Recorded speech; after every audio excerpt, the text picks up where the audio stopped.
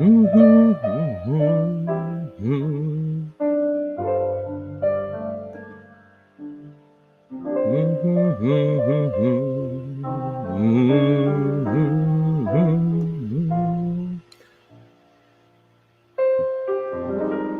right, everybody. Come on. To the Z Show.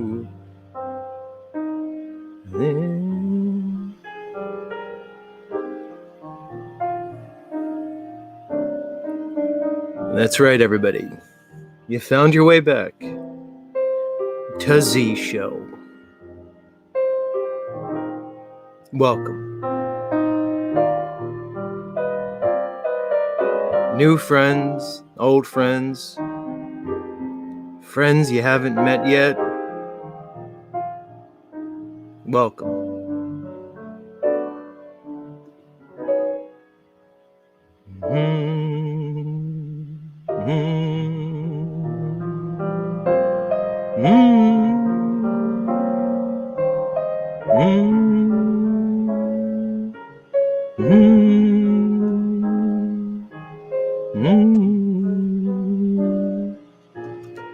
All the lovely people here at Z Show. Looking at you, Melanie. I mean, I know you're the apple of Talcott's eye, but is there enough Melanie to go around? I suspect there is.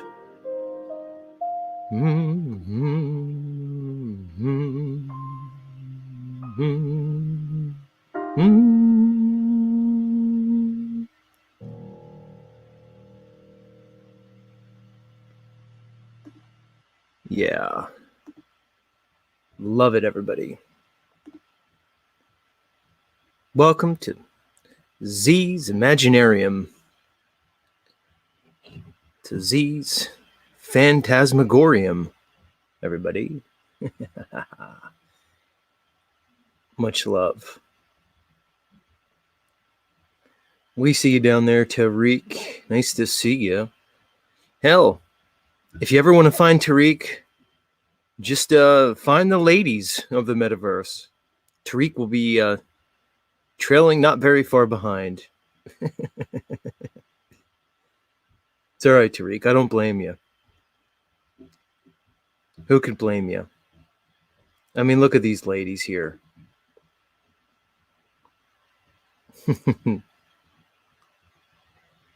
Yes, Emilio's man, Rose 777 is here.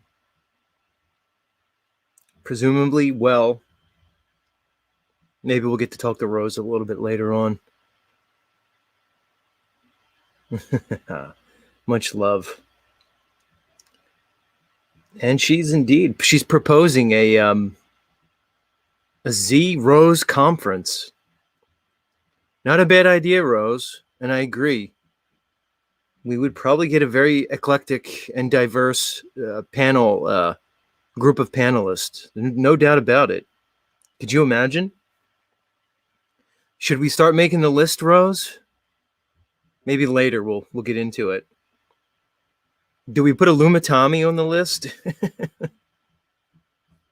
Do we let Illumitami present at the Rose and Z conference? And what will we call it? How about the Rosie conference? Like Rose, Z, Rosie? Look at that. The ideas are flying already on Z Show.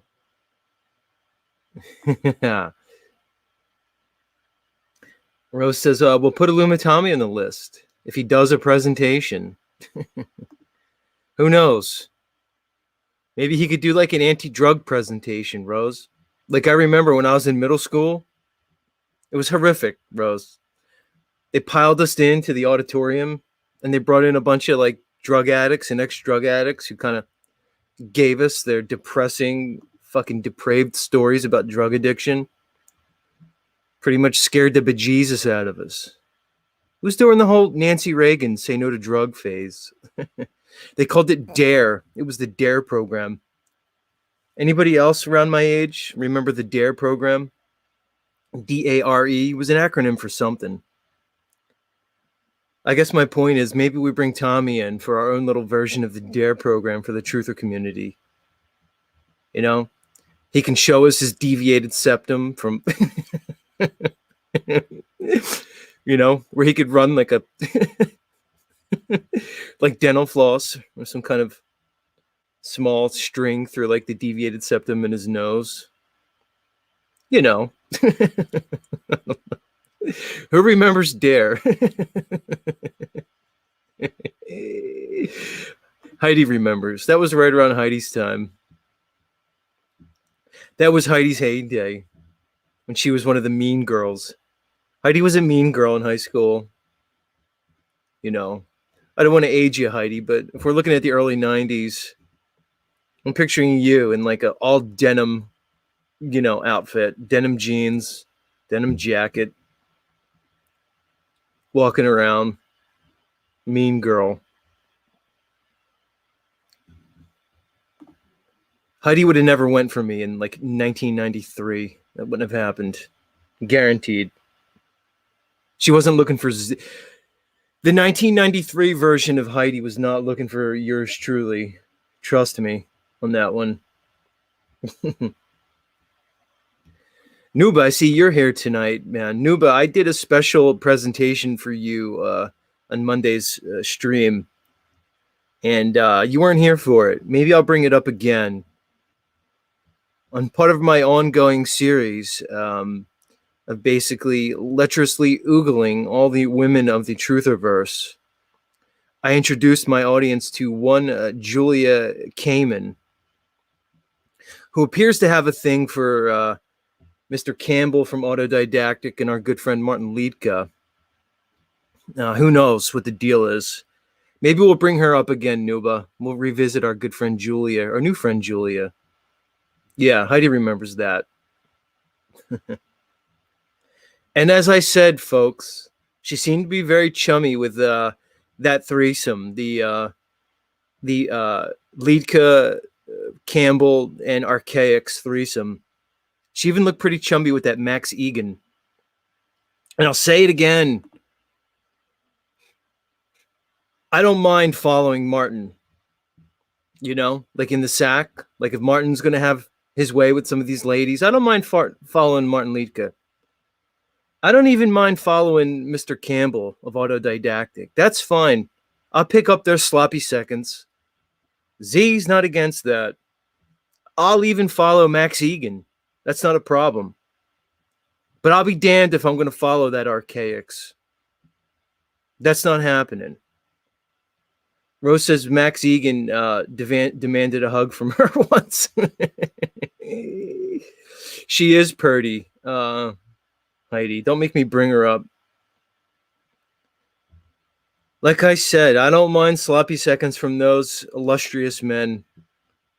They're luminaries at this point. They've achieved a stature that is deserved of veneration. Gentlemen, I speak your name. But as I said, I will not follow Jason Bashir's Archaics. That's one dirty Peter I will not follow. Speaking of people I would never follow in the sack, Enslaved by Truth comes up right on cue. How did you know to come in right at that perfect time, EBT? They can cure syphilis these days. It's just, luckily, it's just an antibiotic. It's not complicated to knock syphilis out. We speak your name, antibiotics. Yeah, Angela knows what I'm talking about. Angela knows. Well, Alicia, it's not about Archaics being dirty. It's more about his like philosophy. It's really what it is. It's not about his Johnson, really, if I'm to be honest. I can't follow a man who, you know, appears to have been in the truth community for years and years, but, you know, kind of missed the whole, you know, obvious, you know, demonstrable level water thing. You know, when you're around here, like even EBT assured me last night for the second time. So I must apologize to EBT because you are correct. EBT reminded me, he said, Z, I was flat smacking in 2016 while you was still believing in the Anunnaki and Planet X. Fair enough, enslaved by truth. If you say so, we're going to take your word for it, good sir. I believe you. EBT says, you'd never be able to smash on my level, Z. Well, I don't know. If you're talking about like smashing down a McDonald's Happy Meal, maybe you'd be correct. But yeah, Alicia gets it now. She says, okay, Z. It's more about the philosophy that he follows in his doctrine. Like I said, you're in the truth community for that many years, and it takes a collaboration with Lika to maybe like recognize that all large bodies of water, like level and horizontal always. I'm just saying. I mean, I get it, Archaics. That whole space presentation, like, it's fun, and it's a great story. But come on, dude. Where you been, Archaics? Where you been? Much love, fellas. And much love, our new friend Julia. That's right. We need to give Enslaved by Truth his due. He's been truthin' since been truthin'. Much like our friend Cat Williams, who's been pimpin' since been pimpin'. How you doing, EBT? I don't know what time it is where you are, but it's past 5, so I'm assuming that we've started our nightly indulgence into the, let's say, the spirits. EBT seems like there's a good... He has to find the right... basically the right mix of sobriety and, complete blackout drunkenness before he could hit that play button and come on. I'm not even sure if he knows where that perfect level is, but, we know it when he finds it. He says he's doing good. He's about to catch a flight to Miami. Many blessings to you. Godspeed, EBT, on your journey to Miami. Godspeed.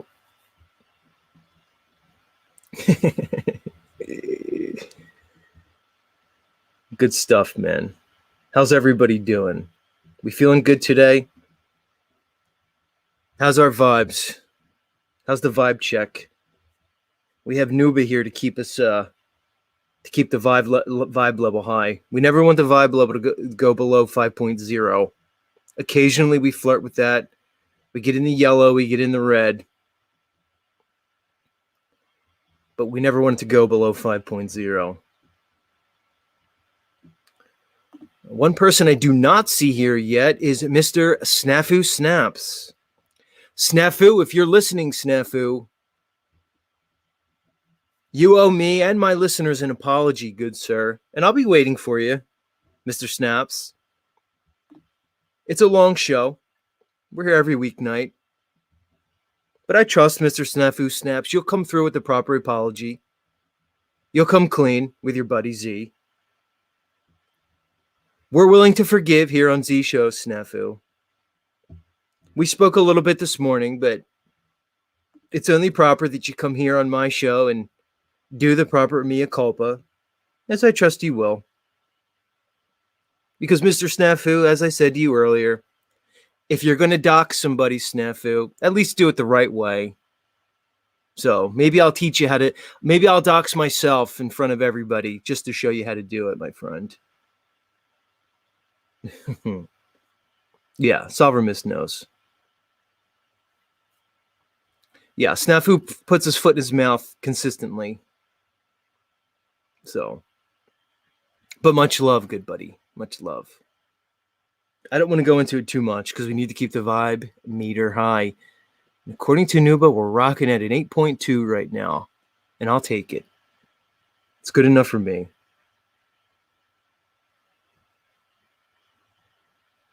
But good stuff, everybody. We're going to make a conscious effort to project the right energy on these airwaves. And like everything, there's an ebb and flow. You know, you can't be high vibing all the time. Sometimes you need to dip down. The pendulum has to swing.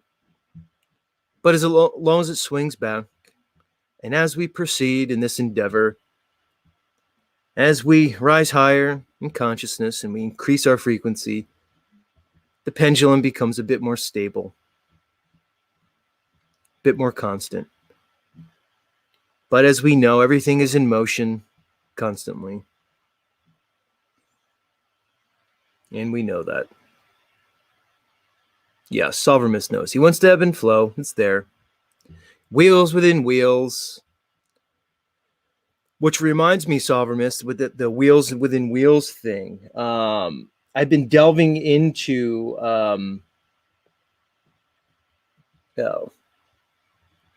what's it called? Oh, God. It'll come to me. The Archimedes device that was depicted in the new Indiana Jones, the Dial of Destiny. And I can't wait to get into it. It's basically like an advanced astro lab from the ancient Greeks. Yeah. The complex name of it's eluding me now. Let me find it before I look like too much of a fucking Luddite as I go into this. Let me go through my history. It's called the Antikythera. It just came to me.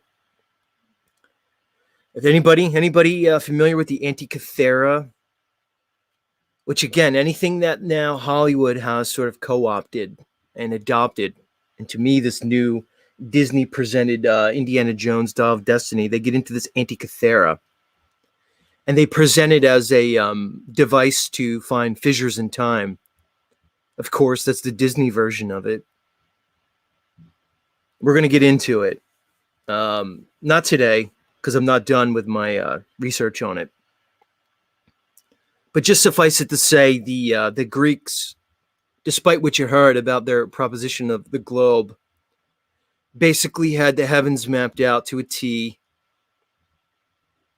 Not only the moon cycles, the sun cycles, the eclipse cycles, but also the planets, everything. Yeah. Look up Antikythera. It's insane. Wonder if Rose is acquainted with the Antikythera. But that'll be moving forward. I'm just giving you guys a little prelude. I love triggering these globies. Yeah, I agree, Venus Cupcake. Snapper's nasty. If you run across him, let him know, he's wanted here on Z Show. Who knows?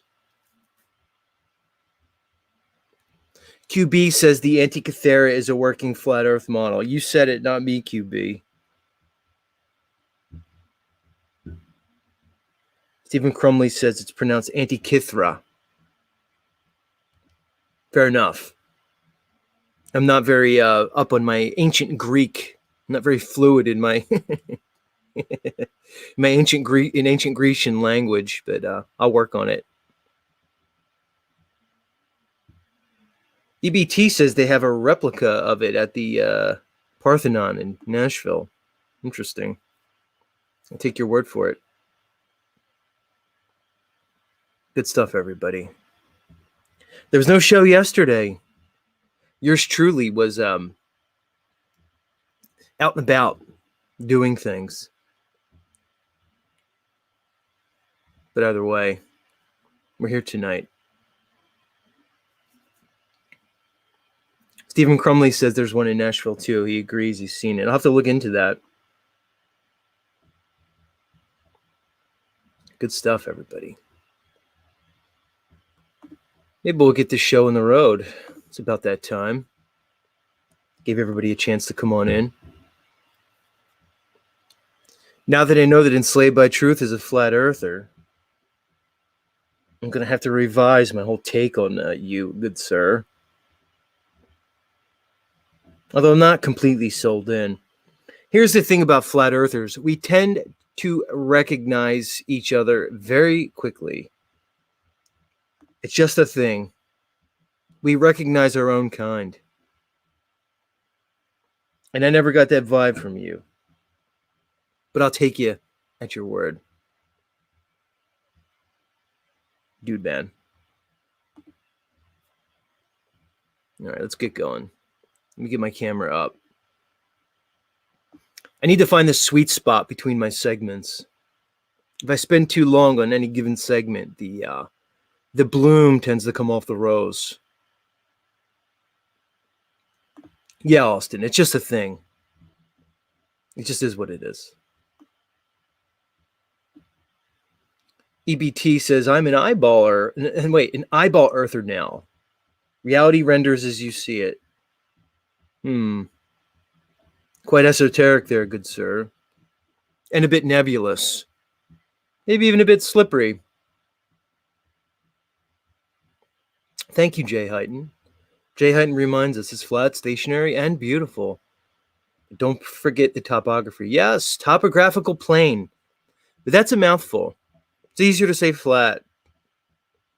When you start talking about topographical planes, well, it gets a bit wordy for the normies.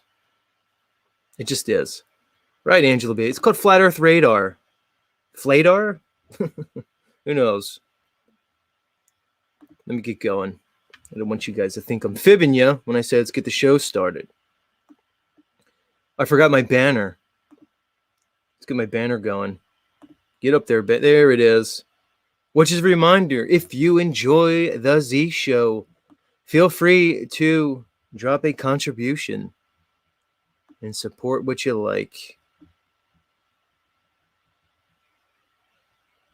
All right, I just fucked my whole screen up. Let me try again. There we go.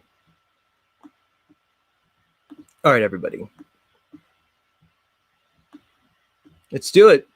You're all here. Let's get the damn show started. Get this official opening going. Official opening commencing very shortly.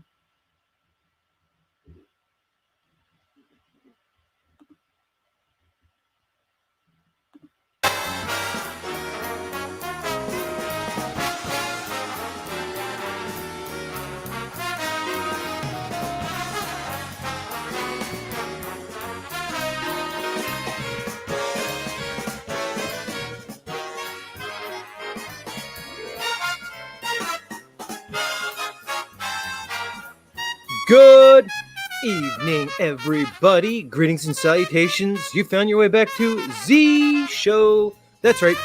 It's the end of the rainbow, the bottom of the rabbit hole, and we are broadcasting live and in living color around the level horizontal realm. That's right, the realm that we all call Earth. Earth, which of course is an anagram for heart. And if you think that's a coincidence, you better think again. Gotta love it, everybody. Listen up, all you lovely people across all the 7 known continents and also all those weird continents that apparently we're not supposed to talk about. The ones that you brought Elvis, David Bowie, and Michael Jackson to. Either way, we're going to have a fun time tonight. Strap in. It's always an adventure here at the show. Much love, everybody. Much love. Let's officially say hi to the chat. Who's here with me? Smith W. in the house with his new Donald Trump logo. Everybody take a look at Smith W's new logo. It's basically Illinois presented as the profile of Donald Trump looking westward. I got to be honest, Smith W. I do see what you're saying with that.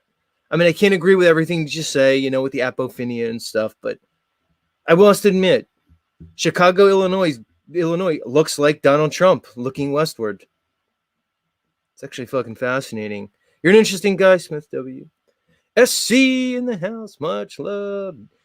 Divine Spark, 313, a.k.a. Heidi, Nuba, much love, Nuba, Angela Baby, Carson, as always, Sovereign Miss, much love, Rose, 777 in the house, Jay Heighton, much love, The Cult of Culture, one of my favorite names, here to greet us tonight, much love, Stephen Crumley, good to see you, Soul Read Analytics, Good to see you. Dr. Eve, Vals, much love. Venus, Cupcake, lovely lady. Lovely lady, good to see you.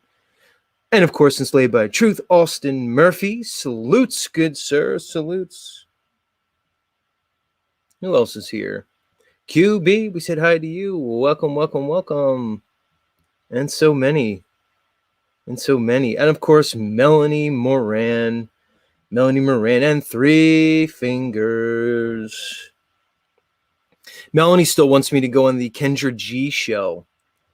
Many of you listeners, I think it was last week, might have been last Monday, we watched our good friend, Mr. Jack Talcott, make an incredible appearance on the Kendra G YouTube channel, which has like many listeners. And we did have a follow-up interview with Jack, and he notified us that indeed he's getting a lot of traction from that. Apparently, Jack has a lot of suitors. Apparently, there's a lot of women out there who really don't mind hooking up with a 5'8", 50-year-old guy who may be getting evicted very shortly and has no prospects for money. Like I said, Jack, no hate on you because you and I seem to be in a very similar situation. But I don't think you're going to see me on the Kendra G show anytime soon. That would not be prudent for anybody. I don't think I quite have the same level of cojones as Mr. Talcott has. It takes a certain level of either courage or like unabashed lack of self-consciousness to indeed engage in in such an endeavor. So therefore, you're probably not going to see me rocking around the Kendra G show anytime soon. I'm not sure her fans will, really be endeared to the whole Z thing. And also, if I'm going to be completely honest, I'm kind of afraid of black women. I'm intimidated in a lot of ways. Much like it's been said that our friend Dr. Kelly Brogan would tear Zetetic Warrior up, I'd imagine that most of these melanated women would basically chew me up and spit me out. And although that sounds tempting in a certain way, I'm not sure I'm quite ready for it. I mean, it has been said by some that I evidence characteristics of sadomasochism, but even I have a line. I'm just saying. But who knows? Maybe I'll ease my way into it with like a Latino, or like maybe like a half calf, like a mocha latte, type of mulatto. Can I even say that anymore on YouTube? But for me to go full melanated is probably a bit over my head, All right, folks, I have some amazing content coming up in a few short moments. But in the meantime, let's allow our good friend Nathan Sanders to regale us. Take it away, Nathan. Don't go anywhere. More Z show in a bit. Sing along. One of my faves, everybody. I walked across an empty land. Yeah, come on. I knew the pathway like the back of my hand. I felt the earth beneath my feet. Feel free to cry. Sat by the river and it made me complete. Oh, simple thing, where have you gone? I'm getting old and I need something to rely on. So tell me when you're gonna let me in. I'm getting tired and I need somewhere to begin. I came across a fallen tree. I felt the branches of it looking at me. Is this the place we used to love? Yeah. Is this the place that I've been dreaming of? Oh, simple thing, where have you gone? I'm getting old and I need something to rely on. Everybody, come So on. tell me when you're gonna let me in. I'm getting tired and I need somewhere to begin. And if you have a minute, why don't we go and talk about it somewhere only we know? This could be the end of everything, so why don't we go somewhere only we know? Somewhere only we know.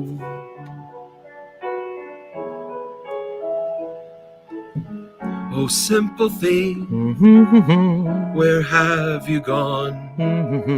I'm getting old and I need something to rely on.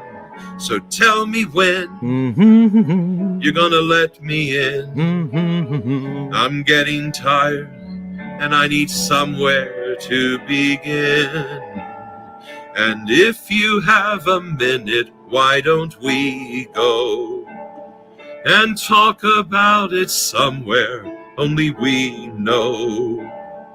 This could be the end of everything, so why don't we go somewhere only we know? Apocalypse Cabaret.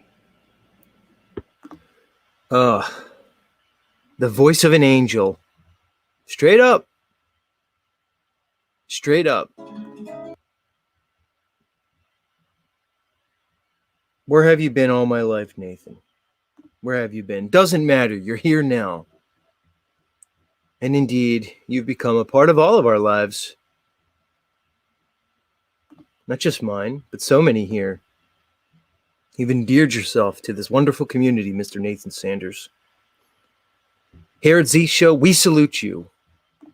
And we speak your name, good sir. I speak your name, Nathan. Of course I do. The incomparable Nathan Sanders, everybody. Not only is he an accomplished singer, as we all can obviously see, but he's also an accomplished playwright. He has multiple produced plays. A man who just has creativity flowing through his veins. All right, let's get started with the really big show. All right. Let me stir up a little shit here because I see you ladies here.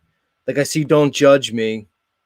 By the way, in case I haven't said it 7,000 times, you know, I kind of have a thing for this Don't Judge Me. She's the current lady who has basically stolen my heart. You have bewitched me, DJM, body and soul. I don't know why. I just know she would be delightful. All right, let me rein it in. Rose, I'm going to stir a little shit here across the metaverse. We're going to get started with a little shit. That's all right, DJM. I'm embarrassing myself much more than I'm embarrassing you. So let's just all, you know, call it what it is. Please. Yeah. Let me stir a little bit of shit here in the metaverse. Why not? Now, as many people know, I'm a Nathan Oakley fan. Some of you here know who Nathan Oakley is. He is a prominent member of the FE community. Well, I say prominent, you know. Now, when I asked Dave Weiss about our friend Nathan Oakley, he basically said he's of no prominence and barely has any listeners. So why the fuck should we listen to him? And as much as I love Dave Weiss, he is the Junicorn, of course. I cannot agree with him regarding Mr. Nathan Oakley. I think Nathan Oakley is a force to be reckoned with. His adherence to the scientific method is commendable. Your buddy Z commends him. But I will say that, Mr. Nathan Oakley, your strict adherence to certain principles in this physical world may indeed be limiting you, good sir. May indeed be limiting your consciousness in some way, keeping you trapped in the physical matrix. Or has what's our good friend Cage call it? The Malkuth. Yes, feel free to look it up. The word Malkuth, which basically means the kingdom of matter, the kingdom of form. Kabbalah much, everybody? Just saying. Anyway, Z comes here and has to question Mr. Nathan Oakley. Although I enjoy your adherence to the strictly scientific method, you know, DV, IV, CV, I get it, Nathan. Cause and effect, that's what science is. I know we're looking to basically elucidate the cause of an effect that we observe as a natural phenomenon. I get it. I love science more than anybody, Mr. Nathan Oakley. But, Mr. Nathan Oakley, again, I will have to take a bit of umbrage in some of your characterizations and your adherence to this strictly physical world. Because as we know, let me get into this, our good friend Brian Stavely has had a few recent interviews with one Flatzoid, and they have been discussing a little thing called the Mandela effect. Well, leave it to our good friend, Mr. Nathan Oakley, to jump in and give his opinion on this subject. So without any further ado, let's watch Z critique Nathan Oakley as he critiques those who adhere to the Mandela effect. Let's get into it. Now, in the pre-show, we were discussing the rather controversial issue of Mandela effect. I entirely blame Flatzoid for this, as he, for some unknown reason, decided to bring it back up in one of his recent streams. And since then, there's been lots of dissension, is that the right word, in the ranks, with people falling out left and right over what is essentially unfalsifiable nonsense as far as I am concerned. Okay, so there's the term he uses regarding the ME. Unfalsifiable nonsense. Nice term. I love the term, Nathan. I guess that's the point, Nathan. That's the whole wonderful phenomenon that we call the Mandela effect. Because I'll concede to you, it's unfalsifiable in your terms. Now, I'm sure other prominent members in the community may disagree with me. They may point to things like residuals, etc., etc. But Nathan, although I give you credit for engaging in this conversation, I implore you, good sir, to open up your mind, Mr. Nathan, much like my contention with you regarding ether, which you seem to reject because you'd probably categorize that. I don't want to strawman you, but I'm imagining you would also conjecture ether as unfalsifiable nonsense, even though ether was well understood for thousands of years, and much of the oldest knowledge that we come across, evidenced through the Hermetic principles, specifically talk about ether as a background medium which carries waves. Also, Mr. Nathan, you have basically proposed your belief, or you have espoused your belief in the photon when it comes to light. And I would ask you, is the photon not unfalsifiable nonsense, good sir? This supposed photon? Show me the evidence. Show me the evidence for the supposed photon, as you trash all the ether cult, I think you call it, Mr. Nathan. Let me see. When I look through antiquity, when they talk about, and I look through alchemy, they seem to kind of have a lot of good points. Things that hold up, much more than that crazy standard model of physics that they're presenting through Mr. Einstein and all these other clowns who want to talk to me about quantum physics and quantum mechanics. But I digress. So as they talked about ether throughout antiquity, I didn't hear any mentions of photons. Just saying. But anyway, I'm really digressing. Let's get back to the Mandela effect. Excuse me. And it only relates to flat Earth in the respect that it is on one of these cobbled paths that you may either reach flat Earth via or decide to go down the rabbit hole after you've discovered that the Earth is flat, be it by decent means that you'd find here on Flat Earth Debate, or feast of nonsense means which intrigued you and fascinated you. And right, and he's talking directly to Brian Stavler right there because he referenced Flatzoid, and Brian was recently on Flatzoid. So if we discover flat Earth through you, it's decent means. But if a lot of us goofy people happen to see Brian Stavely when he talks about a shifting reality, and also talking about the demonstrably flattened level or level and horizontal realm that we inhabit, that would be indecent, apparently, Mr. Nathan Oakley.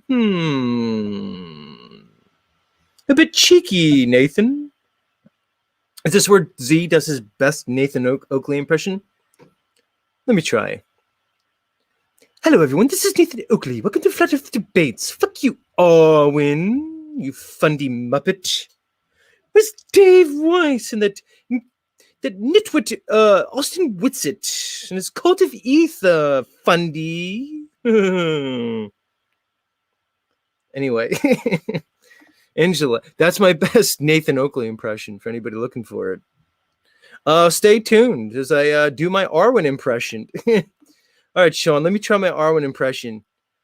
And Nathan, this is Arwen. I love you, Nathan. Can I drink your bath water, Nathan? Yeah, that's right. Turn in to future Z shows as I work on my impressions of the entire Flat Earth debate panel.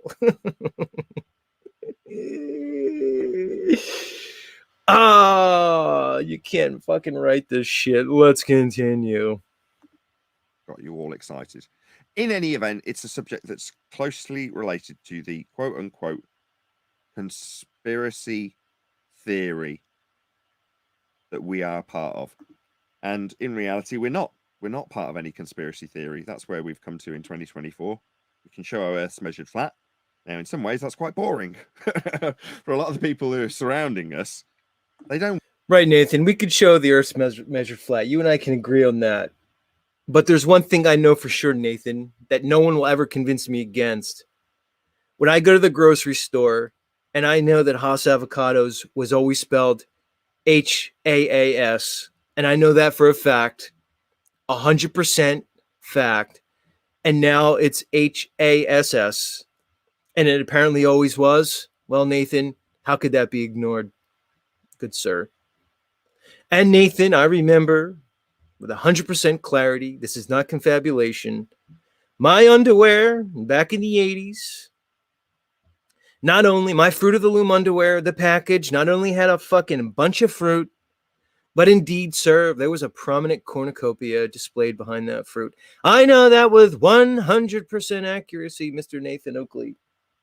So as you want to call the so-called Mandela effect, unfalsifiable nonsense, well, good sir, I know for sure that those memories are 100% correct. Good sir. Let's continue. They don't want that. They don't. I've come to that conclusion pretty quickly too. Within a month or two of this year, it's immediately obvious that people don't want that. Why? I think the people at large in the Western. Fuck you, Zetetic warrior, you fundy muppet. Don't you know I speak with an elegant British accent? Muppet. How dare you? Don't you know that my strict adherence to the scientific method pretty much makes me the ultimate flat earther, you fundy?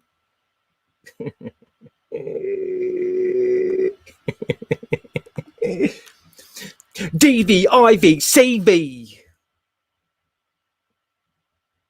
Western world civilization that we find ourselves in would want that, absolutely without question. But the conspiratorial nature of the people that have found themselves in this subject don't want that. They want fantasy. And Mandela effect represents that. So that's what we've been discussing in the pre-show. Ergo, we will take the advice of some people who detract from housekeeping questions and how it will take people off track. Hey, Nathan, you asked for it, dude.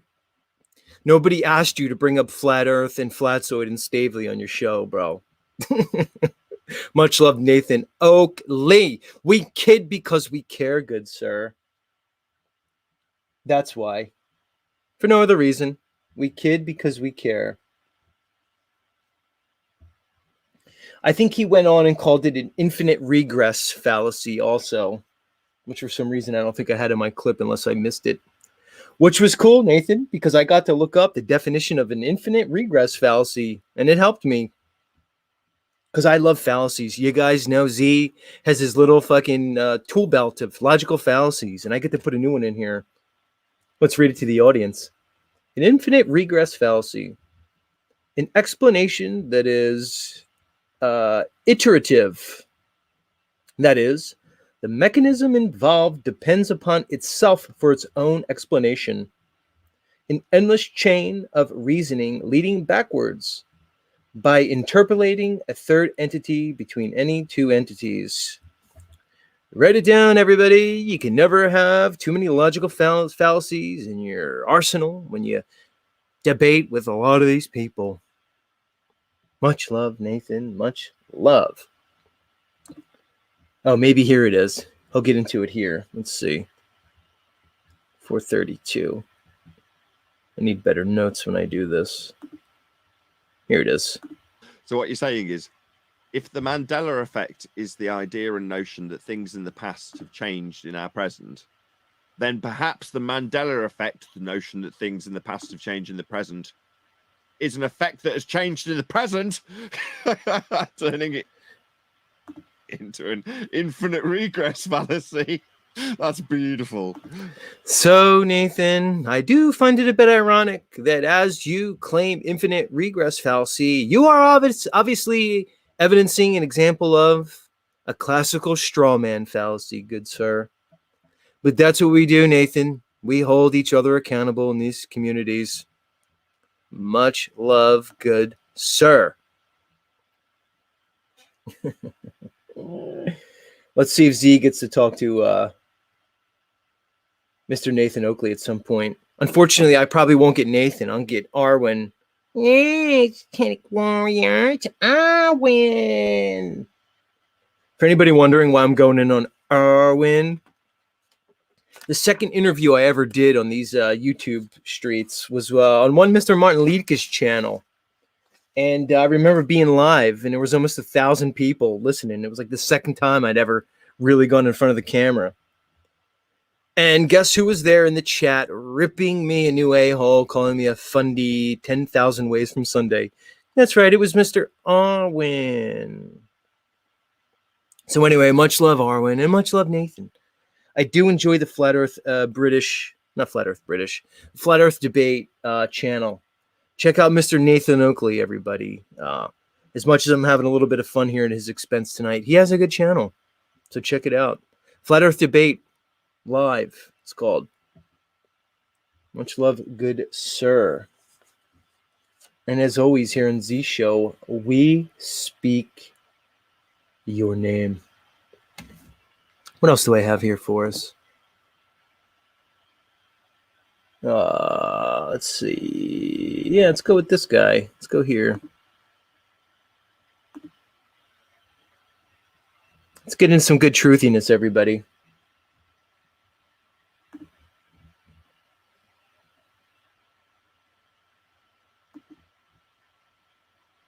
Let's listen to some people talk. And Z will give his opinion. This first one's about geoengineering, because people are always saying about, engineering and Earth curve, and they try to talk about, geodetic engineering. I'm going to talk about surveying, and well, let's talk to a guy who's on the ground. I mean, look at that beard this guy's rocking with. Let me make this bigger as I do this. Look, when a guy with that kind of beard talks, it's time to pay attention. Let's do it. I like Arwen too. Erwin, Dr. Evals. I like him too. Much love, Arwen. We love everybody here on Z Show. We cultivate a spirit and consciousness of love. Always. Let's get into this. Does anyone care to explain how I'm building a structure that's over a mile long, okay, and yet they're using lasers and levels, and this structure is completely level, and over a mile long, lasers and levels. What do you mean, good sir? Are you saying that the laser doesn't like conform to like gravity?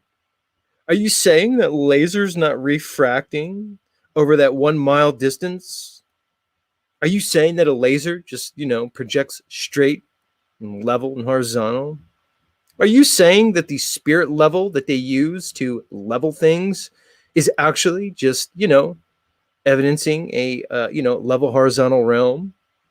Are you saying that the plumb bobs that they're using really aren't all in some way being pulled towards some farcical center of gravity in the middle of a globe? How dare you? but so after a mile, you should have to compensate on this ground that you're excavating to be able to account for the 8 inches per mile squared. So, but it's not 8 inches below on the. Oh, really? So you basically build in something that's a mile long and it's not 8 inches different from one side to the other? You didn't have to account for that 8 inches? 8 inches is a lot. When you're leveling concrete, when you're building those large steel beams, as he showed in the background. So you're saying that 1 mile structure didn't have to account for that apparent 8 inches? No. Are you also saying that, when they build 20-mile long structures, whether it's a bridge or a tunnel, that they're not accounting for that 8 inches per mile squared? Are you saying that? How dare you? Because, people keep wanting to tell me that all geodetic surveyors, which apparently is any surveying over 100 miles, is accounting for Earth curve, even though there's no evidence that they actually do that in practice. Let's continue. On the other end, they're literally pouring these footers for the columns at the same height, all the way down, over a mile. It's not 8 inches. I took a tape measure to it myself. So, can somebody please explain that? If we live on a curved, rotating ball, please. It's just. I'll explain it, Mr. Beardman. You need to be fired. That's it. You show evidence of critical thought, logic, and rationality. There's no room for that here at this corporation. Aren't you a good company man? How dare you? It's definitely flat, people. Let's just call it what it is. Flat Earth. Flat, infinite plane. So to follow up on my last video, some people don't like to explore with their mind. They just like to be told what to believe and what to think. I am not one of those people. This is a concrete pad. This is a column footer. The thing about building is it has to be perfectly level, flat, square, and plumb. Just like. No, but you see, when they say level, it doesn't mean like level. It means like kind of level, of course. Just like water. Oceans, lakes, pools, bathtubs. When we say level, it just means like, quote unquote level. Come on, everybody knows that. Come on. Jimmy Shively in the house. Hey, Jimmy Shively, this guy has a beard that rivals yours, good sir. Maybe we should do a beard off with our good friend Jimmy Shively and this and this construction guy here. Shively, you might win. I'm just saying. A lot of beards around these communities. Like here, you see it. The person who measured all this and drove the kicker stakes and the form in the ground had to use a laser level, and he put it on this corner, and from here all the way down, completely flat level, straight plumb. See how this one matches that one? You could do it with a string, and it would still give you a perfectly flat, straight, square line. For some reason, people just still don't believe. Even the water in the concrete knows to be perfectly flat and level. You don't live on a spinning ball. That's right. The water in the concrete knows that it needs to be level. Let's get into this next one. I have this next one titled NASA versus Reality. Let's take a look. Now I'm about to prove to you that the so-called planets are not physical objects. This is what NASA shows us versus what one of the most powerful cameras in the world, which is a Nikon P900, actually shows us. This is what NASA tells us Saturn is versus what it actually looks like. This is what our planets really look like, not this fake CGI cartoons produced by NASA. Also, how is it when you point a camera at the North Star, all the stars around it do perfect circles? Here's another one. Round this guy up. Put him up against the wall, everybody. How dare you go against the party? Don't you know? Critical thinking, free thought is no longer acceptable in this current society. How dare you? You troublemaker, you rabble-rouser. Are you telling me that when you look up at the stars with the most powerful zoom lenses that we have, they look completely different in the presentation that NASA gives us? Dissident. Also, the constellations realign in the same exact spot every 365 days, which means they're absolutely not doing this, hurtling through space, spinning at 1,000 miles an hour, chasing the sun at 67,000 miles an hour. Answer this: how would we see the same constellations in the same exact spot every year if we were doing this? Not possible. And like always, Good for you, young man. You said it all, good sir. I asked the same questions. You know? Maybe they'll listen to you, dude, in TikTok. What's this guy's TikTok name? I can't read it. He looks like a Zoomer. He looks Mexican, too. Hey, kid, do your next TikTok in Spanish. Talk to your peoples, please. We got to spread the news amongst the Spanish-speaking people. Although, interestingly enough, they seem to know, because there's a lot of Spanish-speaking people who live in the quote-unquote Southern Hemisphere. Looking at you, South America.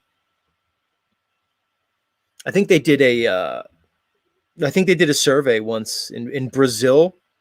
They found something like 10 million people who identified as flat earthers in Brazil. You know why? Because everything's wonky once you get south of the equator. Things don't quite match up, you know? Things get a little goofy down there. These people know what's going on. Let's see what this kid has to say. The scriptures indicate that God sits in Isaiah. This dude. So this dude's a pastor. I've actually seen him debate recently. I'm not quite sure what to think about this guy yet. He's got the grifty pastor vibes, which of course all pastors have. Maybe we can overlook that. He has a very sharp haircut. My hair can look like that if I do it like his. We seem to have a similar texture in our hair. And he's got a very sharp part. I'm usually not a fan of such a sharp part. But either way, let's get into it. In Isaiah, above the circle of the earth, centered above the circle of the earth, beholding all the creatures in it. The Bible calls earth a circle. It says it takes shape like clay under a seal. It says it's fixed and immovable. It's not orbiting. It's not rotating. It's not flying through space. All right, all you Bible believers, you want to come in here and tell me that, looking at you, Lumatami, that yes, of course you believe in Sky Daddy. But this flat earth is absurd because he didn't make the earth and everything in it. He made the infinite universe. There's billions of galaxies. It's ever expanding. And we're just a speck of dust, but he made it, you know? He cares about us. He counted every hair in your head, but you're still just a, insignificant speck of dust, who evolved billions of years from, pretty much nothing, where not life somehow became life through a process called abiogenesis, where minerals developed a precursor to metabolism called electron transport systems, which eventually developed into our mitochondria. Yeah, it's a fun story. Anyway, let's let this pastor continue. So what do you say? Oh, the Bible tells us the earth is a circle. It doesn't say sphere. Matter of fact, in the book of Isaiah that he quoted, and you want to know how Z knows this? Because Z knows some people who actually know, Hebrew. That's right. Yours truly as pretty good friends with, let's say, at least one dedicated Jewish rabbi. And he told me right to my face that in the book of Isaiah, they use two different words for two distinct ideas. There's a word for circle and there's a word for ball or globe. And when it says he saw the earth laid as a circle, it's circle. And what else did he say? Oh, yes. The Bible tells us the earth is spread out like it was a seal pressed in clay. And also that it's fixed and immovable. But we'll let him continue. Tell me, how is a vacuum, which sucks atmosphere out, occurring with atmosphere and there's no barrier between the two? Tell me, how does water curve and hold to a ball? Well, you got to make up the imaginary gravity, all those things. The Bible never teaches that. The Bible says the earth is not moving. It says it's fixed and immovable. Satan comes up with, it's moving three different ways. It's spinning, and then it's orbiting, and then it's vortexing. Yet the star trails have remained the same for thousands of years. Do you understand? Fixed and immovable, that's the Bible. Earth takes shape like clay under a seal. You ever seen clay under a seal? That's in Job. Take some clay, push it under a seal. What do you get? Flat with ridges and mountains. Take shape like clay under a seal. What does Isaiah say? The book of Isaiah uses the word ball in Hebrew, not for the earth, and it uses the word circle, a completely different Hebrew word, for God sitting above, enthroned above the circle of the earth. Ezekiel says there is a dome over our heads, and then God is on his throne above that dome. Genesis 1 says, you look this up, the first word that would trigger us if we're going to believe the world's version of cosmology is rakia in Hebrew. It says that he created the rakia. Well, you've got to translate that properly. Sometimes the Bible will say vault or what have you. The King James comes closest and says firmament. Why? Because rakia, and any true Hebrew scholar will tell you this, rakia is a solid structure. In fact, Job says that God spread out the skies hard as molten glass. So NASA's been lying. So this guy's laying it down pretty well. But again, Z's spidey senses always come up with certain people. I got a little bit of spidey senses with this guy. But I'm going to try to get past my bias and, regarding his stature as his status as a pastor. Because as you guys know, I'm not rolling with the whole, doctrine orthodox espoused by a lot of these dudes. And I do think there's traps we can fall in when we go down some of these topics. One of them, which I see pretty commonly amongst the so-called FE community, is this idea that once one discovers the lies of NASA, the lies of history, is that people tend to fall right into the biblical cosmology and thus the dictates and precepts of the Bible. And although that might be the book for you, the Bible, well, that might not necessarily be the book for me. Although I do enjoy it, I do hold to many of its tenets and precepts. I do not take it as gospel as many of you do. But what do I know? Since the 50s, they've been lying. The biblical cosmology and the worldly cosmology are two completely different cosmologies. Shouldn't surprise you, there's two kingdoms here on earth. There's the kingdom of God, the kingdom of Satan, and that ball nonsense does not exist. Creation points us to God according What about guys like Z who say, well, maybe that kingdom of God and that kingdom of Satan, well, maybe this earth is the same kingdom. And maybe the God depicted in the Bible, the creator, is indeed not the creator of spirit, not the Father, not the Abba Father that was alluded to by the Christ figure. But hey, some people, they need their crutches. They need their orthodoxy. Maybe we should let them have it. But either way, Z's not going to stop. According to Romans, did you know that? According to Paul's argument in Romans 1, creation will point you to God. So what does Satan do? He goes after creation, obscures creation, hides creation. Oh, there's no firmament. The earth is not fixed and immovable. It's moving a lot, right? It doesn't take shape like clay under a seal. It takes shape under gravity formed into a ball. Thank you, good sir. And again, with a haircut like that, we salute you. That's a sharp cut, everybody. That's a sharp cut. Good stuff on that one. What else do I have for you guys and dolls?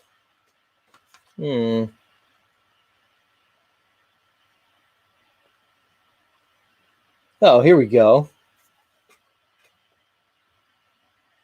Oh, by the way, has anybody seen Snafu yet? You embarrassed, Snafu? You seem to be at my show every single night, except when you know you were dishonest and disingenuous. Don't see you here tonight, Mr. Snafu Snaps. Maybe I'll have my chat keep a lookout for our good friend Snafu. Maybe he'll show up. Still don't see you, Snappy. Good sir. So anyway, where was I?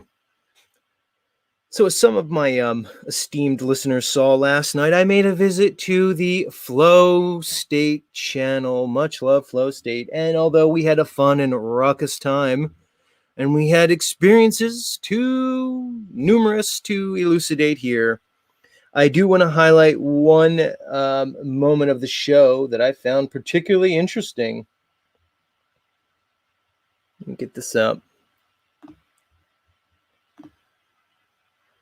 So, as many of you know, your good friend, Zetetic Warrior, doesn't shy away from a good challenge. And indeed, it's quite the opposite. I will embrace a good challenge. And I was challenged last night. I was introduced to a new friend, and he goes by the name of Rant, R-A-N-T, which I believe stands for Recreational Argument Network Television.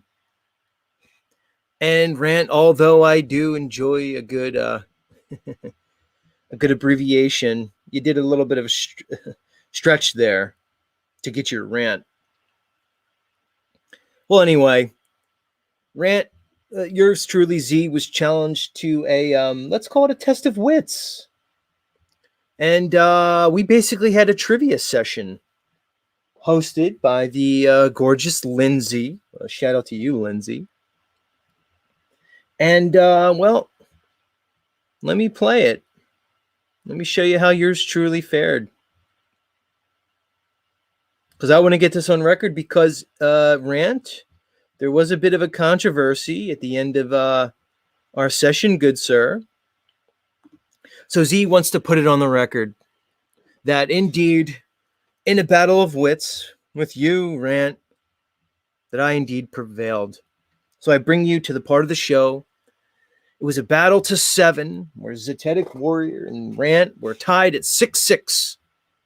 And this came down to the deciding question. And Z's going to get it on record because the rules are whoever says the answer first. And I want to show you, Mr. Rant, and the world that indeed I beat you to the punch.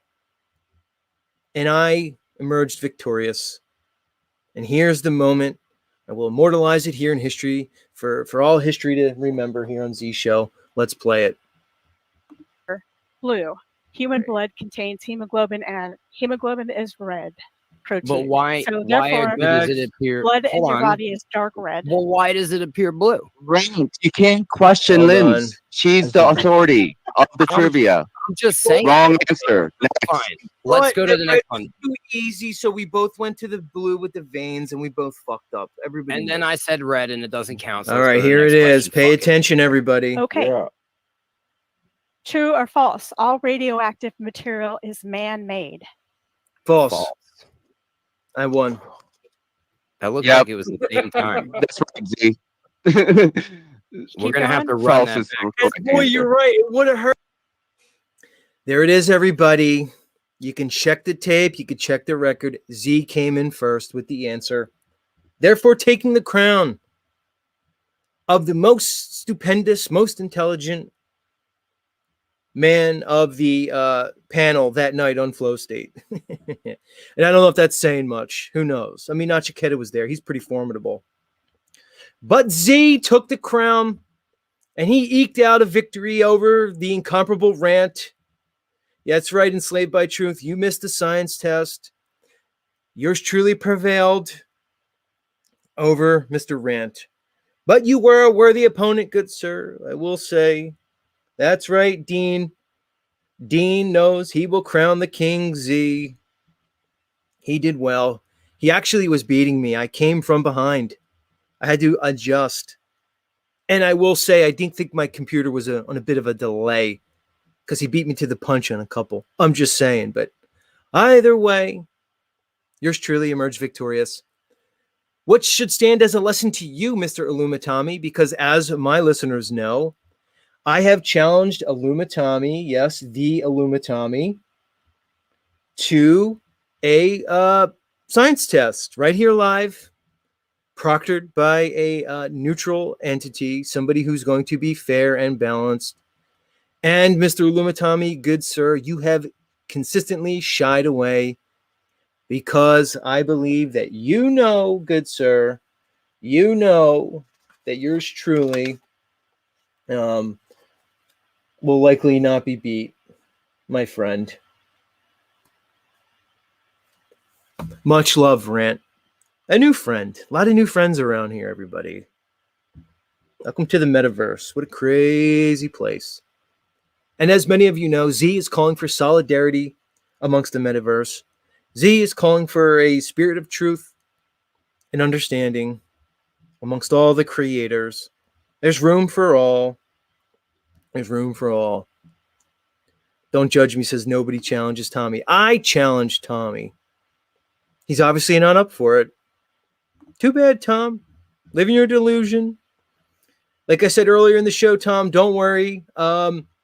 Rose and I will invite you to our conference that we're planning. You can be a presenter at the conference, even if it's just a stay off drugs segment. Either way, I'm sure we'll find value in it. You know we will. Good, sir. What do I have next for you guys? Here's what I'm going to do. I'm going to drop the link to kick off the open panel portion of Z Show. Emmanuel says he dropped a link. I might be interested. Where, Emmanuel? Nobody's modded up, dude. How could you drop a link? Let me know where. Maybe you'll come up and talk to me. Either way, I'm dropping the link. Come on up. Chop it up with your pal Z. That's what we do here. We engage in open and honest discourse. Because I may not be able to tell you what the truth is, but I can tell you what the truth is not. And in that effort, maybe we'll come to some greater understanding. And in the meantime, as I said, come on up. Let me play this for you guys. Nuba, are you here? Nuba, if you're here, I'm going to play something just for you. If you're not here, I'm going to save it. You know who is here, though? Smith W. Hear ye, hear ye. Special Z announcement. Friend of the show, my friend, Mr. Smith W, graced us with a new video. Let's watch it. Like I said, feel free to come on up. Links in the chat to join. Let's hear what Smith W has to say. And as we wait for this to come up, look, Smith's monetized. I'm not even monetized. Fucking Smith is. I'm missing the boat here. Now, Smith, he gets upset when I play his shit at double speed. So I will, since it's only a 1 minute video, I will hesitate. And I will give you your video the attention it deserves. Let's get into it. And by the way, I in no way am going to claim that our good friend Smith W is engaging in schizophrenic-like tendencies, making meaningless connections that appear meaningful. No, Smith, you know I would never say that about you. And I would admonish anyone who would say such things towards you, good sir. So in that spirit, let's get into it. Smith W, everybody. On September 15th, the Hebrew calendar year 5784 began. You'll own nothing and be happy is the World Economic Forum's motto. What is own? The Oprah Winfrey Network. From Klaus Schwab's birth to Oprah Winfrey's birth, 5784 days, like the 5784 calendar year. 5784 or 5GHD. It's the definition of high. It's an HD vision. HI is Hawaii's. Smith, did you yawn? Do I need to back this? Did you yawn in the middle of your own video? All right, Smith. You know I do it live here. I don't do canned stuff, but let me be so bold as to give you a bit of advice. When you're doing your own video, that might in and of itself be like a bit of a snoozer. I mean, that's all these true things, man. This isn't like the most interesting stuff in the world to most people. You might not want to yawn in the middle of it. It doesn't send the... He's going to be mad at me. He's doing the TikTok voice. I was practicing the TikTok voice in Slave by Truth. It's weird.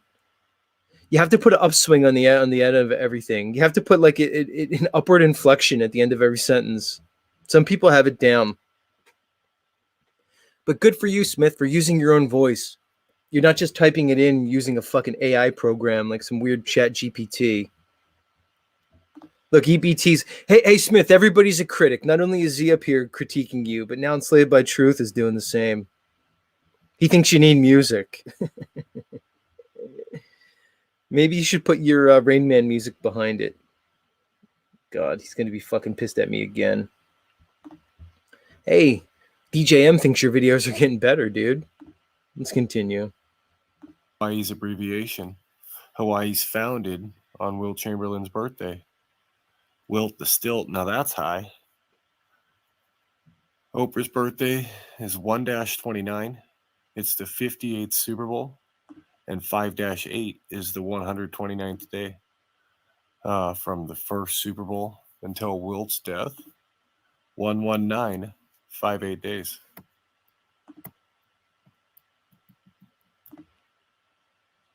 Thank you, Smith W. Always enjoy your videos. Let me give him a shout out. Check him out at 6079 Smith W. Let me drop his link in. I should have dropped a link in for Nathan Oakley too, but I'll definitely drop a link in for our good friend Smith W's channel. Much love, Smith W. Much love. Where do we stand, Smith? Like, where's our relationship, good sir? Because many of the longtime listeners saw what happened to between you and me on Friday. Are we cool, dude? Let me drop his link in. Link to Smith W's channel in the chat. Go check him out if you're into that. I do want to talk a little bit about Apophenia, Smith, because I have another content creator that I've been listening to queued up. I don't know how much I want to get into it, but who I feel is evidencing this apophenic phenomena of making seemingly, basically making meaningful links between seemingly insignificant events. This might be an epidemic in our truther community, this apophenia. Because I'm kind of seeing it in so many places. Like I said, link to join in the chat. Feel free to come up. Don't be shy. I say it every time. I've never had a Z show without a guest. Maybe we'll start tonight. Who knows? Particularly looking out for you, Mr. Snafu. Moose, where's Snafu, Moose? He's obviously hiding. Of course, Mr. Jimmy Shively, as he has an open panel. Mr. Jimmy Shively chooses to remain in the chat. Jimmy, if I had a beard that looked like yours, I wouldn't keep it hidden, bro. I'd have that beard displayed for the whole world. I'm just saying. As we wait for people to come up, let me maybe get into some of that, since we're talking about apophenia. Let me bring this guy up. All right. This is where Z's going to get himself in trouble, but Z's got to keep it real. Who knows this guy? Donut Factory. Put a 1 in the chat if you know who Donut Factory is. If I had to guess, our friend Dean Kendall knows Donut Factory. Probably you too, Yeti Life.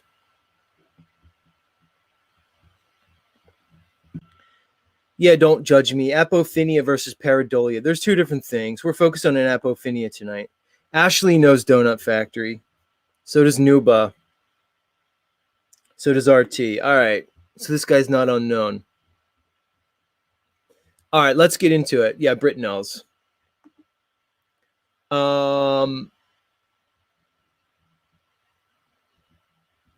Z has to call it like he sees it. Yeah, apparently Enslaved by Truth knows him. I like this gentleman's material, Donut, but as I examine certain content creators more, I'm seeing cracks, and I'm going to call it out. So our friend Donut Factory, fair use, everybody. This is being done for commentary and educational purposes. Yeah, Three Fingers knows. Ashley says, I'm not sure about him. Me too, Ashley. Here's my thought on the Donut, and then I'm going to get into this. He seems okay to me, but there's aspects in his presentation that I'm going to take umbrage with. Let me do it now. So he's going to break down the quote-unquote satanic Grammys. Let's get into it. Was full of rituals and symbolism, starting it off with a hex, a curse, or a magic spell. The black. All right. So Z can vibe with what he's saying here. You're watching the Grammys, and you're going to see a bunch of these occult symbols that seem to present themselves often. All right, I could vibe with that. Even a cursory inspection of the history of the music industry and movie industry shows us that they're embedding occult and ritualistic mystical symbols in a lot of their imagery. All right, Z can vibe with that. Black cube of Saturn, putting a hex or a magic spell on the audience watching. Look at this. She's just sitting in a cube of Saturn right at the beginning of the show. While the Grammys was taking place, flash flooding happened in California. FF, flash flooding. All right. So this is where Z's calling apophenia. Either that or a grift. So because it's the 66th annual Grammy Awards, it happens to be the 66th one. Guys, you know numbers go in order, right? Sequential. So eventually when you do something each year, you're going to get to the 66th one. But to then say that 66 equals FF, because it's the sixth letter of the alphabet, and FF could stand for flash flooding, which were taking place in California. That's where your pal Z starts to go, okay, what are we doing here, Donut? Are we just trying to play on people's fears and their, lack of maybe intelligence and cognizance? What are we doing here, bro? You're going to make the FF connection to flash flooding in association with the occulted Grammys? Not buying it, man. That's too much for me. I'm going to start calling shit like that. Not because I don't like the man. I respect a lot of people's work. But this is the kind of shit that makes all of us look bad, if you want to know the truth.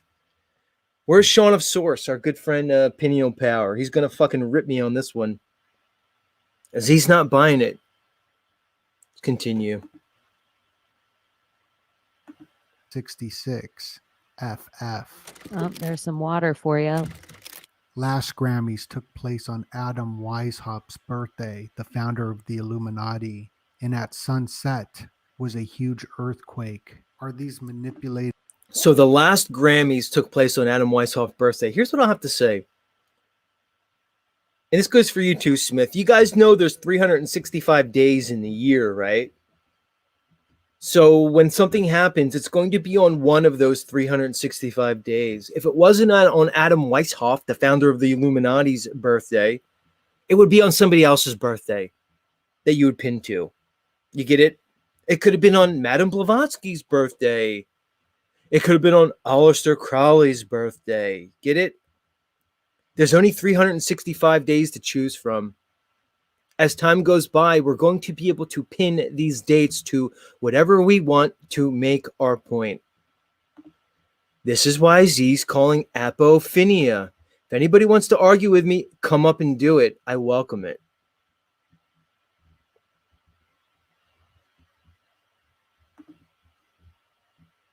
This is going to piss people off. I know this is going to piss people off. Manipulated weather events. The Grammys was coded in purple. Taylor Swift is known and identifies by the color purple. Even the Super Bowl coming up is the purple. And Mountain Dew's predictive programming with their purple drink, Pitch Black, priming the audience for blackouts. And that's so purple and black, and because Mountain Dew has purple and black, you're going to associate that to blackouts across California. Also,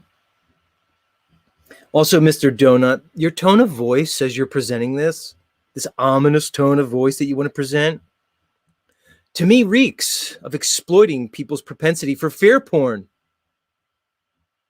Let me bring up my guests. Soul Read Analytics, welcome to the show.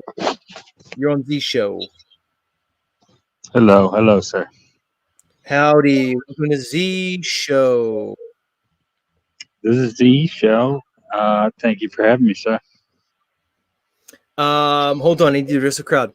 Uncle Bear Jew, Heidi, Uncle Bear Jew, for the last 3 shows has tried to join and his device will not connect. Uncle Rick, in the last 7 days you've tried to join my show. You can't figure that fucking device out, bro. I'm waiting for you to come up here, Uncle Rick. I'm waiting for you to figure out your fucking technology. I know you want me to unban you. And you know I love you, Uncle Rick. And yeah, Roll by Saturn's laughing. Hold on, Soul Reed. We'll get into it, man. Thanks for coming up. And our friend Morgan's here, too. Let's let Morgan up. That way people know the open panel portion started. Uncle Rick, bro. Uncle Rick, I'm going to give you an A for effort, but I'm not going to unblock you until you actually get your fucking Jew gene, Guido wannabe, circumcised, Haftorah reciting, fucking heebie-jeebie, kikey ass up here and talk to me, Uncle Rick. Uncle Rick, you and I aren't cool until we have a face-to-face up here. And you know I love you. You are a unicorn, much like our good friend David Weiss. But until you get your Hebraic ass up here, we can't move forward. Like I said, Heidi, he's trying, dude. Heidi, he fucking pops up for a millisecond and then he's gone because he can't get his fucking he can't get that phone to connect. All right, that's enough. Soul Read Analytics, do you have any take on my presentation here of our new friend Donut Factory, also associated with Smith W and the concept of apophenia? Do you have any thoughts on that? Wait, you define apophenia? What Legit. did you ask me to define apophenia? Yes. All right. You want me to actually pull up the actual No, definition of you it? don't got to Google it. You give me the rundown. No, let me do it. Let me give it its proper due. It's like a feel, think type of analyzation type of thing. If I'm going to piss people off, I might as well really do it. Apophenia. Are you ready? Yeah. Apophenia is the tendency to perceive meaningful connections between unrelated things. Okay, Right. so it's like the you made a schizo comment on it earlier. Okay, Right. so right. So it's what been was the associated. original question? It's been associated with schizophrenia. So I'm making a little point here tonight that to me it seems like the so-called truth community is rife with this apophenia-like tendency, where people want to make connections that seem meaningful, but in reality are very likely meaningless. And I'm proposing But Go they're ahead. kind of fed. They're kind of fed through the black triangle mirrors a little bit. Sorry, What do you I didn't mean? to add. What do you mean? I was Elucidate. just maybe making connection to the internet. All right, well, let's continue with this presentation for a couple more minutes, and you can kind of see, and feel free to tell me to pause it and weigh in if you want. And thanks for coming up, Mr. Morgan and Mr. Soul Reed, and links in the chat for anybody else who wants to come up. Should get EBT up here.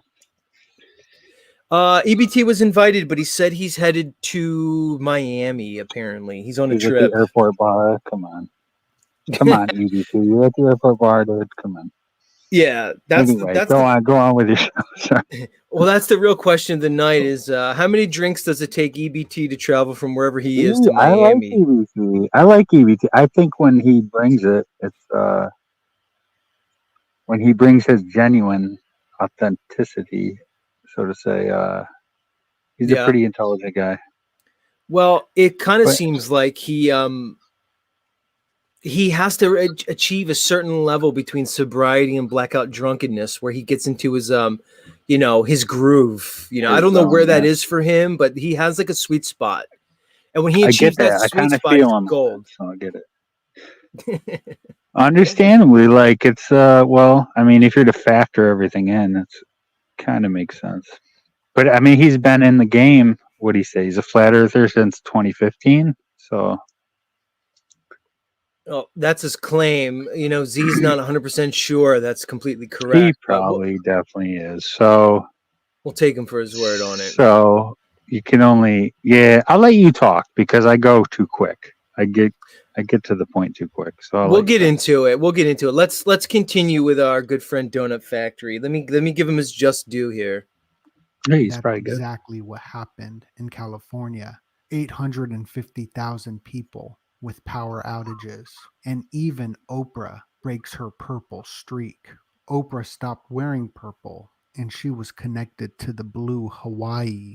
The Illuminati hand signs were all over the place. All right, so Illuminati hand signs. It's another thing we should break those down real quick. All right, so we can talk about it, but there's only so many signs. There's only just like mudras, right? Well, kind of maybe. They might just be mudras, but anyway, go on. They could be. And look, I admit when I look at her hand sign, she does look like she's making like the Illuminati triangle there, but she might just also be putting her hands together in a way where you can capture it, where it looks like the Jay-Z Illuminati fucking hand sign. Mm-hmm. And I guess this Trevor Noah guy, I don't know if he's hosting or whatever, he's obviously throwing up the 666. But what if he's just saying okay?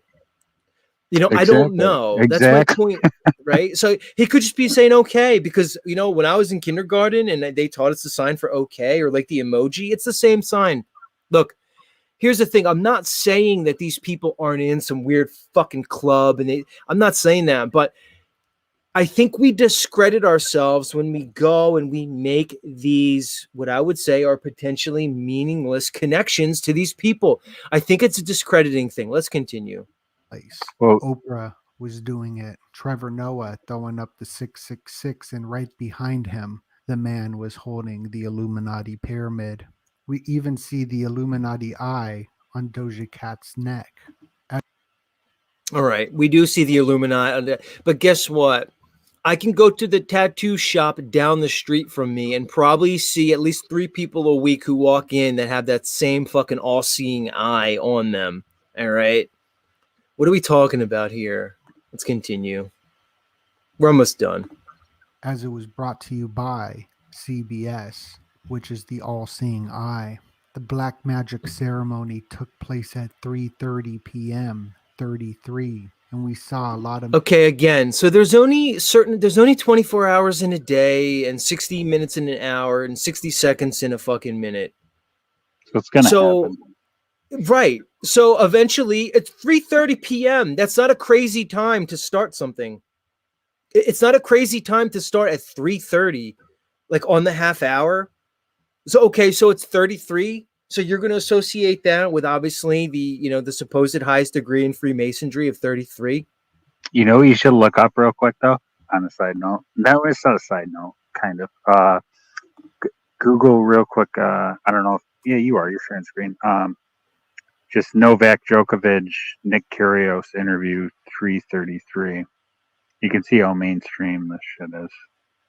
And what about it? Just give me a little. Well, it's like a little interview with. It's like literally like 20 seconds. I would say something short, but you could just Google it real quick. It's Novak Djokovic, Nick Kyrgios interview, Australian Open, and 333. Oh, the tennis players. Yeah. I'll clip it out. No, you should do it right now because it's kind of like it's relevant. Is it prescient? Is it prescient? Okay, hold on. It's relevant to what's going on in a bigger picture. Yeah. All right, hold on. Let me let up my next guest called Extra Fluorinated. Hold that thought. Remind me if I forget after this presentation. I don't mind looking into it. I will. Let me bring Extra Fluorinated. Welcome to Z Show. What do you got for us? Hey guys, can you hear me? Yep. Loud and clear. Who are you? How are you? And welcome. I am good, and I also am good. I'm just here to hang out, guys. Gotcha. Do you have a take on my current presentation on the epidemic-like presentation of apophenia in these communities? Unfortunately, I just saw the stream and I clicked on it. Oh, so are you new? Are you new to Z Show? Are you a new member? Yeah, I'm new. Oh, you've never been here, so you don't know me. Let's talk to you, Extra. So how did you come across my content? How did you how did you find your way here? I typed in 33 live panel, and this is what popped up. Wow. Apophenia is the word of the night. What do you mean 33 live panel? What the fuck does that mean? It's a 33. I was just researching the 33 degree, and then I typed live panel, and then this popped up. Are you insinuating, good sir, that I am indeed a 33-degree Mason of the Scottish Rite variety? No. I don't know what it is, so I wanted to know about the 33, and I think I clicked the right panel because you're discussing it. That could be an amazing coincidence. All right, well, what's your take on the 33? What is it about that number that fascinates you? 33, I think, is a master number, master builder. And as you see on that, or you took it off, but that image with the double-headed eagle, apparently the left-facing eagle head is Inky, and the right-facing eagle head is Enlil. Yeah. All right, let's talk about Enki and Enlil. Make sure you sub my channel since it's your first time here, Extra Fluorinated. Absolutely. Make sure you sub. Are you sure you're not Donut Factory in disguise? Oh, I don't like that guy. Yeah, I wonder who it could be. This is very likely Mr. Donut Factory here in the flesh, Mr. Donut.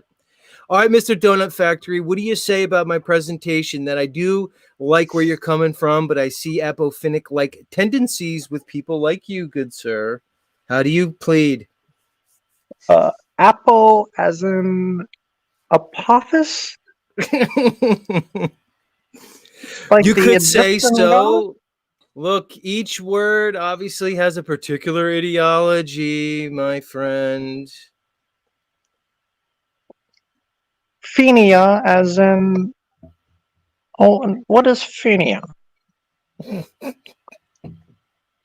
don't know. You tell me. I don't know. That's what I asked you. Mr. Donut Factory, is it true that although you are a member of the tribe of Judah, that you are not completely sold out to the our Khazarian mafia friends? Are you one of the good guys, Mr. Donut Factory? Well, I think the tribe of Dan had it right. I was kind of So just born into it, so I'm kind of shit out of luck. gotcha. So you think our Danish friends and our good friends up in that are being protected up there, tucked away in the let's say in the neutral land of the Switzerland, and our wonderful so-called Dutch friends. You think they're basically could be traced back to the tribe of Dan, and you're from the tribe of Dan. I'm actually jealous because I want to be associated with one of these tribes. I think the Canaanites would be my particular tribe of choice. Oh, I do know that Noah cursed his son Ham for seeing his nakedness, and thus the Canaanites kind of got fucked over. But I've always been a bit of an outsider myself, a bit of an underdog. So I think I'd choose the tribe of Canaan if I was well, going to be any one of those. speaking of the Canaanites, and you brought up nudity. Allegedly, the Canaanites are the bloodline of Enlil, and Yahweh, their God, quote unquote, Enlil, is the same person that told Abraham to circumcise his penis. And the reason I think they did that was to know who came from what bloodline. All right, so let's get our lineage straight. You're contending that the bloodline of Ham would be associated with the ancient Sumerian god Enlil or Enki. Which one did you say? Enlil.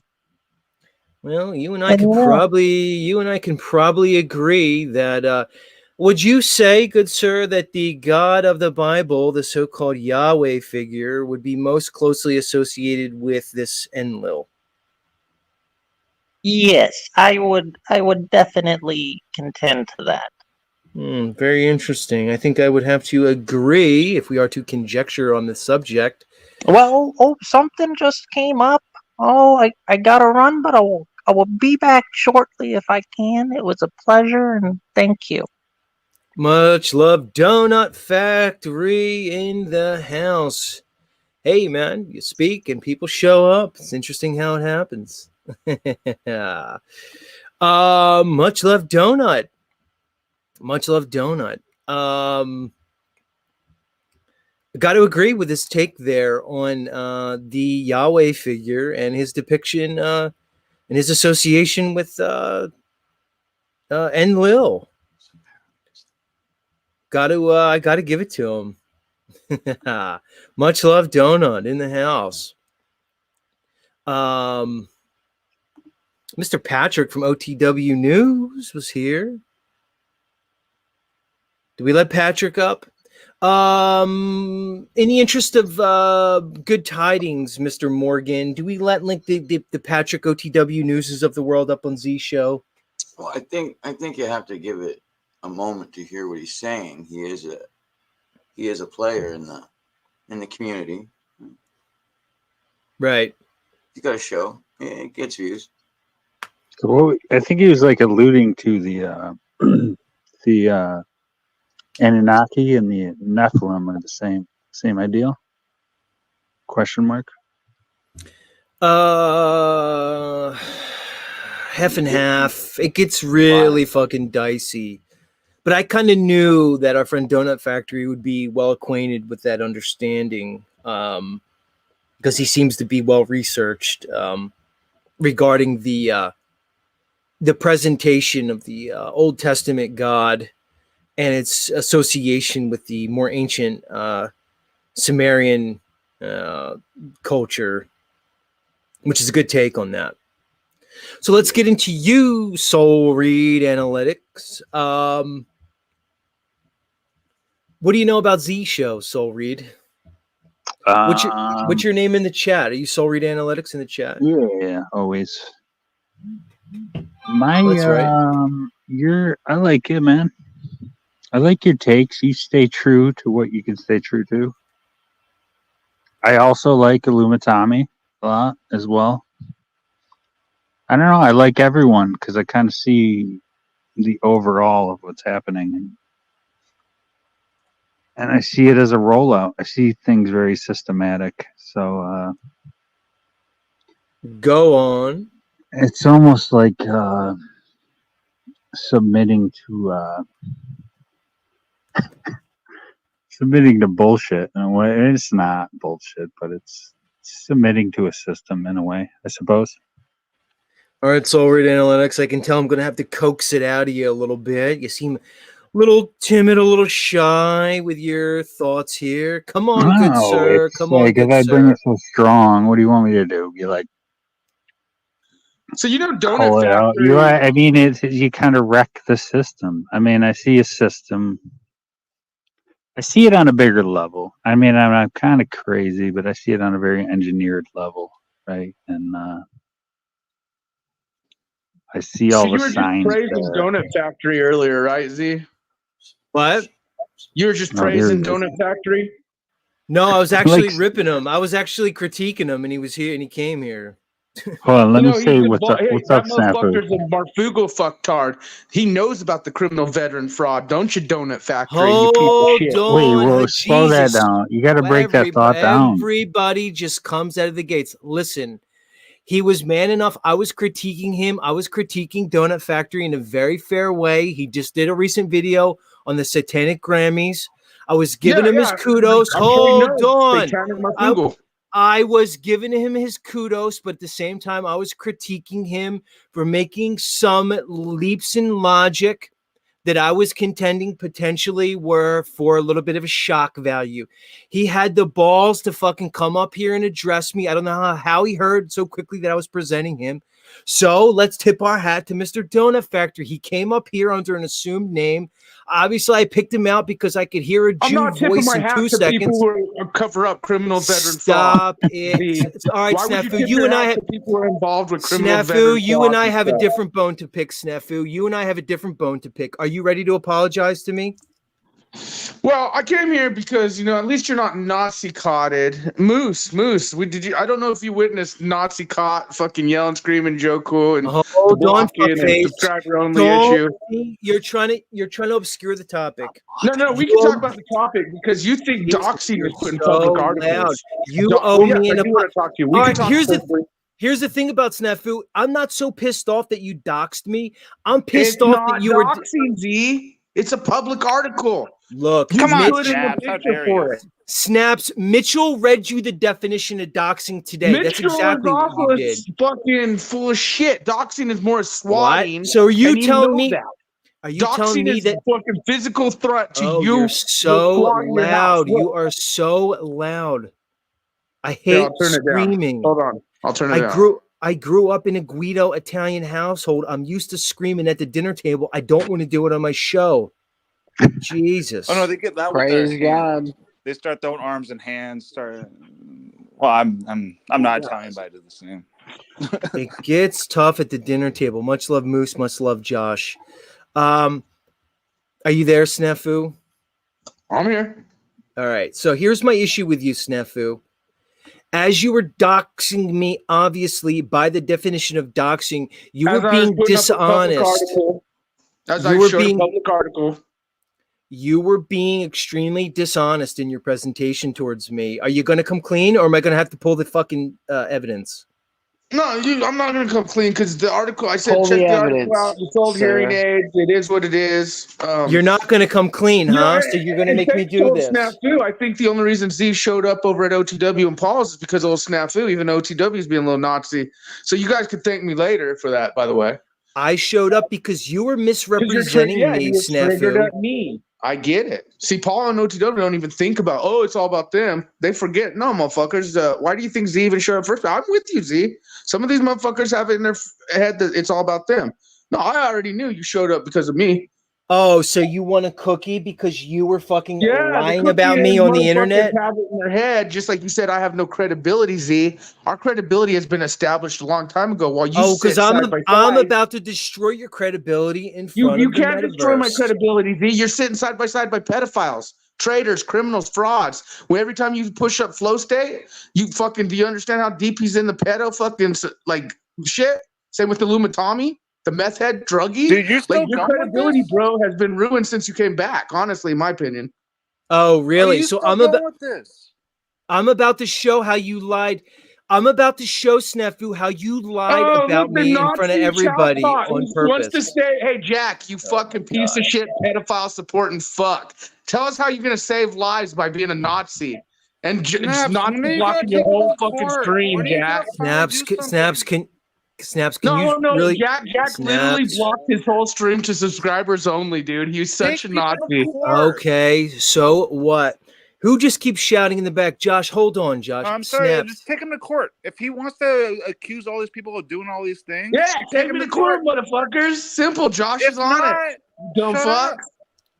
You've been doing this for Snafu. like 2 Hey, 3 Jack, years. quit shaking your head, you Nazi. Everyone knows you're fucking. That's why your son left your ass, and everyone in your life that means something left your ass because you're fucking Please Nazi. control He has yourself. respect. Please control yourself, Snafu. Please. All right. I'm sorry. I respect you, Z. I have no respect for Nazi. You do? piece Okay, of shit so like Talcott. so maybe you can explain to my panel and to my audience how you respect me after what I'm about to show them when you obviously lied about me. What are you saying? That I said you're a doctor of selling hearing aids? Like you No, weren't the that's doc- You're telling no. me that See, general now you're practitioners backtracking. didn't fucking do the examination and then sent the fucking people to your office to be fitted for hearing aids. Really? You're So telling me so that's you're gonna not what your job was. No, that wasn't what my job was, a-hole, and I'm about to prove it to you. You're a fucking deceiver, man. You are obviously disingenuous, and I'm about to fucking wring your ass out in front of everybody because Read you're the a liar. article, bro. The one that You're I showed a liar. OTW. Shut your fucking trap. Read it and weep, Snafu. Let's play it. Program. Go. Hey, did you see that email I sent you on Mr. Z's? Before Snafu. Hey, Mr. Daddy, I found out Z only sold fucking hearing aids. Yep. Oh man. Pretty much. He was lying again. Yes, Daddy. He was a hearing. I want you to rap with me, Snafu. I found out Z only sold hearing aids. That's Okay, really I'll interesting, correct that. Snafu. Since that hit you and That's kind of struck you funny hard. though. Since that struck you a little hard, you did a little more because you did get the credentials to do your shit and open up your business. But in a generalization, Credentials? you weren't We're gonna- a doctor. You weren't fucking doing the like. You weren't doing the Oh, examination really? on the children Do or you- anything. oh, I mean, really? you did to make sure the hearing aids were You're fitted and talking so appropriated. loud. Blah. You're in Snafu. What do you think an audiologist does? They diagnose and treat hearing loss. You're just patently lying to people. You are disingenuous, and I'm about to prove it. You're a fucking liar. You have no clue what I did. You have no clue about me. You're Did you read purposely the article about the classes you took with your name? Remember your name because you're one of the three dudes with the rest of the women. Here's how dumb you are, Snafu.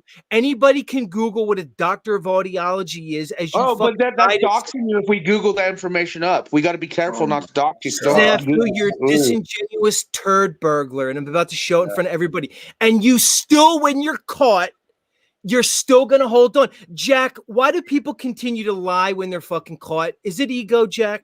Is it See, this ego? is your delusion. You go to Jack for It the is. answer. Jack is the most delusional lying fuck Shut card your online. trap, you Like zebra you brained. literally go to a lying You delusional guru oh cop for Jesus! You're your going to give answer. my audience a headache. I'm trying to That leave you shows up your here. credibility. You go to Jack. I'm I have trying to the give answer. you. Jack. I'm the trying to most give you a lying chance sack to of shit come online. clean, ass. Wow. Jack, I I'm have trying the to give him a chance to come clean, and he won't do it. He's double I down. know. Go ahead. I Go have ahead, the Jack. answer. I know snaps. I've known snaps for like 5 or 6 years now. I know snaps. I know the answer. I was waiting. No, he does it for content. He just doesn't get people's reactions. That's what he does. That's why he keeps saying he has evidence, and he doesn't. I mean, he used to have it until people we have it. eliminated evidence. Did you and then not he had fucking nothing. see He goes off AURA? this, Like, so it's for trust me, content. it's there. No. You know what's Is funny? it Is getting a rise out of people? you go to Jack Snafu, Talcott, why? the most Snafu, known you know I could liar. drop you in a Like, second. when you I'm see a trying. celebrity in the news, like they make up some stupid issue just to get back in the news. Like, Do oh, so do and you so had a problem understand with like this. the Like, send me significance of snap, like, he asking said, Jack Talcott? Hey, Snap, like I'm that trying to. question? Oh Actually, my Like that was God. like Hey, the most. dumbass. what if What you're a right? fucking How shit about show. I'd love to hear Morgan's thoughts on why people might do that. Hopefully, Morgan tells you That you're be better, delusional Snafu? fuck. God, I gotta lower your microphone. You're insane. Snafu. Hold on. Let me get through this because I need to wring Snafu out to dry. Let me ask you, Snafu, are you denying that your research showed I have a doctor of audiology? Are you denying that? No, I said Okay. everything in the article is the article, which shows you All right. went and All got right. certified. So you got your that's you're okay. changing narratives. All right, You're so changing hold on. narratives. No, you're changing. You said in front of everybody that I went and got I a said that certification. you fucking got your certifiology, whatever you Snafu. got. You opened office, God, and the you're truth is, it's hearing insane. aid. You sold hearing aids through your office for Snafu. patients with hearing issues. Snafu. Do you know how many years it takes to get a doctorate in audiology? I'm going to tell you, 8 years. It takes 4 years of undergraduate work and then 4 years of a doctoral program. How dare you come on and say I got a fucking certificate? You didn't even finish your 8 years, did you? Snafu, how did I get a Did you finish doctorate? your 8 years? Snafu, Did you finish your 8 years? You're going to use this against me, so I'm asking you, did you complete your 8 years? Of course I did, Snafu. I have the If you're going to use it against me, did you finish your 8 years, D? He said Snafu, yes. Are you insane, Snafu? Are you fucking crazy, bro? No, you're the one asking Jack Talcott the Nazi for advice, not me. So here's the thing. When anybody could literally Google what a doctor of audiology is, how many years it takes to get there, the courses one has to take, and the intense training and finances behind it, and how much puts it, and you come on and say I got certified to sell hearing aids, you're a fucking disingenuous asshole. You proved yourself to be a liar, and you So how discredited many yourself years did you front of put in, everybody. Z? It's 8 years. How many did you put in? I put in 4 You years didn't of finish, right? How did I graduate with a doctor of audiology? Not put. So you did all 8 years, is what you're saying? 8 years of hard work. Obviously, Jack.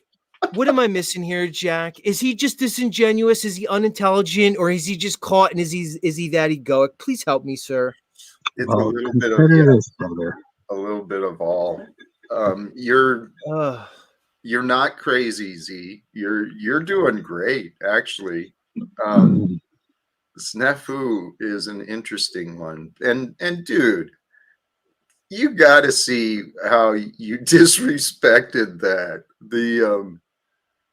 There's a lot of time and energy and cost into acquiring that title, that certificate to sell hearing aids. Right, exactly. You know, that's what he wants to say. Jack, it's on record. I opened up a private practice for 4 years. Part of a private, once you diagnose somebody with hearing loss, then once you diagnose, because what I do, I diagnose hearing loss, then you have to prescribe a treatment. Part of that is through hearing aids. That's just part of it, okay? And when you're in private practice, part of that is selling those hearing aids and then servicing those, okay? Then after 4 years, I sold my practice. You know why, Snafu? Because I was tired of selling hearing aids. And then I got hired as a practitioner and also a supervisor in a pediatric program so I didn't have to sell hearing aids anymore, Snafu. So you're going to keep fucking lying to people or you're going to come clean, fuckface. Well, like I said, This is your... he does it for content to stay relevant. That's why he talks all the shit he does. Yeah, but he's discrediting himself, Josh, or whoever that was. So Well, Reed, yeah, he's it is discrediting Josh. himself He's been in doing front of that for as everybody. long as I would I've known never him. say that.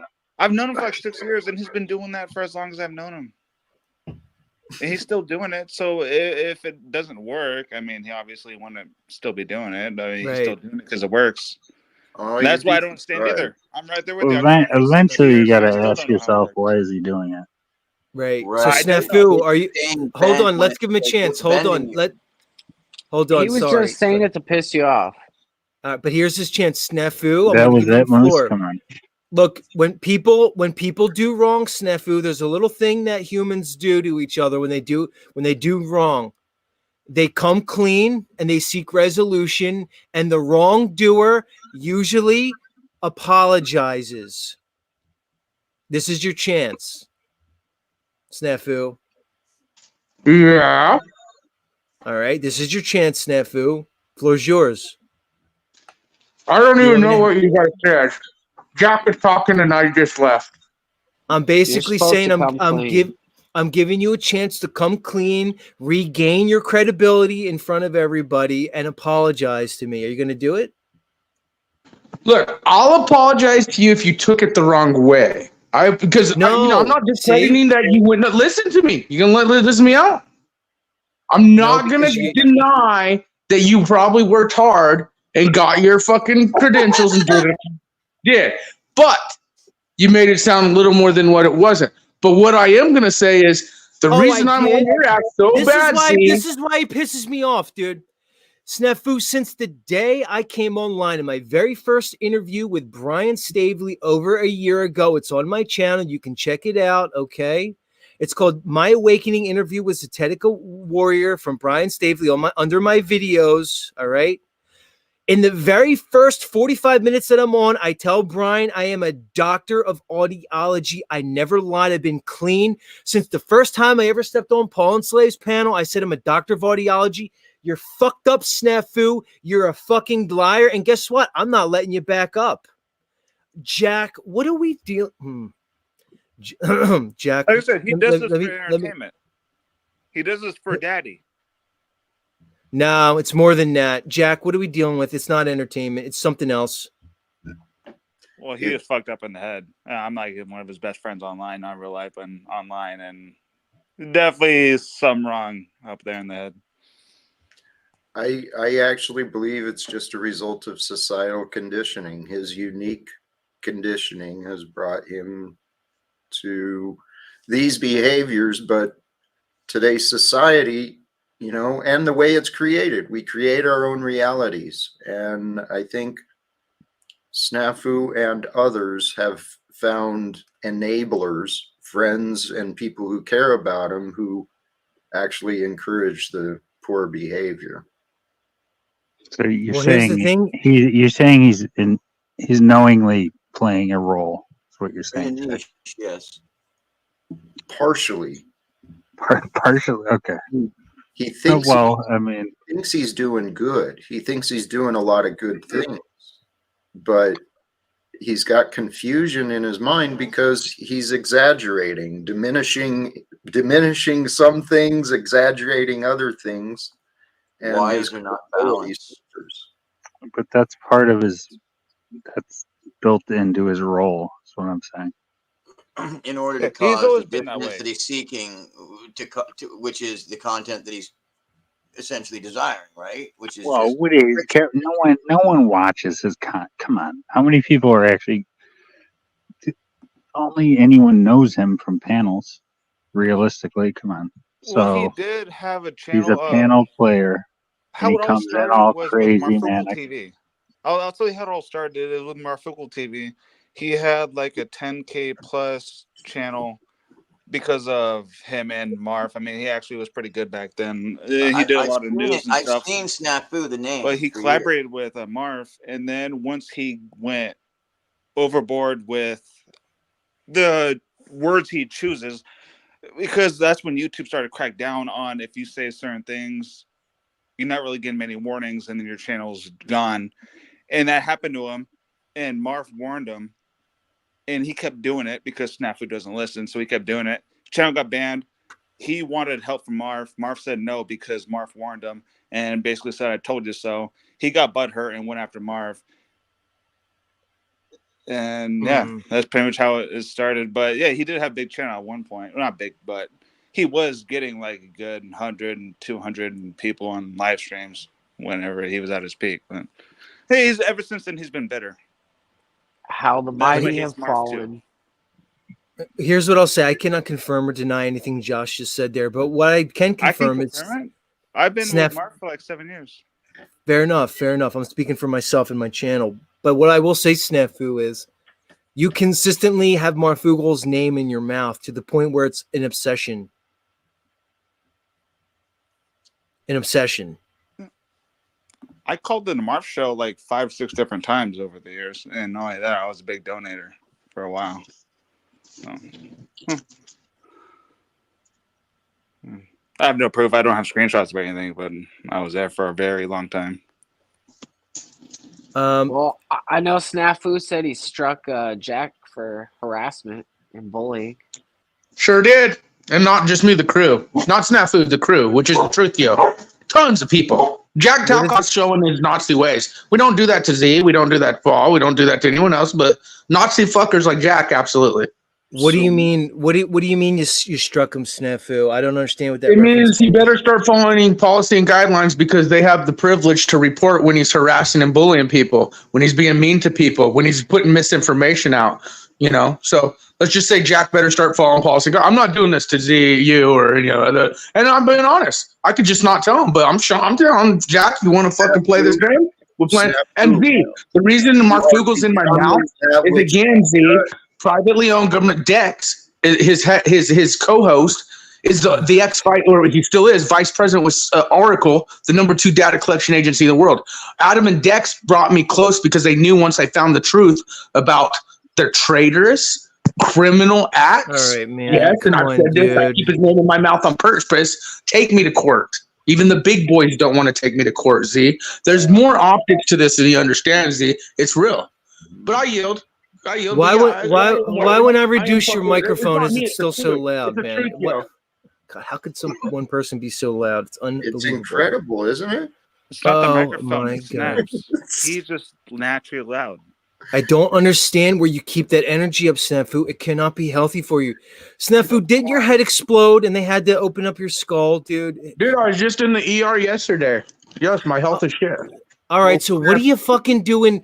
What are you doing lying about me, screaming about Marfugel, and getting Jack struck, and you're in the fucking ER, dude? What the fuck are you doing? I would stay out of the Marfugel shit.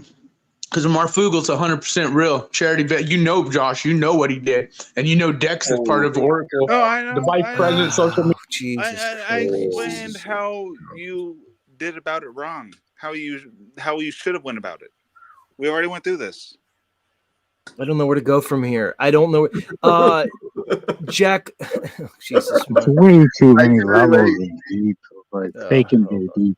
Oh, the funny thing is, it was like a good 3-4 months ago, but he was in the hospital, and I think I was on Flow Stream, Flow States, and he hopped on panel while he was in the hospital in the freaking hospital gown, walking through the hospital, streaming with us. It was hella funny, but no, he's willing. Like even if it was in a hospital, he's willing to stream. He's that dedicated. I'm just confused. Look, Snafu, at least you know, I got to call you out on your bullshit in front of everybody, man. I wish you would have came clean. It would have gave me like a better feeling about you, dude. But now I just know how to treat you moving forward, man.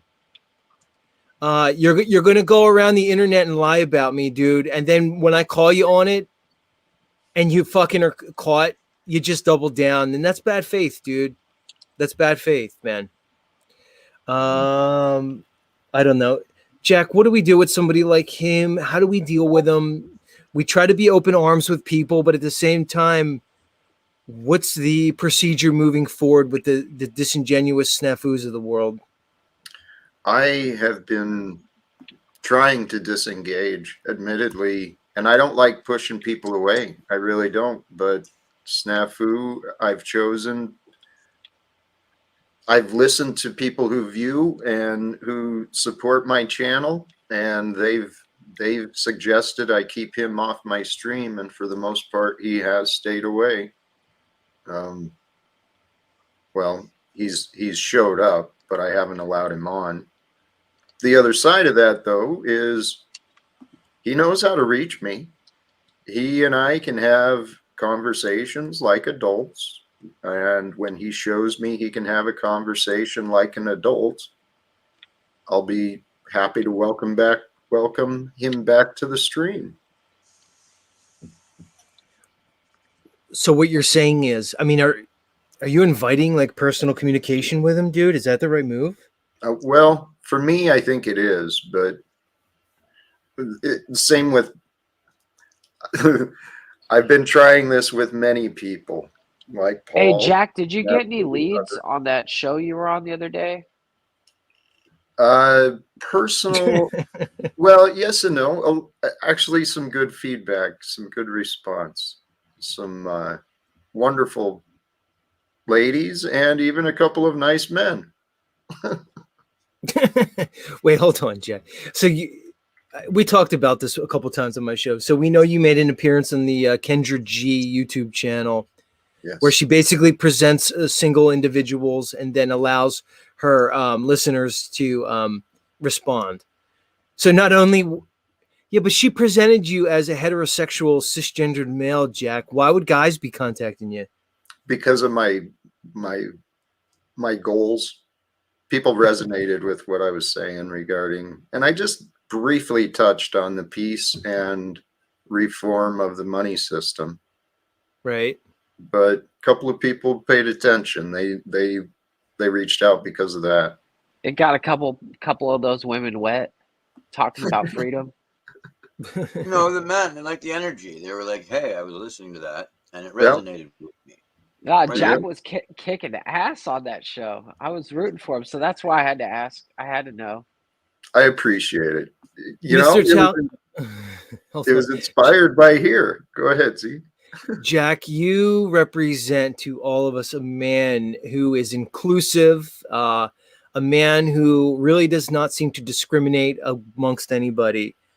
Why should we discriminate amongst the genders? I guess my point is, Jack, under the right circumstances, if the energy was right, is it out of the question to entertain a member of the same sex when it comes to engaging in the, let's say the sexual act? Is that so crazy? And is that completely off the table for you? A hand, right? Well, I'm just wondering, Moose, if that's something that's Jack is, is that outright something you won't approach, Jack, or are we open-minded in that territory? My mind has been opened. I've received offers and invitations in the past that I've chosen not to explore. But one thing I have learned in this life is never say never, because you never do know what the hell might happen. And but right now my focus is on women. I love women. The single guy, Jack Sage.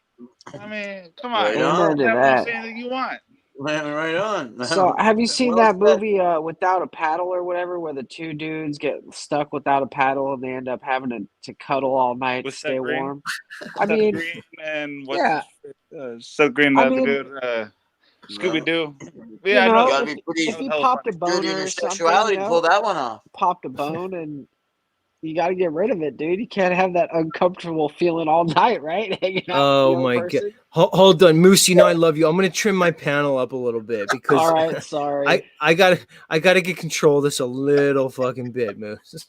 Hold on. Hold on, Jack. Oh, Christ. I mean, I'm trying to have a serious conversation about Jack potentially, batting for the other team, and Moose tries to make it a joke.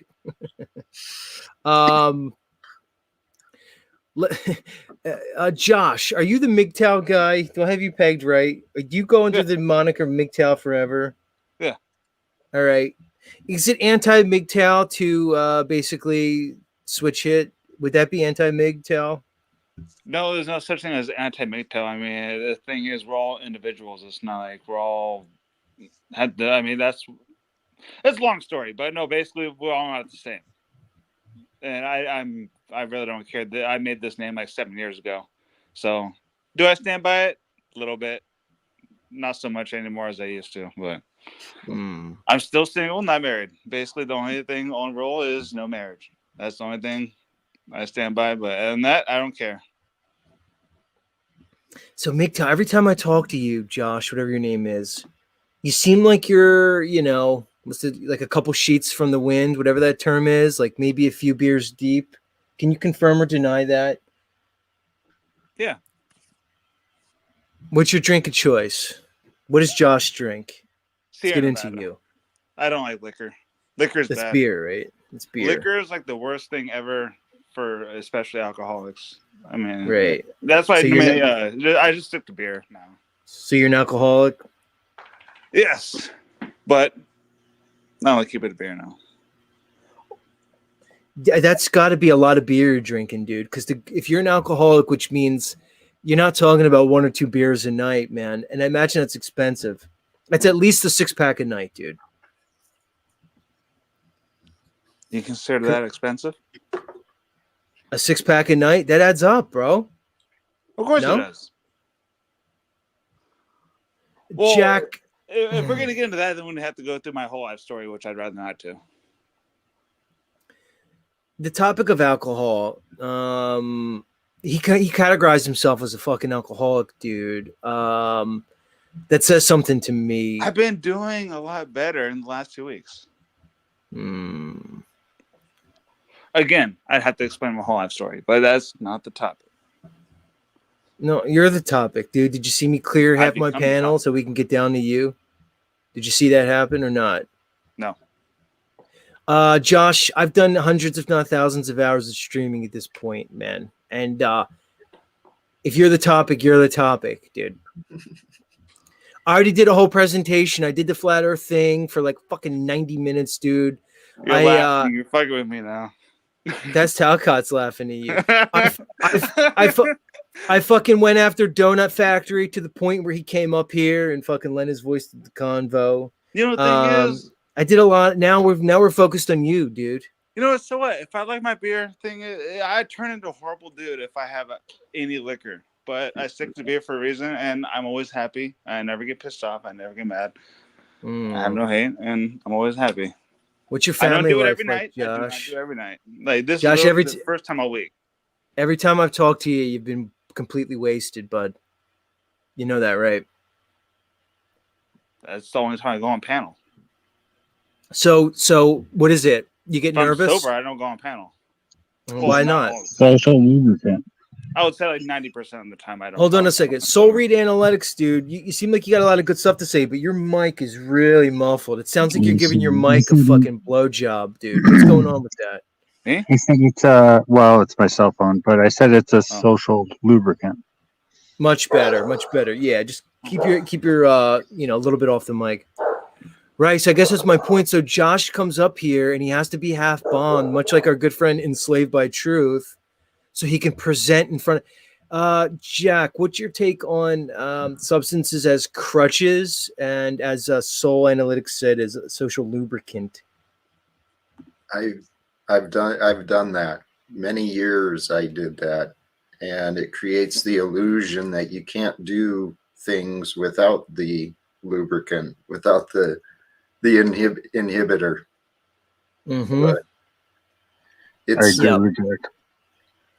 what I realized in hindsight, self-sabotage. That's what it is. I think I can agree with that, dude, because the mind can come up with all types of justifications for our behaviors. Behaviors that we would attribute as in some way aberrant or dysfunctional in others, but magically become justified when it's us. Yeah. would you say, Jack, it's an inability to be objective with our own behaviors that leads to some, like, okay, let's look at our friend Snafu, who obviously showed himself tonight for what he is. I would imagine, Jack, that Snafu could identify his dysfunction, the behaviors that are dysfunctional in others, but he obviously misses those in himself. Is it simply a matter of ego? Is it a matter of self? Because here's the thing, Jack. People want to vilify the ego, but I'm looking at the ego more as a matter of, like, let's say a necessity to function in this physical realm. You have to have an ego to survive even. So I'm not going to discount the ego, but when one indulges in their ego to the exclusion of other aspects of self, isn't that a form of disassociation and delusion? That's exactly what I've come to see it as. That disassociation is a delusion, and it's just what this society has, it's taught, it's conditioned everybody to to believe in things that are not real. I mean, that's why the government and the banking system has so much power. I agree with the last part. The banking system, the government has too much power. It's because people they've normalized confusion. And well, that's the point of propaganda. There's supposed to be so much propaganda that nobody knows what to people? believe. Hold on. Is it people that have normalized it, or is it the system that has normalized it? The people, because the people believe it, or they don't know what to believe. Right. The people are part of the system. So let's realistically look at it. Well, what's the cause and effect? If the government didn't do that, the people want to believe Exactly. in bullshit. So if it's So a it's cause and effect. So if it's a multi-generational ploy, quote unquote ploy, what is they've it? been doing this What are for we hundreds looking of at? years with the newspapers. Okay. So how can you blame people? Because they believe it. Well, how can you blame specific people if it's multi-generational? Here, because they're stupid. Actually, rather. Well, think about what I said and then realize what you're saying. I asked my dad, like, Holy how can they not moly. keep, like, how do they? Oh, this is like, important, Z. how This is does an it work? important. Hold on. function. I want. Hold on. I look. I want you two to take a beat. You could run away if you want. Take a beat for a second. I want you to breathe. Jack, you know what I noticed with these panels is people come up and you find that they necessarily engage in conflict as a default. It appears that people consistently misunderstand each other. Evidence an inability to listen and understand, and immediately go right to conflict. Is this just social engineering? That's my suspicion. All right, let's let him back up. Go ahead, continue, Jack. Well, where their conversation was at, Soul Reed was right. It's generational issues, and we don't want to blame, but understanding that there is problems, that's the first key. And I honestly think that, well, I shared this with my mother and my father recently, that we are here to break the generational patterns, to help each other heal and to overcome the things of the past. Because what you pointed out, to bring it back to where you were, Z, it's become normal. We resort to combat as soon as there's any disagreement. Right. So let's talk to you, Josh, and you, Soul Reed. See, my thought is that, there's a natural tendency when you get a bunch of guys together to kind of, everybody whips it out and we all have a fucking pissing contest. But is there a way we could break beyond that? Go ahead. Floor's open, please. Wait, what do you mean? Break beyond the, like, who has a bigger dick or what? Like, is that what you're basically asking? Yeah, man. Beyond the pissing contest constantly. I don't like those. Because normally it's just somebody that's just trying to act bigger and tougher without stating facts. And I don't know if I was wrong. I mean, I would love to know how I was wrong, but Maybe sometimes I'm not aware. Sometimes I'll say something a different way where it's not understood correctly, and then it seems wrong. So sometimes I'm unaware if I say things a different way, where it's perceived incorrectly. But We're clearly undergoing a process here. So I simply pointed out a higher principle of the process, which is the only way to get to the truth. So what is it? What is it? See, Soul well, Reed, so no, these little go ahead. combatant type issues are always going to happen. That's not. I like to look above. Like, okay, we're looking at a system, and this is going to happen.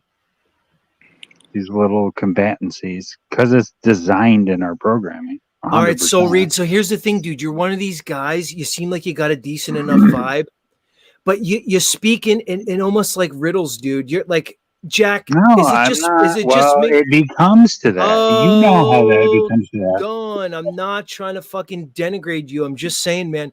Like you're one of these people. When you speak, I hear the words, but I don't register what the fuck you're saying. So maybe it's just.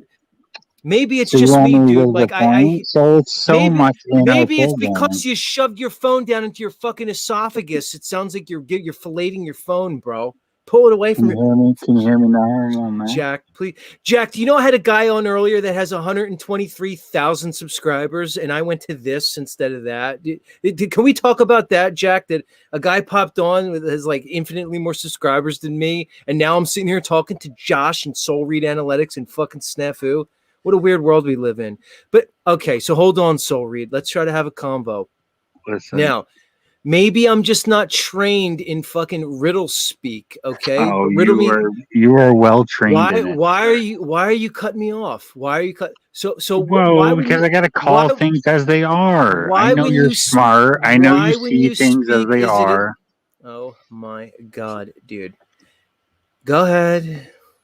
Well, I'm okay. You want me to continue the compliments? I know you're smart. I know you see things as they are. I know you can carry a panel. I don't need your compliments. I know you dude. can. I'm not. All right, but shut up. One, because this applies to a mass of people. I'm looking at it systematically because it's the only way you can look at it. Why am I looking at it that way? I'll tell you why I'm looking at it that way. Because it's called the coronavirus. It's called the coronavirus. All right. Now you're going to go to the coronavirus. Oh, why is it called? Let's ask why it's called. Oh, you're going to railroad me on my own show. I'm going to break. No. I'm going to break it down very simple. I'm going to break it down very simple. I'll break it down very simple. You want me to break it down very simple? You're going to have to take a breath. Hold on. Take a breath. Maybe, Jack, maybe we need to train people. Maybe that's what this is. It's a training process for like the less conscious amongst the crew where we have to slowly because, right, Jack, we can't reject them outright. That's not nice. Right. It's probably not productive. Right. All right. So maybe yeah, Austin Murphy, people are fascinating. It's such a discord. But Jack, here's the thing, dude. I'm trying to be honest when they come up here. When I first started doing the streaming thing and people would come up, I would engage in, let's say an energy of, just trying to make people feel good, not rock them. I can't fucking do that anymore. And I'm not going to do it anymore. You know why, Jack? Because I've shown that I really could just sit up here and just do my blobbity blob for 3 fucking hours if I wanted to. I've shown that. Like my numbers do go up slightly when I open the panel up, but not much. Look, he ran. So you see, he fucking ran. He doesn't like it. He fucking dipped out. But here's the thing, dude.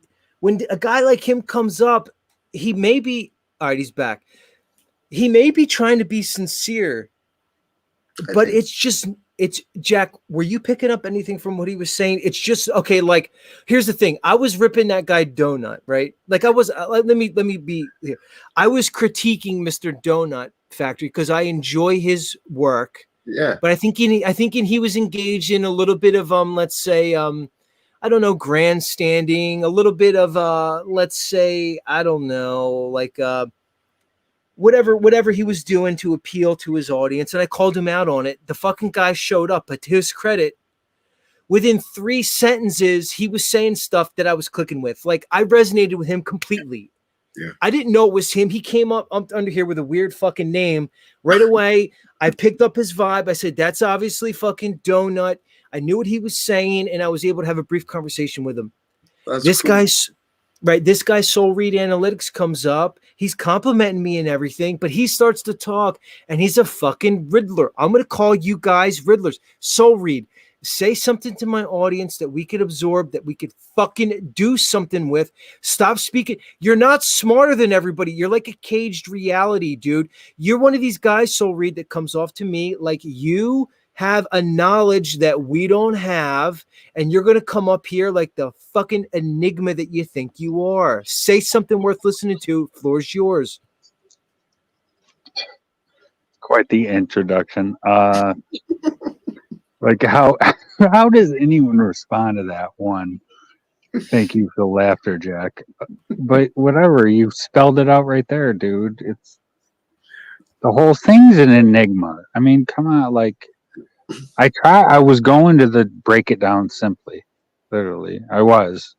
Because I thought you were just gonna cut me off. But so you did it again. You just had 23 seconds to say something, and you said all right, nothing. and I was starting to make sense. All right, hold on, try again. Z, Hold on, and then you had to come in with your like Jewy New York angle. Like I don't know Jewy New York. I'm Like, from ain't no Jewy Philadelphia, New York, dummy. Z. I'm not. Z, like I ain't from a family. Like I don't know the shit. Hold Like on. get the fuck They out. can't control. Jack, they can't. I'm from around South Philly, dude. I'm from South Jersey. Don't label me with a New York accent. I have a Philadelphia accent. All right, let's help him, Jack. We're gonna. All right, look, we're in his corner, okay? He's gonna come up in front of a bunch of people, relatively speaking, now, and he's gonna say something that may or may not help people. Let's help him. Let's prep him. What does he need to do to gather his thoughts, to get himself together, so when I let him back up, when he's given the floor, he can say something that's coherent and useful for the listeners? What recommendation do you have for him, please? I honestly don't know. What would you? Because I didn't pick up the cage vibe until you pointed it out, but as soon as you did, I saw it clearly. And I don't know if he knows what that means or if he even sees it himself. But he does. He's got something, and I don't know what to offer him to suggest. All right, let me try. Right, like Nuba says, the lack of respect for Z's show and time amazes me. Right, Nuba. All right, here's what we're going to do. So here's what I would say, Jack, to answer your question. I would say to Soul Read Analytics, all right, take some deep breaths. Right now, Soul Read Analytics, I want you to take some deep breaths, right? I want you to try to center yourself. Focus on your breathing. Don't try to think about what you're going to say when you get up here to present to the people. Don't try to come up with like a format. Don't try to psych yourself up to show us how fucking smart you are and you're a fucking 10th level Jedi truther. You don't have to do any of those things. I just want you to breathe right now. All right. Can you do that? Can you just breathe? And as you're breathing, I want you to clear your mind of all expectations. All right. Are you getting there, Soul Read? Because I'm about to let you up. What I want you to do is forget about everything that you think that you know. Resonate with your heart chakra, because you're not ready for like, the higher chakras. You're all jumbled up. You need to center yourself into the heart chakra and get into your feelings. All right. And once you're there, we're going to give you a few moments to do it. My audience, thank you for bearing with us. We're helping him out. We're practicing. Like Snafu said, Z, you practice. It's called a practice for a reason. There's a reason we use certain words for certain things. So you're going to practice coming up here and speaking to people in a way that's authentic. Don't say what you think I want people to hear. Don't say what you think is going to make people impressed with your words. Focus on being the most authentic version of yourself. All right? And then we'll get you up here. All right, Jack, do you have anything to add before we bring him up? I was enjoying that walk, energizing the chakras. Great. Well, you know what, Jack? You are going to help him right now. See, Jack, you help people in so many ways that they don't even know. Pay attention, everybody. Mr. Jack Talcott's going to help us with our breathing exercise. Take a breath. Recognize your freedom. And then, with intention, with consciousness, in the privacy, safety of home, allow yourself to fall to pieces. Just let them all go. Fuck you.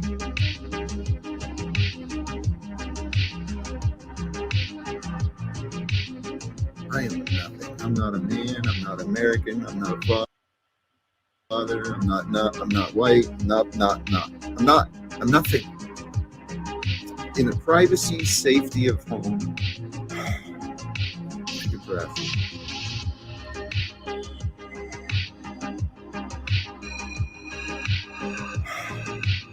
Take a breath.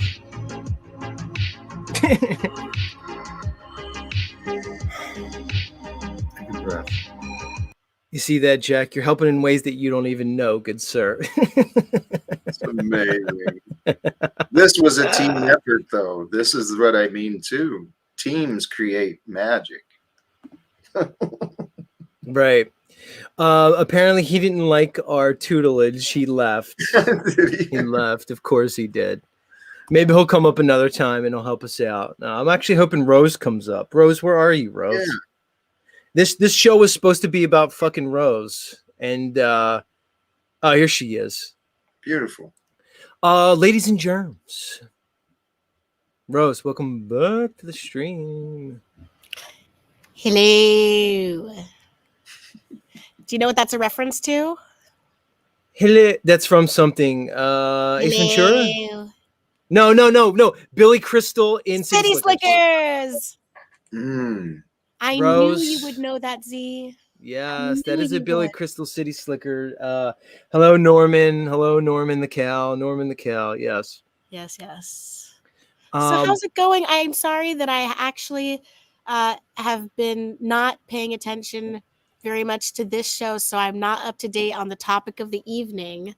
But I was so excited to finally join since I've had a very crazy day here in El Hospital. So, Rose, where are you currently? Are you in the hospital or are you home? No, I'm in the hospital, and I didn't think I was going to be here longer than maybe tonight. But so this GI doctor came in, and he recognized me from 2022, and he tried to help me with some similar problems. And when he found out that I've been still dealing with this for 2 years, he felt so bad that he's like, I really want to help you. So he's going to scope me tomorrow. And then maybe after that, do a motility test just in case I have another stricture. Cause I definitely had a bad stricture in 2021, which was resolved by just a scope with a TTS balloon, stretching it back out. Are you familiar with this or am I speaking gibberish? Partially. So I know you're referring to your kidneys. Is that correct? No, I'm referring to my esophagus, but the reason I came here was for my kidney infection, but I have ongoing chronic GI issues that the people here are nice enough to want to help me with because they can see that I'm struggling with several different things at once. And it's just very odd because I broke my arm in 2006 and nobody believed me. And it was right after I got paralyzed. And so it healed the wrong way. So I had to have an elbow arthroscopy surgery so that I could straighten my arm again. And it still has never been able to straighten out all the way since. So I really, truly only have one working limb. But for some reason, now that I've had this cough, cold, flu, aches and pains, weird illness with the nausea and vomiting. My arm feels like it's broken again. So it's so weird. And I guess I'm trying to work it out logically. And maybe it's like all of the energy that my body was using to keep the inflammation down in my arm is like going everywhere else right now. I don't know what else to make of it. But I really feel like this all sounds so depressing, and I don't want to be depressing. I'm completely used, like, just being all messed up and sick and in pain is just it's just like a way that it's a part of my existence.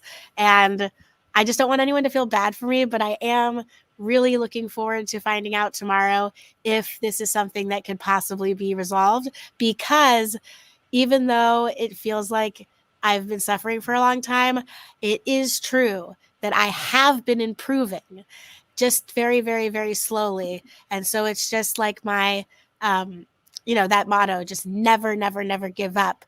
And we're always living in change. Like, you could always count that things are going to change. And sometimes when things feel totally permanent, things can always shift in one way or another. And it may not be the way you want it to shift. Like, for example, in 2021, when I started feeling the stabbing electricity in my lower left quadrant, it was really sad because it's like, oh my God, I'm not even supposed to feel that part of my body.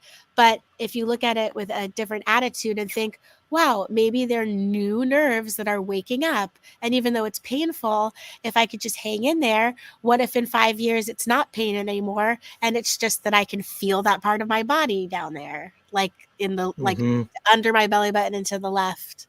But I feel like I'm rambling too much. It's your turn to talk now. Rose, do people take their health for granted? Is this just something that's natural in the human condition? Here's the way I look at it.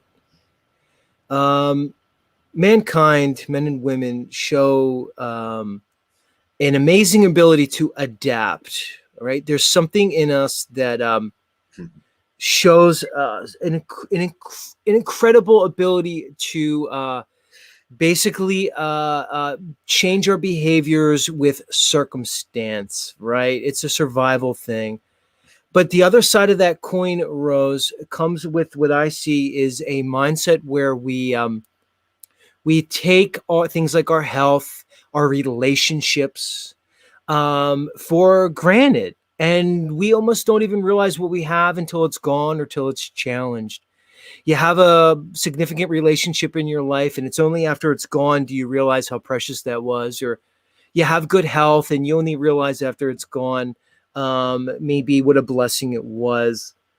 What's your take on that? Is this just something that is just part of humanity that we just kind of achieve a new baseline, like a new normal, so to speak, and go with it? Or is this something that we could work against if we bring it into our conscious awareness? How can somebody be aware of the blessings they have without the necessary, let's say, trials that may arise? Your thoughts? That's an excellent question. Oh my God, Z, I profusely apologize. Can you repeat the last part of your question? Because I was distracted by Snafu talking about my butthole.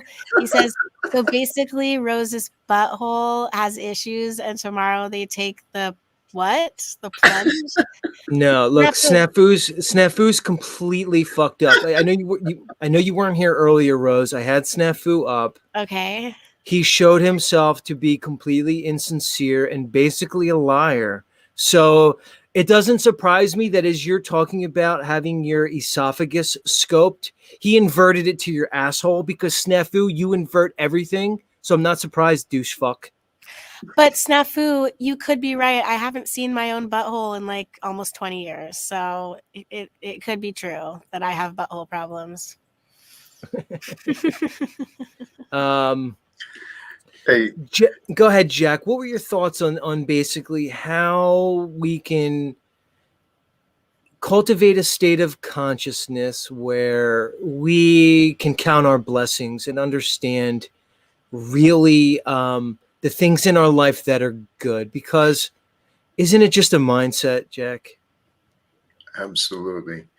If I can, two things. Rose, I'm glad to hear, not the condition or the situation, but the way you received it and what I heard you say is that, you know, someone saw what you're dealing with, and it sounds like with heartfelt care, perhaps maybe you're at a place where they will ask the right questions or find some answers for you. And I truly hope for the best for you. And that question you were asking, though, Z, that's the question. I think this is what I've chosen to believe. My life brought me a lot of those, right? You don't know what you've got till it's gone. Luckily, health was one of those things I've still, knock on wood.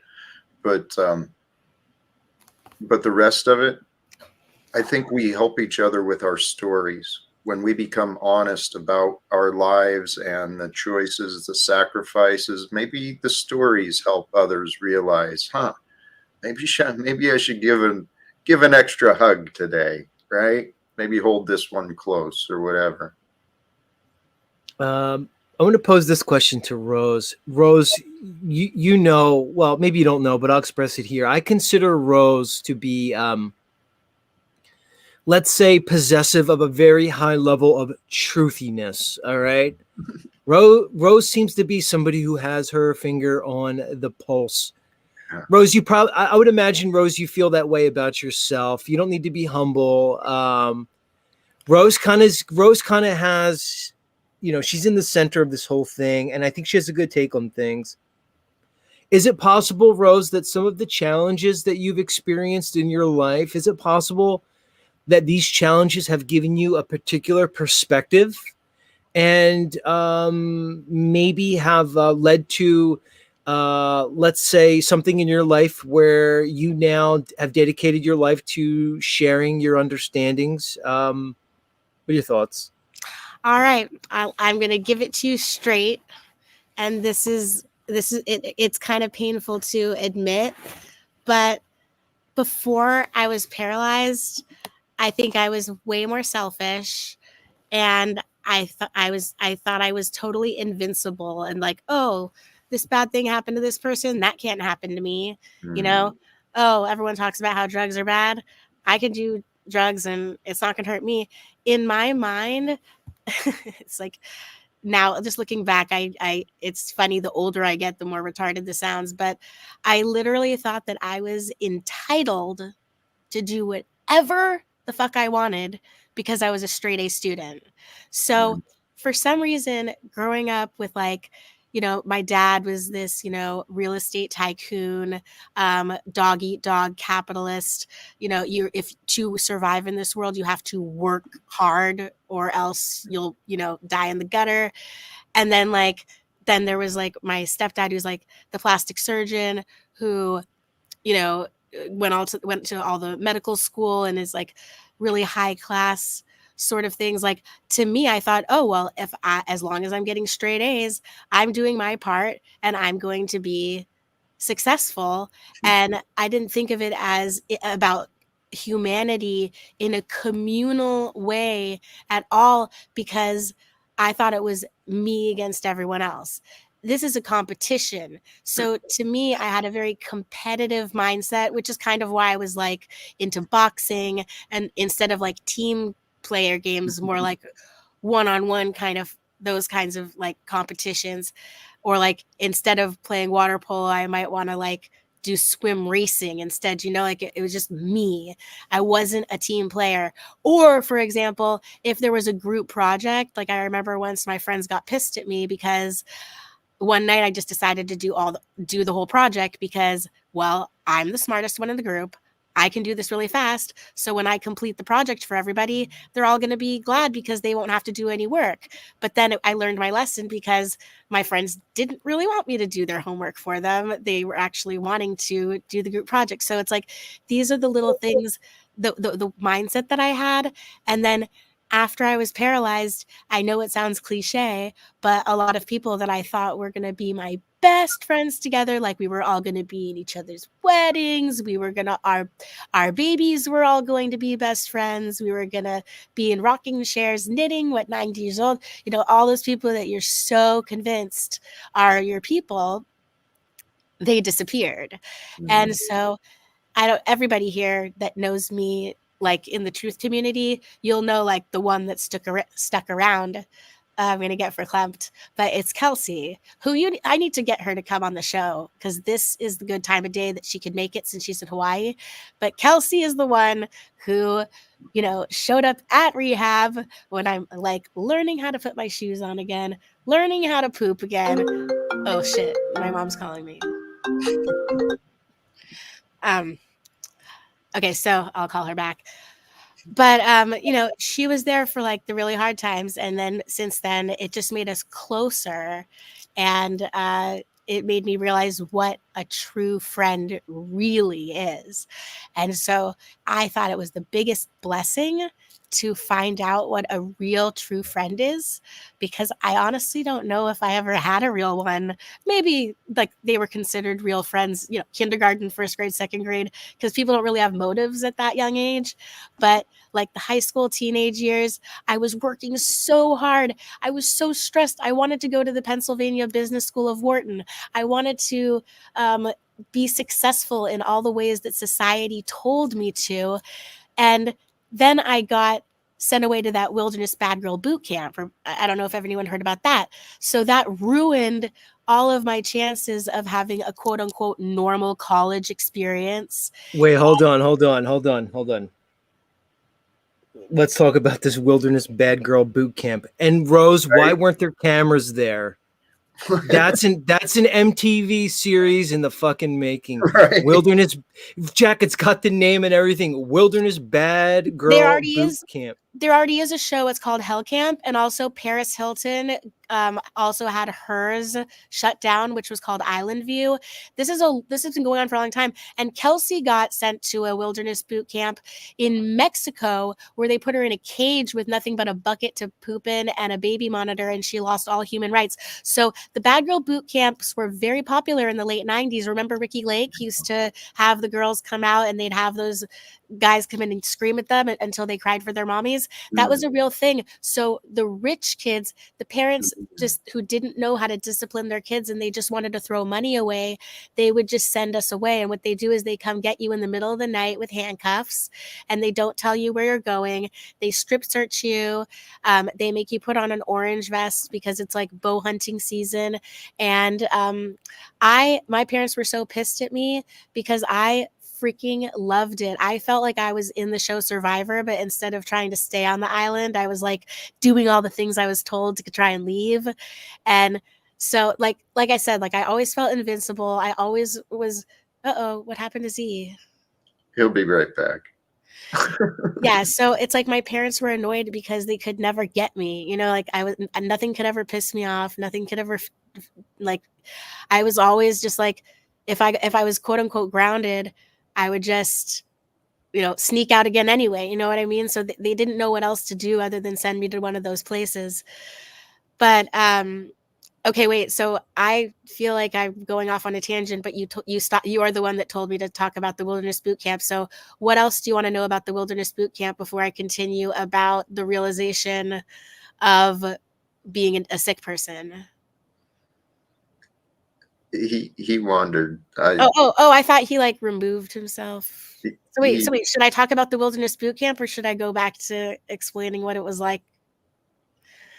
Wherever you're feeling like taking this is new for me, some of your story, and it's interesting.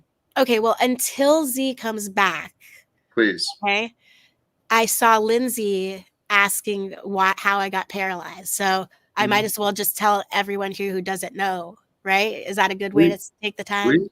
Please. Oh wait, hold on. I just started shivering. Oh my gosh, why does this happen? This is because I can't regulate my body temperature, and I need more blankets. Hold on. Okay. So this is so crazy, and I'm so sorry that I don't have a straightforward answer. I wish I could say it was something simple like falling off of a horse or getting shot or getting into a car accident. But what happened was, okay, how do I put this? Okay. I don't know if all of the things I'm about to put in chronological order are related to each other, but I'm just going to explain it so that you have all the information you guys need to decide for yourself if some of the things are related to each other. So I was a boxer, and my boxing instructor always used to say, wear wrestling shoes on the mat because it's gross. Everyone's sweating on it. But like I said, I always thought I was invincible. So, and I just liked boxing better barefoot. So one day I go home and I notice on my toe, I've got this big abscess on my toe, and it's obviously full of like pus. Now, since my stepdad's a doctor, he said, let me just lance it. Let me just like get rid of it. Oh my God, my mom is calling me. And so he lanced it. I taped it up, and then I put my shoes on. And then the next day I had 2 more abscesses right on each side of my abdomen. Okay. And they were like abscesses on each side of my, like where I'm paralyzed. Okay. So as I'm saying this, you guys are probably thinking, holy shit, well, that has something to do with her being paralyzed. But all of the doctors say it's a coincidence. And even when I tell the story every time I'm in the hospital and people ask me what happened, they're like, yeah, that's probably a coincidence too. But to me, I just feel like that's way too much of a coincidence. But anyway, I had plans to go to a roller coaster park called Magic Mountain.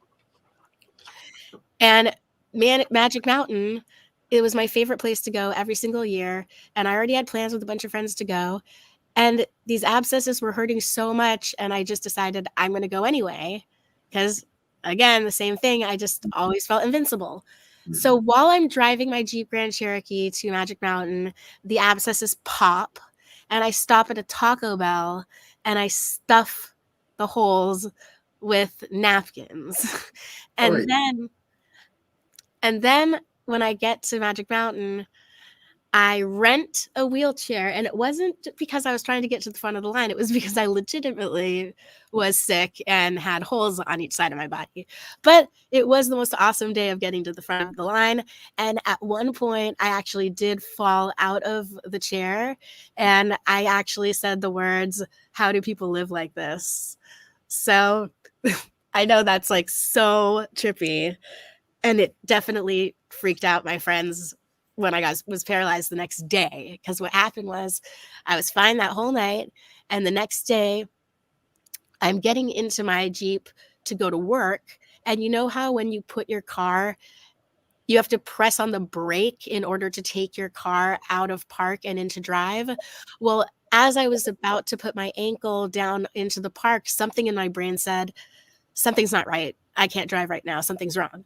So I walk up the 6 steps, back up to the front door, and then I collapse in the foyer in front of the housekeeper. And so then she called her grandson. He drove me to Cottage Hospital in Santa Barbara, only 4 blocks away from my house. And at that point, I couldn't get out of the car, so they brought me a wheelchair. And then I passed out in the waiting room. And the next thing I remember is I know I was in the ICU because it was clear automatic doors. And then the next thing I remember is that I was in a regular room and my mom screamed, "She's paralyzed. She peed herself." So I didn't realize I peed my pants in the hospital bed. So then the next thing I remember is them coming in and saying, "Well, your vitals are okay. And we have no idea why you're paralyzed, but there's no reason for you to be here anymore. So we're discharging you to rehab so you can learn how to live again." And I said, okay. And I showed up to rehab, and back in 2005, they don't do this anymore. Thank goodness. People are lucky now these days.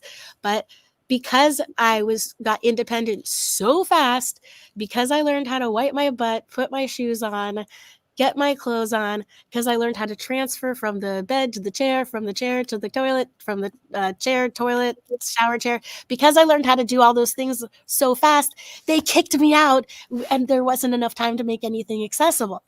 So without knowing why I was paralyzed, I was kicked out of the rehab. So I go to this halfway house in LA for both spinal cord injuries and brain injuries, and all of the CNAs and like workers there were so ghetto with like 10-inch long nails. It was so dirty. I purpose I personally witnessed them giving the wrong medications to the wrong people. And all of a sudden I woke up and it was freaking crash test dummies, dude. I had red spots all over my body. So I left AMA with being the girl with the red spots on my body, and then went to Cedars-Sinai in LA, and that's when they did exploratory surgery. And so they didn't see on the MRI, they didn't know if it was a tumor or what. It was just like this cloudy area. So what they found was Right. dead So tissue. And where? dead tissue at the T7 level. They just removed the necrotic tissue. And it's funny because the surgeon's name was Dr. Horizon. And so Dr. Horizon, which sounds like such a positive thing, comes in, just looks at me and says, "You will never walk again." And then he said, "I amputated your spinal cord. You will never walk again." And so I said, "Well, thanks for letting me know. I have shit to do. Where are my discharge papers?" So I never like tried to walk again. And this is the trippy part. If you don't mind me just adding this one more thing, because I know you were trying to jump in, Z. But the reason why I never grieved being a paraplegic is because when I was paralyzed, I actually felt like I won the lottery. And why is that? Why would someone say something so crazy like that? Because my dad's best friend, my whole entire life knew him. Growing up with him, Craig was a quadriplegic from the neck down who always needed an aide with him 24/7. He couldn't even feed himself. He couldn't even itch his own face. He did everything with his mouth, and he was the most positive, amazing, inspiring person in the world. He had statues of naked women in his house that he couldn't touch. He had guns on the wall that he couldn't shoot, and he could have killed himself anytime he wanted with the pool in his backyard. You know what I mean? By just rolling into it. And he was like making six figures, and he was my hero. And so I remember when he rolled in after he found out that I was paralyzed, he rolled in and we both looked at each other and were like, "What the fuck?" And we both were like, "How trippy must this be for my dad?" Because it happened to Craig when he was 19 and it happened to me when I was 19. But I looked at my hands and I was like flexing my hands back and forth. And I'm like, I'm going to be able to play the piano. I'm going to be able to drive. I'm probably going to be able to have a boyfriend. I'm probably going to be able to do travel. And I went on to do everything I ever wanted to do. So, but then now I'm Interesting. older, and I'm getting older, and things are starting to hurt and not be as easy. Right. Because it's Rose, I was going to ask you about, if you ever had a chance to grieve and how you made that transition emotionally. Unfucking believable. All right, here's what I want to do. Rose, call your mom. Rose, come back and talk to us another day. Jack, she's in the hospital. Rose, call your mom. You know, it's funny, Jack. I met Rose's mom, like not in person, but on the panel. It was one of the funniest interactions I've ever seen. Like Rose. Rose, let me ask you this. You obviously, how do I say this in a way that doesn't like self-aggrandize both of us? Rose, I think I'm going to talk about you, Rose. I think you're important, and I think you are a person like many people in these communities who are, let's say, embody a certain special characteristic that not many people have. Right, Rose? I think people like you and our friend, say, Brian Stavely and, our friend Talcott here, people who resonate around, I kind of think we're all a special group, right? The people who come to these channels, the people listening here. I hold these people here in very high esteem. But my point is, society at large looks at us as the complete opposites. We're the fucking degenerate, insane, quote unquote, conspiracy people theory. I'm getting around to about your mom. How do you deal with it with your family? Because I interacted with you and your mom on panel, and she was very sweet, but you can see her biases. Is that tough for you, Rose? It's a bit tough for me. That's why I ask it. To kind of realize like what this community is, but also understand how people look at people like us, so to speak. how do you deal with it? Oh, Rose, she's one of these people, the hand wave dismissal, the poo-pooing, the minimizing. It just came to mind because you said your mom's calling you and I got to meet her. Is that tough for you emotionally? How do you handle it? Yeah, I think that like when I was 18, the whole family went on a wonderful trip to all over Italy and France. And, you know, I'm the oldest child. And,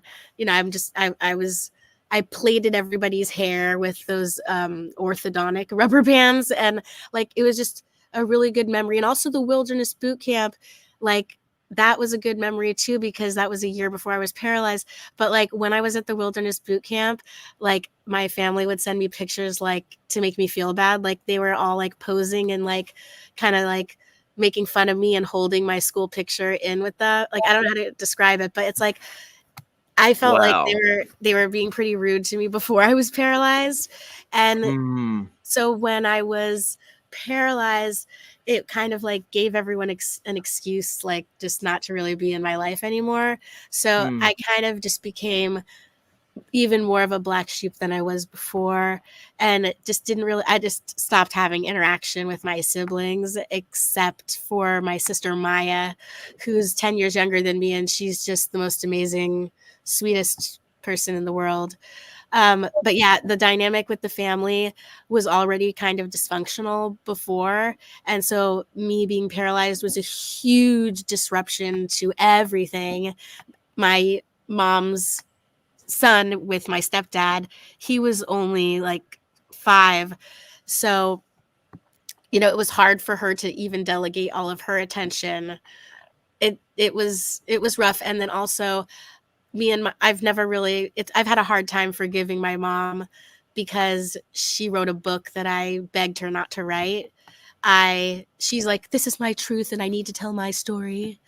And after I leave, like when I call her, you should really look up the book and read the back of the book to the audience. And I think it will give you a good glimpse into how my family's attitude was towards me. But I didn't Wait, hold speak. on, Rose. So were you a significant theme in your mom's book? No, it's about me, and It's about you. It was so bitchy. I told her to change my name, so she changed my name to Emily, but she kept everyone else's name the same. It's like so fucked up.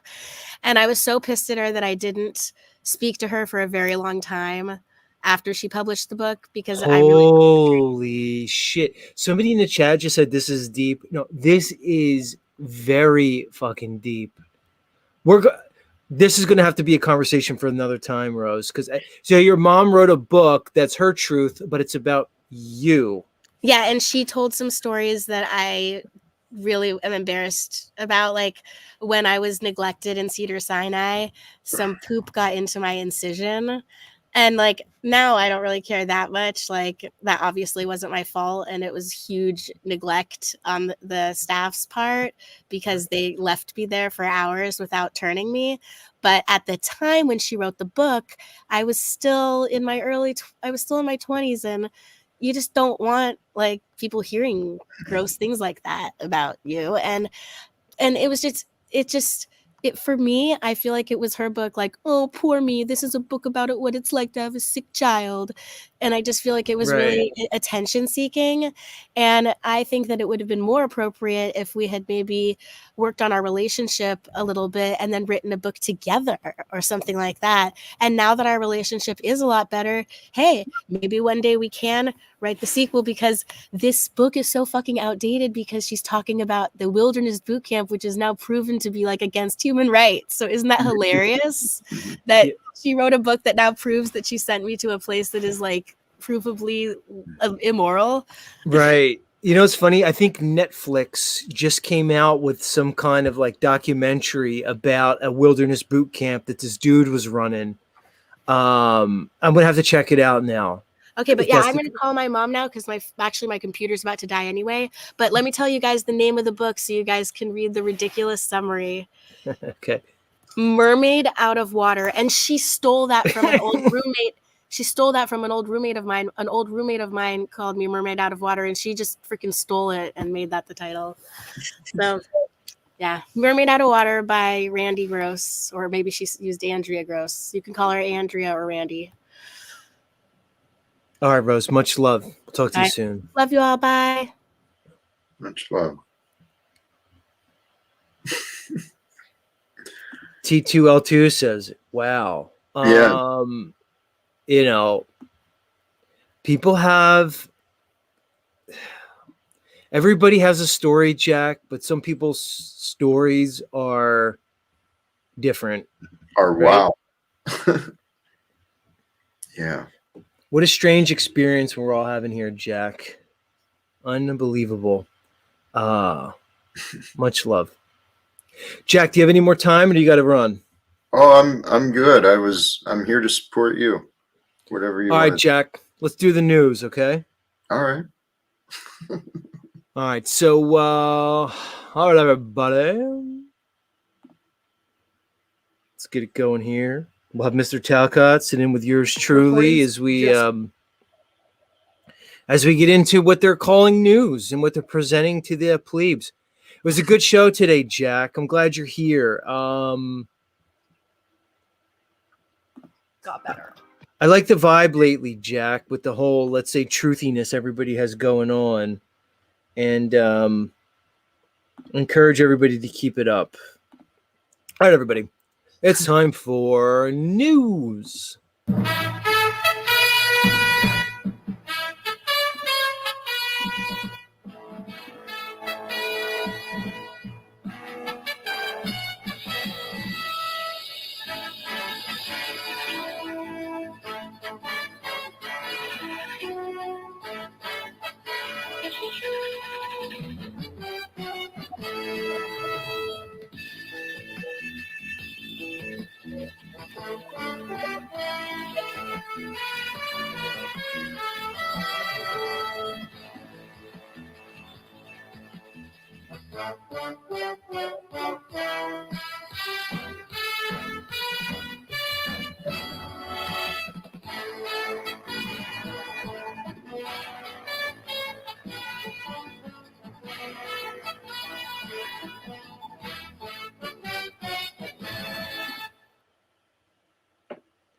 In today's top story from Reuters, Haley vows to stay in race following embarrassing Nevada defeat.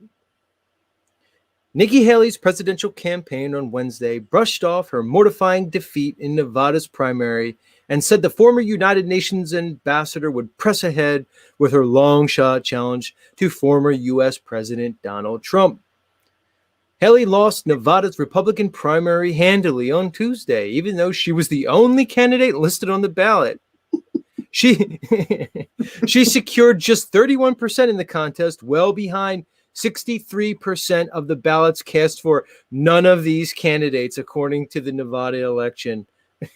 So basically, they're saying here in Nevada, 63% of the people voted for nobody compared to the 33% that voted for her. Illuminati confirmed. All right, so here we go, Jack. Politics, blah, blah, blah. Donald Trump versus Biden. Obviously, that's what they're fucking lining up for. What's your take? Is it complete nonsense? Should we care? Should we vote? A lot of people have been telling me, Jack, they would say, oh, Z, as if they call me Z in real life. Let's pretend, oh, Z. Just vote for the lesser of the two evils. So what? You don't consent to their bullshit political system and their governing of your mental. So what? Just pick the lesser of two evils and cast your vote. What are your thoughts, Jack?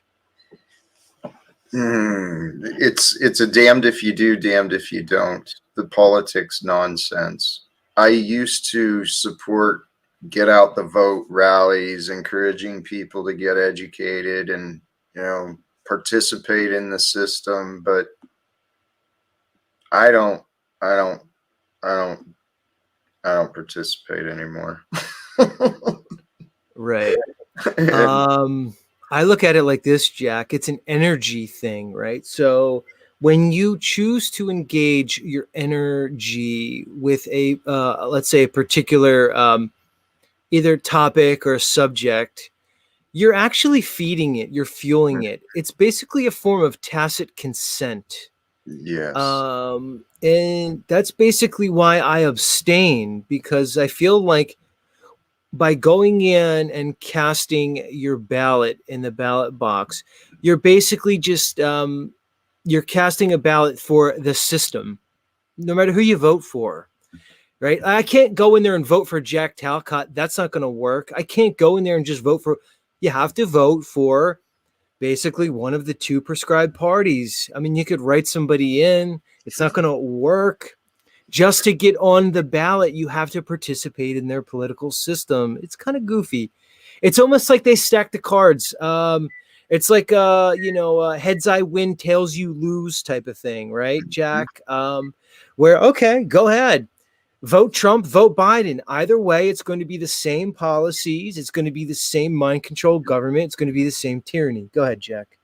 Brother, absolutely. The illusion of options has people consenting to evil, to participate with evil. And the way I see it, it really looks like it's going to be those two, Trump and Biden, as the option. That's not acceptable. I do not consent to those limited options. And there's got to be another way. Right. Who knows? Talcott, maybe a Jack Talcott snafu ticket for 2028. What do you think? If he could cooperate with me, we could figure something out. But he's continuing to spiral in the chat, Jack. He's dug in. I think it's funny. He is dug in and convicted and convinced. Just what he thinks. Jack's a moron. Keep believing that, buddy. Keep thinking that. Well, not only that, Mr. Talcott, but he did his pathetic attempt at doxing me, purportedly because of my affiliation with you, which I thought was interesting. Like that's his justification, and he did a horrible job at it anyway. So do better, Snafu. Let's continue.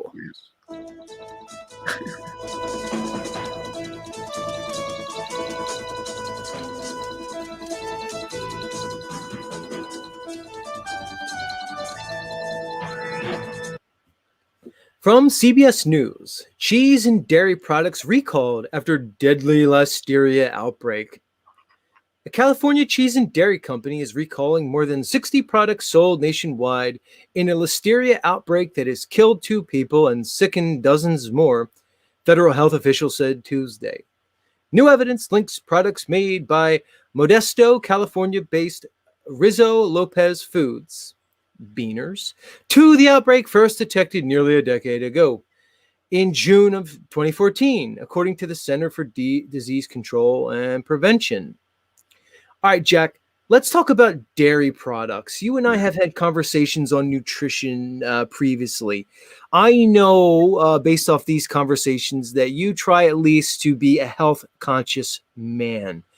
Would you consider yourself a vegetarian, Jack? I'm closer to vegan, yes. I don't do dairy or eggs, stuff like that. But I do eat honey. So hold on. So wait, you're almost vegan then, or a total vegetarian. Yeah. Oh, but you do eggs and honey. No, I don't do eggs. So you don't do eggs and you don't do dairy. Correct. And you don't do any meat products, not chicken or anything? No, correct. So I'd go by vegan, but I know there's some vegans that say, no, if you eat honey, you're not whatever, Right. Plant-based is what I eat. That is a very strict diet. Good for you, Jack. I mean, I don't necessarily agree with it across the board, with some caveats. Okay. You, like me, we're no spring chickens. We've developed, our neurology has developed. So I do think when one maybe gets to our stage of maturation physically, we may be able to move away from a meat-based diet and handle it. But I'm not a proponent of it for young developing children. I think children should be able to choose that when they reach a certain age. But I do think depriving children of animal-based products is in some way, let's say, deficient. That might be controversial. Your thoughts, Jack? It's an interesting perspective that I could at least consider during the development years, but I don't know. I honestly don't know. I just know what works for me. Yeah. And how do you get most of your protein? Is it like let's say protein supplemental types of things, like soy-based things like seitan, beans, like it's called seitan. Have you ever had it before, Jack? It's like a fake meat made from wheat.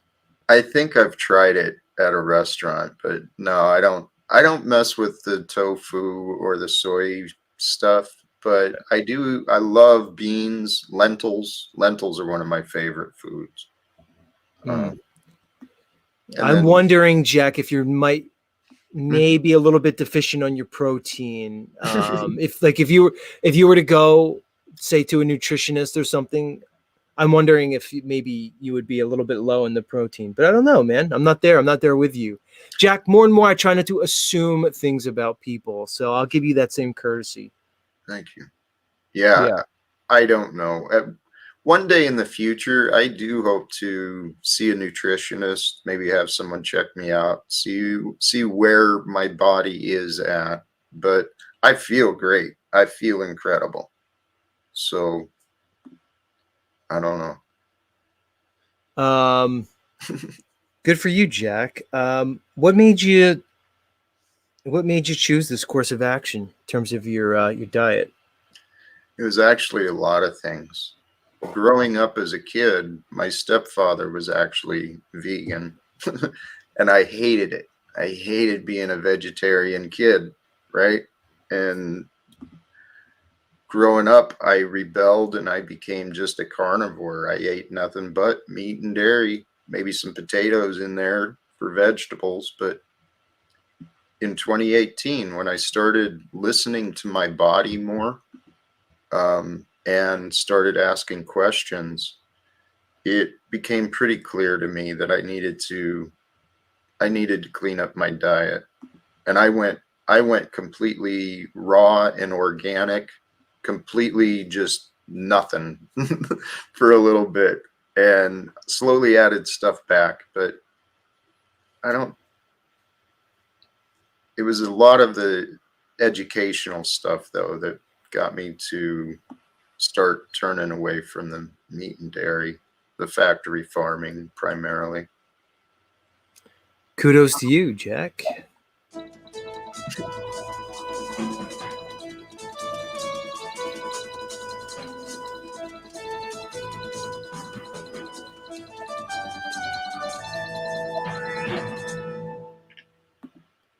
In other news, U.S. Secretary of Transportation states the obvious: don't use the Apple Vision Pro while driving. Ever since the Vision Pro went on sale last week, Apple's pricey AR/VR headset has been spotted in all sorts of unusual places, from the gym to airplanes and everywhere in between. However, after one owner was seen wearing it while driving down the highway in his Tesla Cybertruck, U.S. Secretary of Transportation Peter Buttigieg, remember him, issued a warning reminding people to use some common sense. In a post on X alongside a snippet from the original video, Buttigieg reiterated that, I quote, all advanced driver assistance systems available today require the human driver to be in control and fully engaged while driving task at all times. Similarly, Apple's headset ships with multiple warnings advising users not to use it while operating moving vehicles or in any other situations requiring attention to safety. All right, Jack. So here we go, man. VR headsets, man. People strapping them on their face and jumping behind the wheel. We are truly entering the augmented world of transhumanist digital bioconvergence. Jack, what's your thoughts on augmented and virtual reality, this so-called AR, VR? Are we stepping into a realm that we should be worried about, to the point now where people are no longer satisfied with de facto reality and they have to enter the digital? Your thoughts? Yes. I think it is something to be aware of and concerned of, because what you just said, dude, I guess nature does select, right? It will weed out the truly incompetent and ignorant to some degree. People getting behind the wheel and driving with that. Brother, I think it should be paid attention to. Oh, I saw that. Here. Whatever you want to do. What was that, Jack? I don't know. Yes, I agree. Or I said yes, it should be paid attention to. I was regarding the chat. Oh, they said somebody's live. So they're just saying that Austin Whitsett's live. I should interview with him. Excelsior, I interviewed Austin Whitsett. Go Excelsior, go to my videos and go under Z's Truther Studio. It's called. It's a playlist I have. And you'll see me chop it up with one Austin Whitsett on my show. Much love, Excelsior. Jack, why would I leave the illustrious Jack Talcott to go for an Austin Whitsett? Why would I do that? God, where were we? So here's my thoughts, Jack. People, all right, here's the thing, man. Let's kind of ground. What's more miraculous and mysterious and wonderful than this world that was created for us, that we are privileged to experience? Why do we have a control structure that wants to present us with an alternative version of this beautiful world that's just kind of like basically a lesser carbon copy of God's creation, dude? What are we talking about here, man? Is this just another? Are they just turning us away from God and just putting them into their shitty digital world? And should we fear this, or is this nothing to be to fear? Go ahead. Well, I do believe there have been and are evil intentions for mankind, for what happens. And if we're not paying attention, well, when good men and women stay silent and do nothing, that is when the evil will prevail. And people have been studying people for a long time. People in positions of influence and power have a different perspective on us, on the things of the world. And those people have been studying people. They know what they're doing. I could agree wholeheartedly with that one, good sir.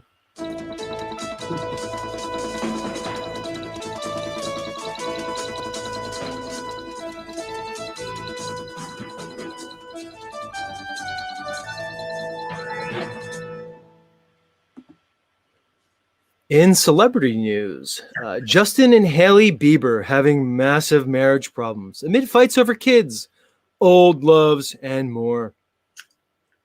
On January 27th, Justin Bieber and Hailey Bieber were spotted leaving Funk Restaurant in LA following a quiet dinner date. They were photographed holding hands, but the expressions on their faces were far from happy. Days later, Justin posted photos on Instagram that appeared to be from the same night. In them, he and Hailey were smiling and kissing.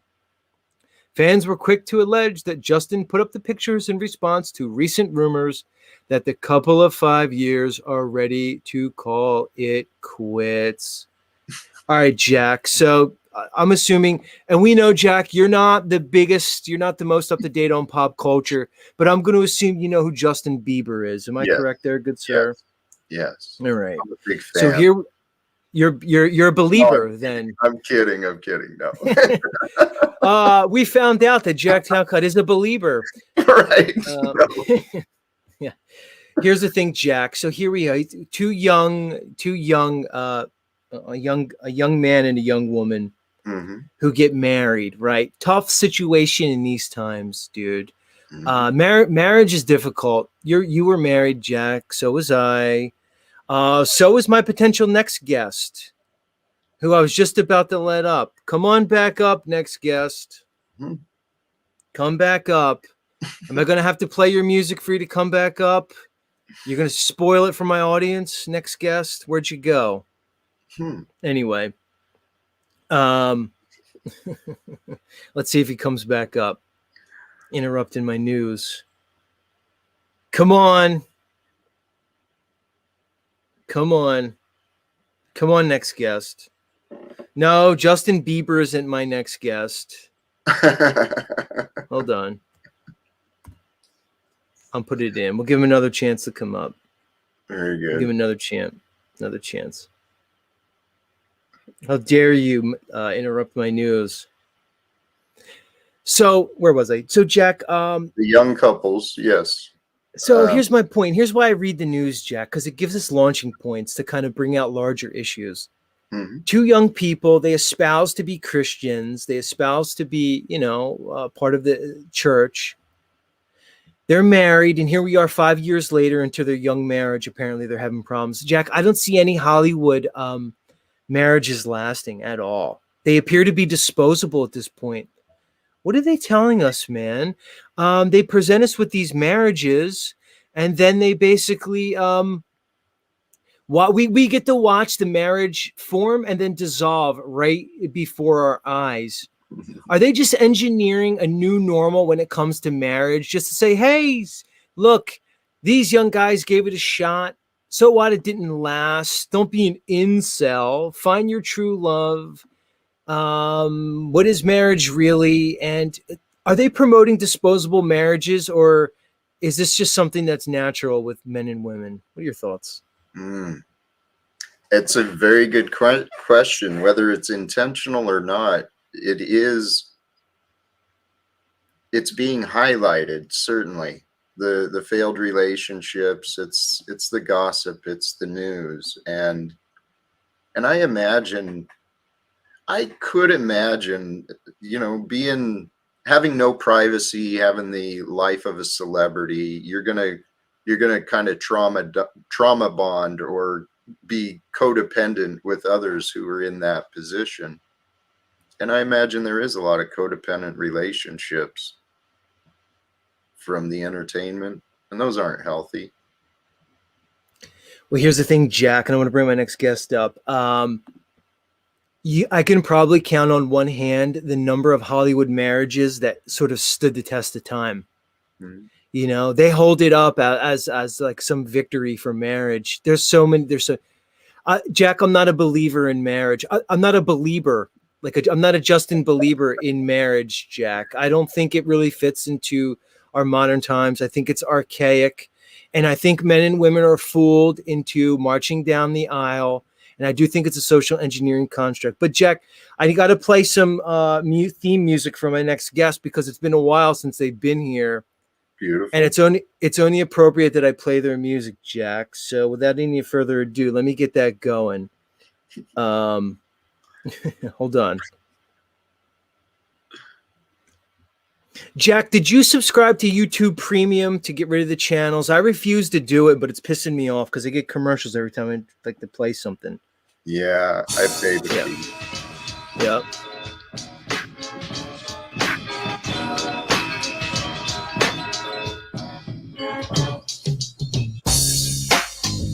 Jack, let's see if the audience recognizes this theme music.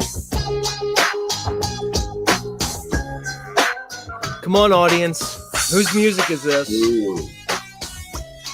Let's see who the real Z people are. First person to identify the next guest wins. Come on.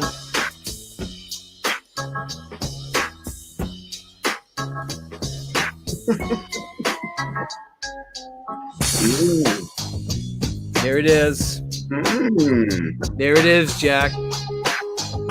It's fitting. Let's enjoy it. Let's bask in this moment, Jack. Love it.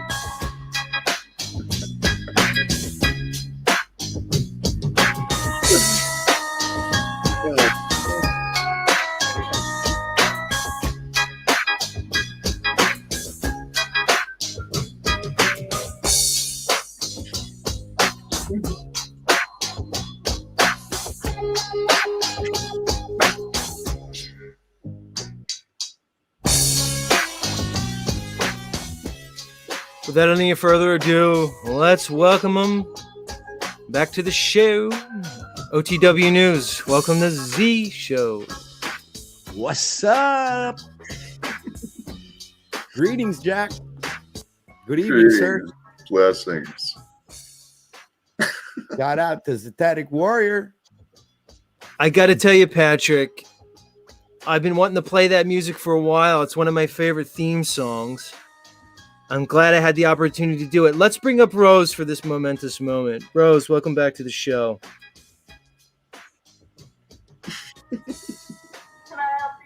Oh, that was a mistake. Sorry.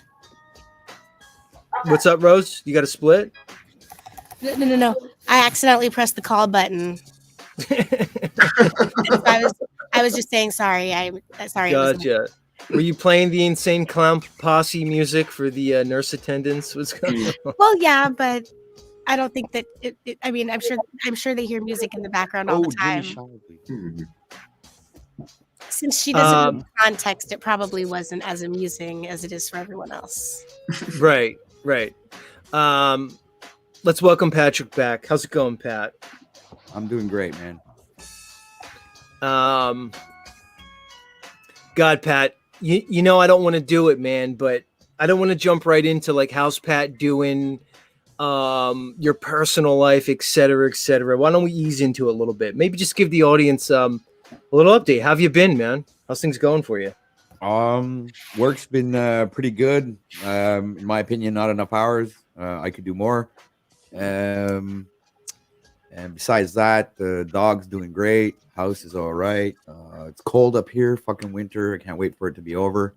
The groundhog came out of the hole and was not scared of its own shadow. So we're thinking of an early spring, which would be really nice. Besides that, same old stuff. It's Groundhog Day, man. Every day is the same day, man. Work, dog, cold, groundhog. What about the cats that were pissing all over your computer and stuff? Did you get rid of them? Yeah. Well, actually, I didn't get rid of them. I moved them into the veranda. So they have like a fucking awesome big place where they can do whatever they fucking want. And for some reason, they don't piss there. So it's just great. Nice move, man. Nice move. All right. I want to bring up Sean of Source, alias Pineal Power, because I went into the concept of Apophenia earlier, and my take on certain content I'm good creators. at that. I'm really, really good at that. What, Apophenia? Oh yeah, I do that all the time. So it's basically making connections where like real connections don't exist. Well, maybe not. Well, I could think so because some may say that that's what happens when I like go ahead and refer the brain to like let's say Superman and all these where my bit there when I talk about the symbolism and where they get the 8 stories and everything, and I've done like the presentation before, but yeah, that's pretty much my take on that. All right, let me bring up Sean. OTW, you familiar with a content creator named Donut Factory? Oh yeah, of course. I watched him for a long time. He was on my show earlier today. No way. Donut was here? Pat. So Pat. No shit. You're pulled up me, right? I'm gonna bring Sean up. Sean. I fucking love Donut, dude. You there, Sean? What are you fucking shushing for, Sean? The optics are high and you guys are breaking the vow of silence. Oh, really, Sean? Because you just showed some Illuminati hand symbols here that I think we could fucking go into right there, dude. So Pat, man. So I'm sitting here and I'm doing my little spiel that I do after my opening, right? Where I just pull clips and shit and just bullshit. So I pulled one on Donut Factory because I like him, but I wanted to kind of critique him because sometimes I think he grandstands and presents with a bit of the apophenic tendencies, whether on purpose or just, you know, to appeal to his audience, you know, and he has the ominous voice and the ominous music, and that it's the 66 Grammys, and 66 is FF because F is the sixth letter of the alphabet, and F equals flash floods, which were happening in California at the time of the great. So Pat, I start hearing that, and I'm like, all right, you're just It's making a little links, bit kind of, you know, Smith W, right? It floats around the lines of Smith W and the way he decodes shit, right? Exactly, and that's what I said. I said it's Smith W like. So I start going into it. Next thing you know, some name I never saw pops on my panel. Names like Too Much Fluoride. So I pull him up, and he came up with like a fucking, you know, like a. Oh, that was him. I saw that. I was actually, I saw that. We don't know. Did you? I thought you filtered that, didn't you? You screened Peniel, him. it was him 100%. Peniel, Look, you anything's know it possible. Anything's possible. I'm just saying that without proof, we're gonna just say that we think that's possible. was. Let me ask you, That, Peniel, do you think it was more likely than not that it was him? Yes or no? Well, let's just say that this individual started coming around my channel first before I ever saw them anywhere else, and I'm going to have to do a revisiting to some old streams where they were on to kind of listen closer and see if maybe there's something there. Maybe you're on to something. Oh, so you've seen this person, this fluoride person. Well, they started coming around my panels, and now that I'm putting some of the pieces together, again, I'm not calling you crazy. There may be something that you're catching on to. If not that Okay, but individual, possibly a similar associate of that individual. Where did you get the impression that you thought it was Donut, Z? So review it, OTW, after the stream, review it, and you'll see, dude, it's a vibe. And the fact that he obviously displayed high-level truthiness, like right off the bat. Like he displayed like, you know, 10th level Jedi truthiness that he was comfortable with. He wasn't trying to shove it down people's throat. Just trust me, Okay. Sean. All right. Because Sean and I must have had the same feeling, but I'm a little bit more sure than Sean was, you know, about it, man. I just am. And I know he's around these communities because I know Jesse Hal interviewed him. So I will say that, you know, it was around the time that I was restreaming some of the Truth Mafia that I had this individual visit. So a surprise visit. But now that I'm, you know, kind of putting the pieces together, I'm starting to get a picture of what's going on here. And again, I'm not going to speak like some people, but there are networks and there are certain, you know, people that are reaching down to the smaller channels, possibly under certain aliases that keep them under the radar. But yeah, we'll just say that I have to go back to the beginning of the stream, Z. So you just got to go back to, like, you know, when I started the open panel portion. So when you see people start popping up and he comes up under the name, it's like something fluoride, right? So you'll see it. Hold on a sec. I'm going to. So in my case, I guess I have to maybe be a little more. I tend to say what's on my mind and how I feel and what I think is going on and the optics, for lack of a better term. And sometimes I think it might get me in a little trouble. And I know it has a lot of eyes on me in certain ways, and I don't want that to be in a negative light. So I have no issues. You always do this, dude. I haven't talked to you in a while, but it's the same thing. You equivocate. Dude, do you think I'm going to put it like this, Pineal Power? Let's just assume, for the sake of argument, that it was him that popped up. Do you think I'm feeling any way weird about it, dude? I would have never got to talk to him if I didn't bring it up. No, you shouldn't feel weird about it. Hold on. I was giving a fair and balanced critique of his content. It wasn't an attack. It was a 50-50 critique where I was saying there's some good stuff here, but I see some grandstanding and some potential apophenia. And he came on and we were able to have a cordial discourse, dude. That's just how you have to. You see Rose underneath me right here? You see Rose? Do you know how I met Rose? I came online and said Rose is attractive and like I'm kind of into her. And I said basically like sexual stuff about You wanted to bone her. I remember. I was there. Right. Now she. So wait, hold on. We're ignoring Tariq. Welcome to the show. Tarek. Sorry, Tarek. Much love, dude. I shared it Tarek? backstage. If ever you want to bring it up to review it so we can see maybe and listen to the guy's voice and see if maybe it resembles Donut's voice. But if ever you want to bring it up, I got it backstage. Appreciate it. Let's Z, you didn't say that you wanted to fuck me. You said that you would fuck me. But the real question is, would you fuck me twice? That's always the most important question. Anybody can fuck someone once, but if you're gonna fuck someone twice, now that's a compliment. Hey Jack, can I get a holy really quick? Hold on. Wait, hold on. We haven't extra fluorinated is back. So Pat, let's put it so this is the potential donut factory. Extra fluorinated potential donut factory. Welcome back to Z's show. Much love. Okay. There it is. For some reason, that sounded strange. The optics are flatulent, some might say. Yeah. It's him, dude. It's Donut. He's fucking with us. Much love, Donut Factory. Much love, dude. Yeah. It's 100% him, Pat.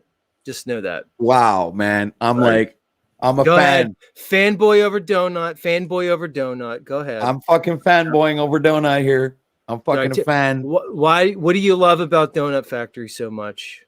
The fact that he came over, his speech impediment was really impressive, man. Missing Link says that wasn't him. Why, Jesse? Was it the fart? Was it the fart sound? I thought it wasn't him because of the fart sound, but maybe it was him because he came up here and stuck his tongue out at us. In other words, because we kind of discovered his, but now who knows? It's still a mystery. He didn't come up and say, "Yeah, it's me, guys," which would have been fucking epic. Jesse Howe has interviewed him twice. If that is him, I mean, I just want to say again, I probably said it already, but just because I started a couple broadcasts jokingly with the "What up? It's D's nuts," and you turn it into all your Shaluminati news, I was joking. Oh, come on! Don't backtrack. COTW. This is Sean Source. It's the same Sean. He equivocates. He fucking wants to walk the fence, tiptoe through the tulips. Every fucking time, dude. Just fucking jump into it. Tell him what you think about his work or don't, dude. Don't be like that. So Jesse said I think he was hiding his voice. But anyway, let's move on. Tarek, you had been completely fired up lately. What's going on, dude? Well, I seen you going up there. And I had to say something to Paul, and I already knew if you go up there, they're gonna try to tag you and go all up on you. So I had to get up there and say something and tell Paul something. But obviously, hold on, Tarek. Hold on, Tarek. Hold on. Time out. Do you see how nice and cordial we're all being up here? Pat. So and Tarek, I love you. Don't run. But my point is, did you see how Patrick came up and we didn't talk about it? Do you see how we talked about other stuff? Pat, your thoughts? Sure. Yeah, we can talk. We don't have to talk about it. Hold on. No, you can talk. Here, I'll tell you what Tarek, you can talk about whatever you want, Tarek, but I'm just pointing something out I'll tell you what I think. My honest and absolute fucking authentic opinion is I saw resolution and I saw doors opening up. Today, I walked into one of those doors, and that's why I'm here. So this is what I saw, and this is why I'm here. So now I'm here to build, create, co-create, participate. War is over. Get with the fucking program. Did you walk into the door or through the door? Can I reply? Sean, I'm going to shelf you, Sean. Don't run.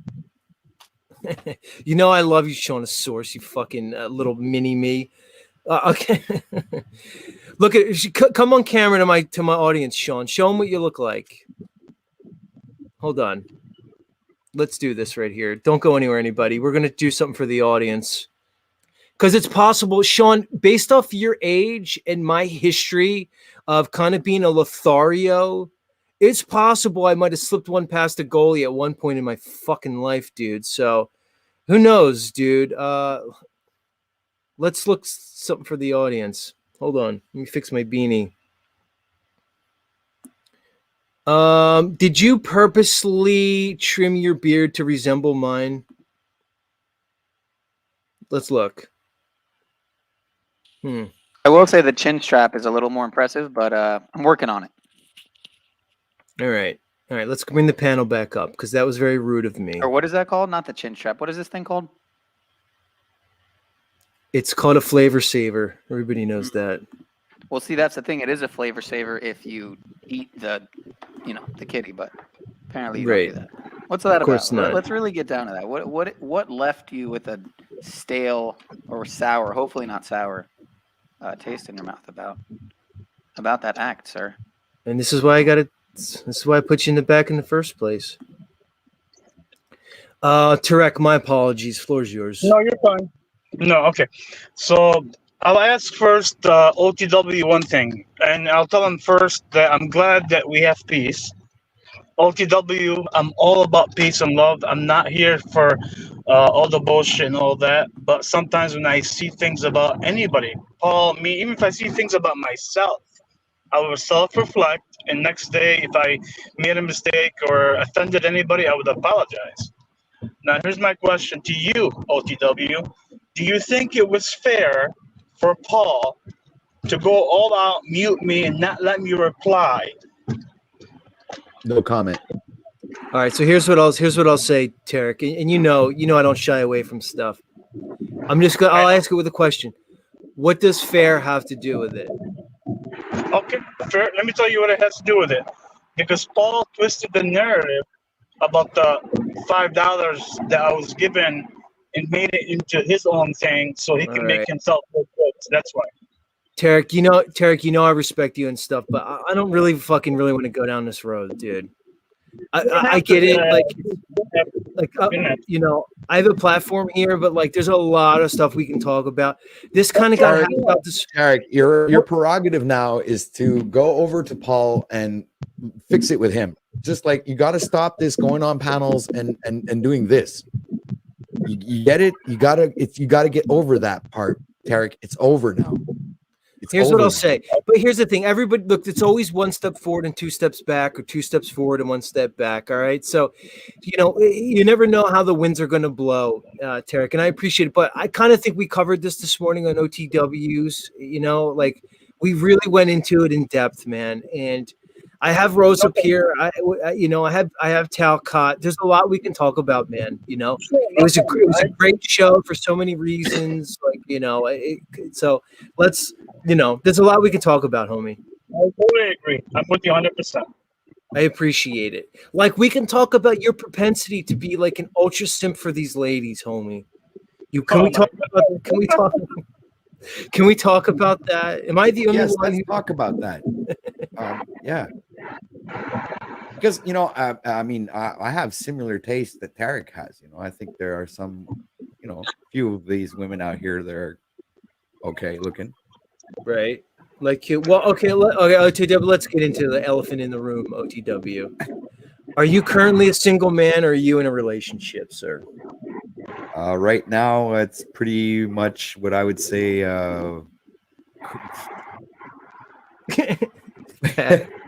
You took way too long to answer Rose, is he taking way too long to answer an exceedingly simple question? Your thoughts? Yeah, I think a question like that means that maybe there's a friend with benefit sitting next to him or something, and he doesn't want to be rude.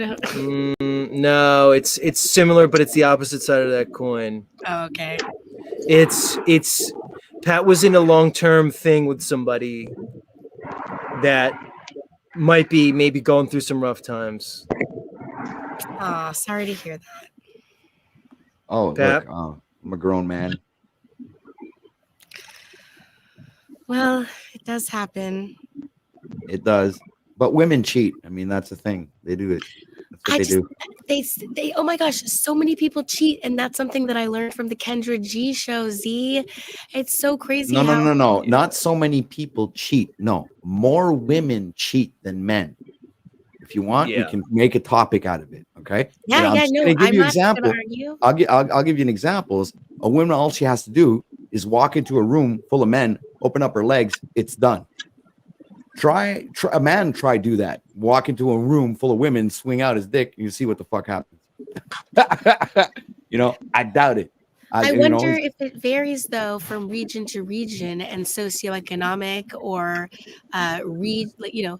different kinds of demographics may have different statistics on cheating. But I was just trying to say that I'm just so shocked that people cheat at all, because don't they feel guilty while they're doing it? I think they don't. You know what? I had a conversation with an old man no later than this evening, and he was telling me that no, their excuse is they were lacking something, like they weren't satisfied, so they had to go get what their needs were not fulfilled. Those were his exact words.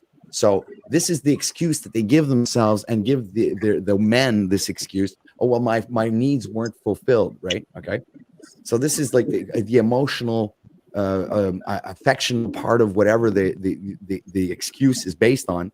And this is the thing that makes them think that they are okay with the fact that they did it, because it gives them the right to do it, because they need to have those needs met. Well, there's that funny exactly. joke by Patrice O'Neill where Patrice O'Neill says that men cheat for women because they don't want to hurt their feelings. So cheating is for the women because they'd rather just cheat on them and not hurt their feelings, and it's so much easier than killing them. Fucking Tarek, man. Tarek, your microphone is whatever you're doing, Tarek. Tarek might be eating pussy right now as we speak, and we're just hearing the fucking aftermath. All right, so that's disgusting.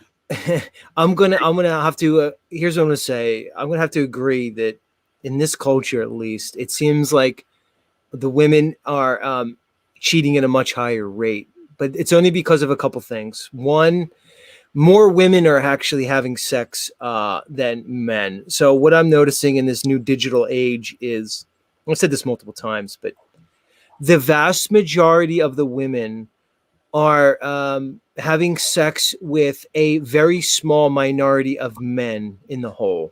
All right. Which leaves a lot of guys who are kind of up shit's creek. Meaning to say, women have, I agree with Pat said, that it's very, it's not difficult for a woman to get laid and to get the attention of men. So I think they're taking their opportunities. And I think this is what we're seeing here. I think there's no longer social stigma. There seemed to be a time when if a woman engaged in certain behaviors, there may have been a consequence, social, community, and family-wise. It almost seems like they're being rewarded. You go, girl, empowered woman. You But think know, about the this, man is Steve, hold on a vilified. sec. Go ahead. Let me interrupt you and say this. When I say like a woman really can get more like more chances of getting laid than a man literally has to have a fucking Mustang, Ferrari, or fucking Lamborghini, Porsche car, whatever, a six-pack, fucking Armani glasses and fucking suit on to actually get something that's like he can walk into a room and have any woman he wants, right? This is like the kind of stereotype that attracts a certain type of woman. But here come walk into the bar and 10 women will turn around and look at this guy, right? It's like, okay, I want to be with this guy tonight, right? And this guy, he'll choose either one he wants. But he has to have that social standing that but a little fat chubby woman will fucking go into a bar and she'll leave with a guy. You get it? But All right, a fat so Pat, chubby guy walk into a bar does not necessarily mean he's going to be getting laid tonight. right. You understand So, what all I'm right. getting at here? So we're speaking in generalities, but the topic came up because of you specifically, dude. So what are we talking about here? I mean, look, don't, we don't have to go overboard with talking about your personal life, but What the fuck are we talking about? Because we're obviously not just talking about men and women. We're talking about you and your woman, you know. So is this something that, you know, where are we? You know, these things are never fucking easy, but what's your current status? Right now, I'd say it's I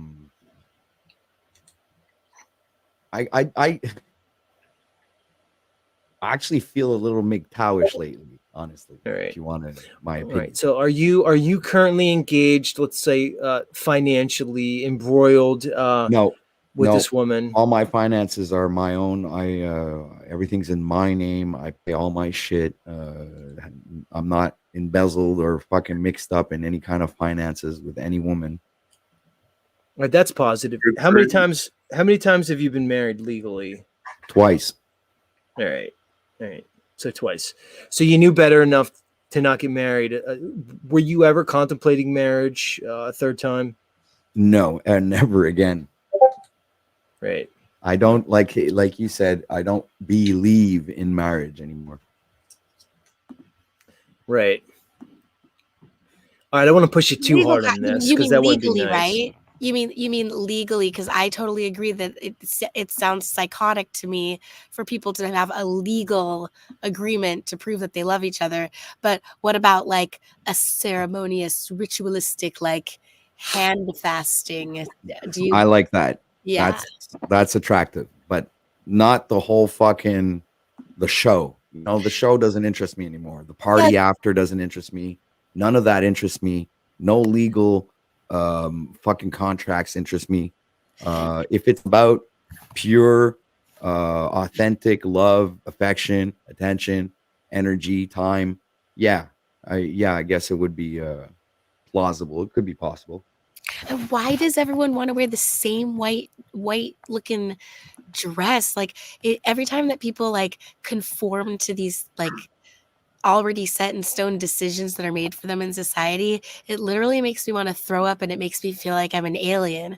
I just don't understand why all these people are growing up and they're literally obsessed with performing this ritual exactly identical to each other, where it's like walking down an aisle, throwing a bouquet, cutting a cake, and then shoving it in someone's face. Like, don't people feel weird while they're doing that they're just mimicking human behavior that's already been decided for them? Yeah, Rose, it's fucking weird. Here's what I want to do for you, Patrick, since you're here and you seem to be available and on the market. So I think I found the girl for you, Pat. Let's check this out. Hold on, let me bring her up. Hey, I look good in the tux too. Check this out. Hold on a sec. How do I do this? Oh yeah, like that. And I do that. There you go. This is my second marriage. That was your tux at your second marriage? Yeah. Interesting. Is that also the? Wait a second. Is that the same getup you wore for your flat Earth rap? Yeah, it is. I still have it. Wait, what? Are you serious? Yeah, I still have it. I actually bought that suit. And it still fits. Why can't I share? Why won't my screen change? This is weird. So I'm trying to show what's in the back. Let me do this. Hold on, Pat. Let me get rid of this thing because the donut guy came up. So let me just kick that from studio. Maybe that's what's fucking it up. Let me try this again. Uh-oh. Did I lose somebody? OTW left. Sorry, Pat. I kicked Pat by accident. Hold on. I fucking kicked him trying to get rid of his fucking thing. You know, I'm so horrified that I lost access to my first YouTube account I ever had with my birth name. And there's no way that I could go into that account to delete videos. And my dumbass movie maker montage I made for my dumbass wedding is still on YouTube. So it still exists in perpetuity? Oh my God. And it's just the most disgusting. Like, it's so painful. Okay, Rose. So hold on. So once we're having a very special Z show tonight, Rose, you is that Jack laughing?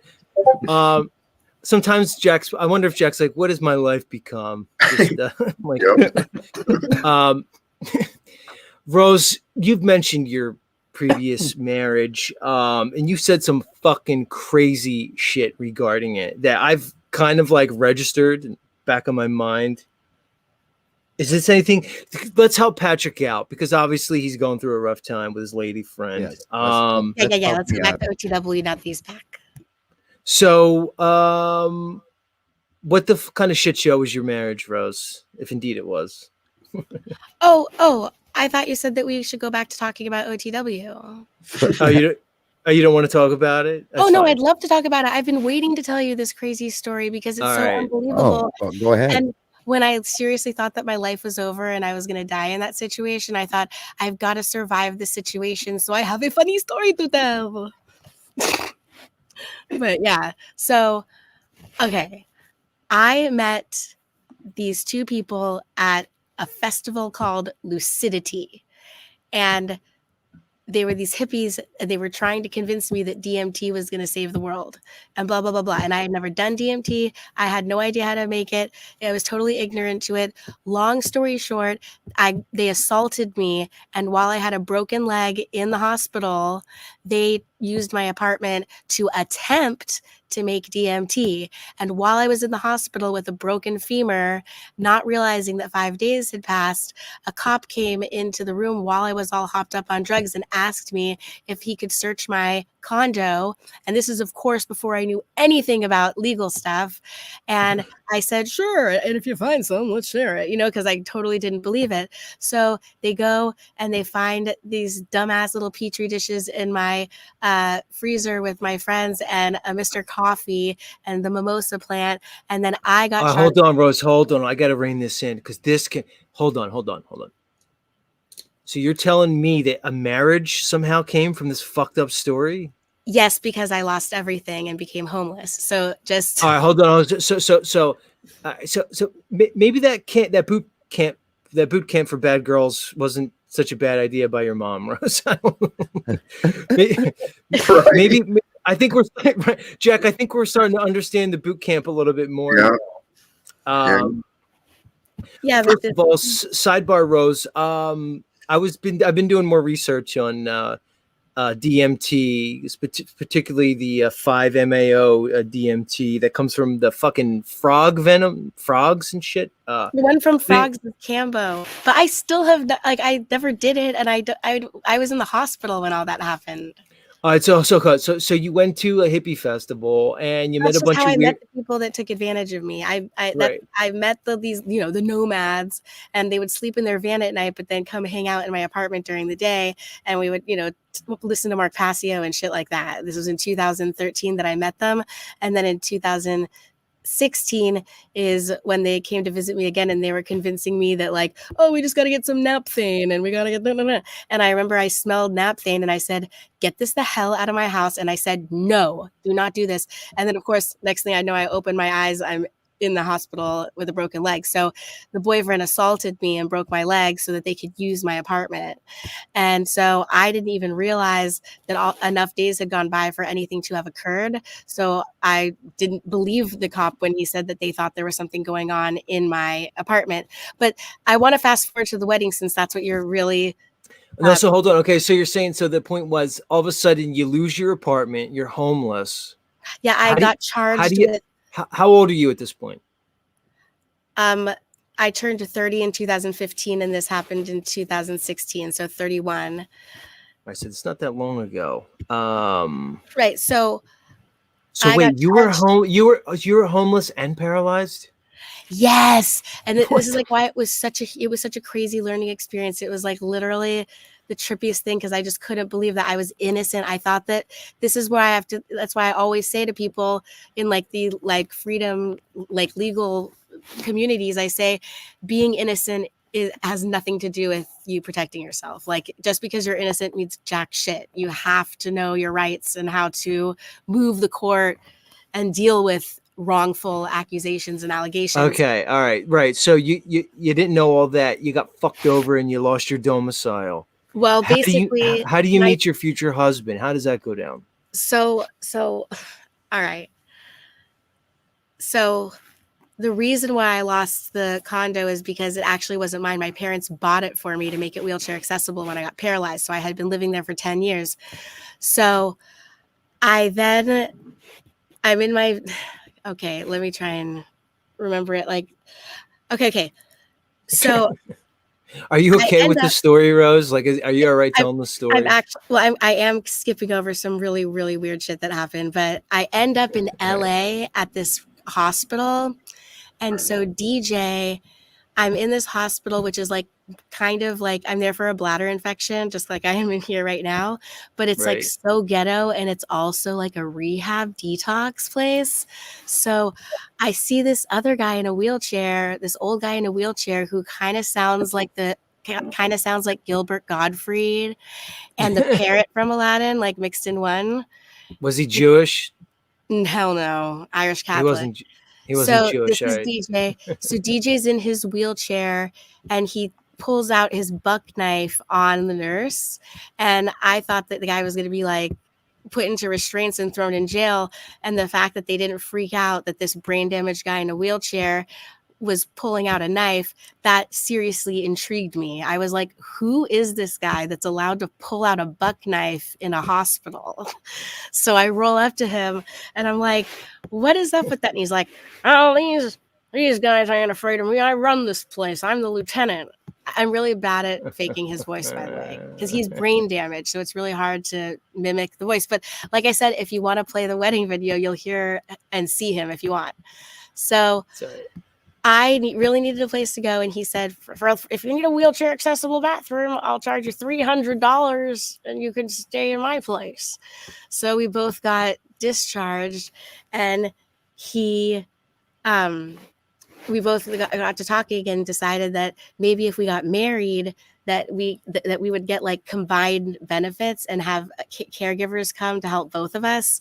And so it wasn't like a love thing, but obviously he was stoked about it because he's 63 years old and I was 31. So, all right, yeah. Rose, but that's not uncommon. Marriages of convenience and things like that. I would argue that that's actually probably more normal than this conception of love, this romantic love. I get to fall in love with my soulmate, my twin flame. But that we to were me, wrong. We were wrong because when you get married to someone, they never think that two disabled people are going to marry each other, and they always assume that the other spouse is going to help them. So we had to go through the whole process all over again of getting requalified. So like the caseworker would come in to our house and she'd look at us and she'd be like, damn, you guys can't help each other. You guys are screwed. We got to change this all around. You guys need like 200 hours each, And it was oh just my like, God. so, and he kept acting like he was having PTSD flashbacks from Vietnam, and he had every single person that knew him calling him lieutenant. And I totally believed that he was a lieutenant officer from the Screaming Eagles. He had a Purple Heart. I believed it was all his. And then one day I did the math and I realized that he was lying about being a Vietnam vet. All right. And then your world goes, oh shit. So, man, I got to say this, Rose, juxtaposing that life that you just painted and your life now. Wow. Like that's What a contrast. crazy. Yeah. Yeah, and so Jason saved me because I just started going to nursing homes because he started to get violent with me because he started calling me the Cambodian woman that cursed him, which, see, he's brain damaged, so I don't know if he actually started Right. like believing that he went to Vietnam, but I have a feeling that he must have gotten into like a car accident or something in his 20s and was stuck in the hospital with some real vets. Because I feel like I had secondary PTSD from a fake Vietnam vet because he used to really be good at telling the stories about like everything that happened to him and jumping out of airplanes. And every time he would see a Navy SEAL, he'd be like, God bless the Navy SEALs, they saved me. And it's like crazy to imagine that this whole time none of those things ever happened. So I started going to nursing homes, and that's when I met Jason. But I actually met Jason in person in 2016, a year before. And then once everything was going crazy with DJ, and once DJ punched me in the face, and I was like, oh great, now I can leave. Like, if you punched me in the face, I'm a retard for staying here one more second. So he tried to follow me out the door. So I took his Dilaudid and I made a line of Dilaudid in front of his wheelchair because I knew he wouldn't roll over it. So that's how I escaped, by making a line of Dilaudid in front of his wheels. And he was just screaming, you fucking bitch, you fucking bitch. And he's leaning over and picking them up. And then I rolled in my wheelchair, hyperventilating, to the nearest Holiday Inn. And then I had someone drive me to the hospital, because since he punched me, that gave me like access to be admitted to the hospital. And then I got sent to the nursing home. And that's when Jason and I started making plans. And on a total leap of faith, I, with nothing but the clothes on my back, got onto a plane and moved in with Jason in Baton Rouge. Gotcha. Wow. Now all right, Patrick, Patrick, you have to feel a little bit better about yourself, Patrick, after that story. Like, come on, man. Oh no, I don't. All right, I went. No. Yeah, I haven't. No. All right, so you're saying you have a story under your belt that you're fucking holding back on. That's what you're telling us? Yeah, that's pretty much nothing. Yeah, it's okay. Hold on. Before we go there, you know. I need Jack and Rose's help here, because I think I might have a new chick for Patrick. All right. Mhm. So I want to evaluate this girl. I'm on to somebody new here. Pat, you're familiar with our good friend Martin Liedtke. You've had personal conversations with Martin, isn't that correct? Yeah, I interviewed him. Yeah. Right. What about Campbell from Autodidactic? Is he on your radar? I know him, but like not. I've never actually had a conversation with him. All but, right. You know. Anyway, so I'm gonna bring. There's this chick I want to show you, and I'm lining her up because she's hot to trot, and she's in my. I'm dubbing her one of the new it girls of the truther community. We know we have Lindsay. Pat, what about this Lindsay? Why I'm on the subject? Right. Are you into this Lindsay chick or no? Kinda. All right. Yeah, me too. Kinda. I haven't seen her enough. Like, I haven't seen her enough. You know, like I've only seen her, I think, on Jack's a couple of times, maybe. All right. That's it. So. All right. So I want to show you this chick right here. Her name is Julia, and I'll ask you this, Pat. Are you okay with following Martin? Like, if Martin maybe experienced this lovely chick, I don't know. I mean, I can't confirm or deny that. Are you okay with following up maybe with his sloppy seconds? Is that something you're okay with? I'm okay with it. I already said that. Funny remark. I don't know. I haven't seen the specimen yet. All right. Well, let's get into it. Yeah. After you see her, maybe you'll feel a little different. Let's check her out, Pat. No.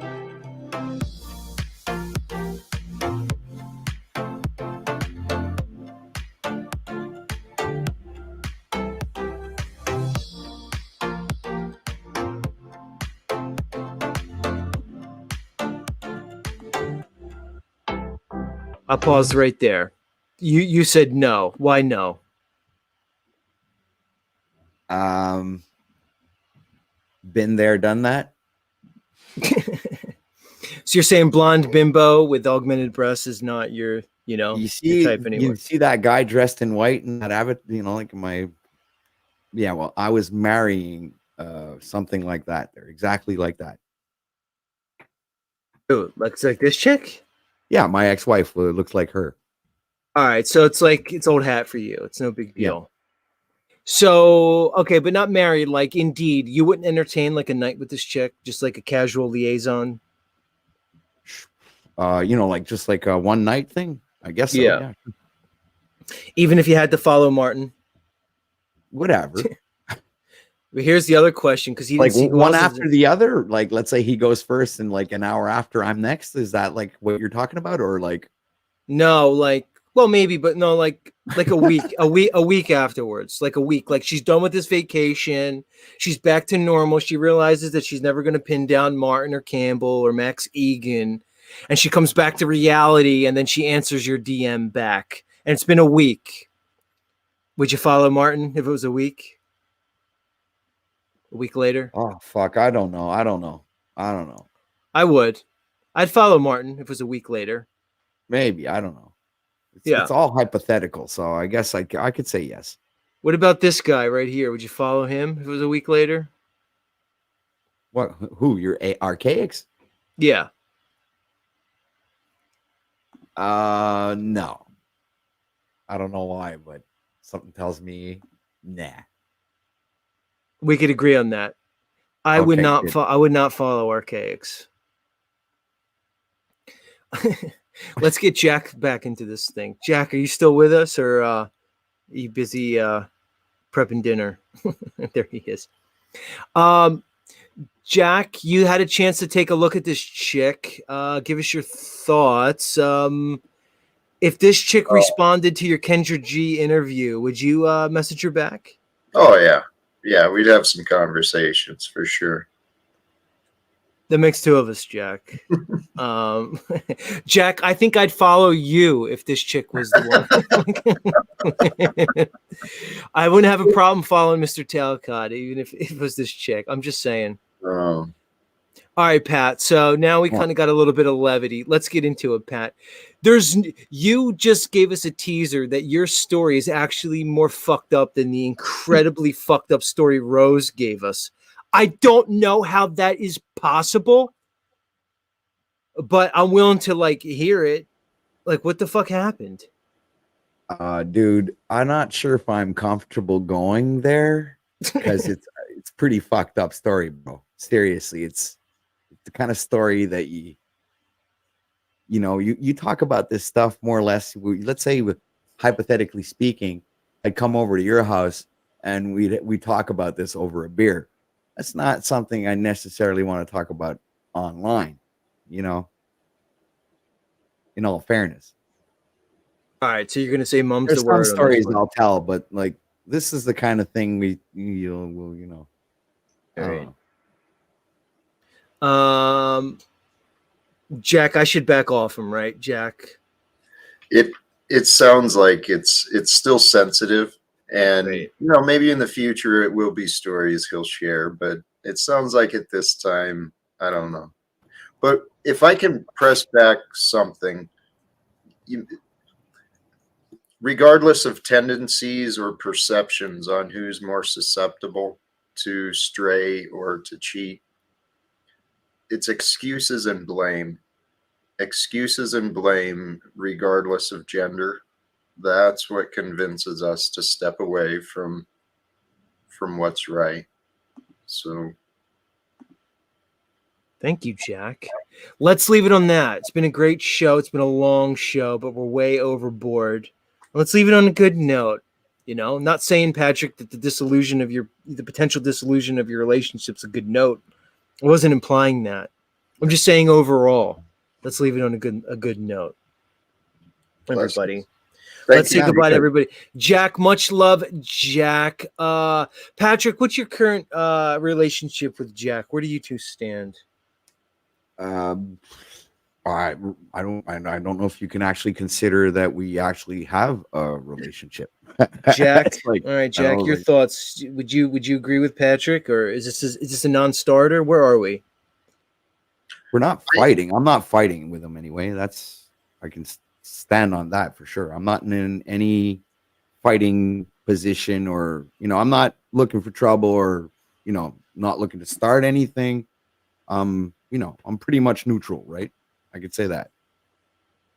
Because I wouldn't imagine Jack would have any problems with you in any way, man. So go ahead. I don't want to speak for you, dude. Yeah, don't. Actually, I've had, in my perspective, there is still unresolved patterns and words from the past, and OTW and I certainly do have a past experience together, but the future is all that matters, and I have no bad blood. Same here. So you guys are okay, it seems like. Well, my thought, similar to what you were coaching Snafu with, you know, when people say things and do things that are not right, you know, there are usually steps in which we can take to help bring forth healing and to help ensure greater futures. But All right, Jack. So what you're saying is like what I tried to convey to Snafu is that sometimes if one person maybe feels like there was a cause and effect relationship to their current to the current situation, meaning to say that, you know, people fall out, but sometimes maybe one party thinks that there was a cause. There's ways to reconcile, and maybe there's things that need to be said to clear the air. It kind of seems like that's what you're alluding to. I mean, Pat, he kind of spelled it out. Do you feel like Jack's off on there? Do you not know what the fuck he's talking about? Oh no, no. I'm not arguing with the fact that Jack has maybe still some things that he would like to discuss, which I have no problems with. But there is one thing I'm going to say is like, you know, I'm just an asshole behind a desktop, Jack. You know, so like, I mean, I've been an asshole. I can own up to the fact that I'm an asshole, and maybe I'm an asshole more often than not. But that's just Pat. Get it? That's me, man. In real life, I'm an asshole too, Jack. So we, you know, in real life, we probably not be friends because I'm an asshole, you know.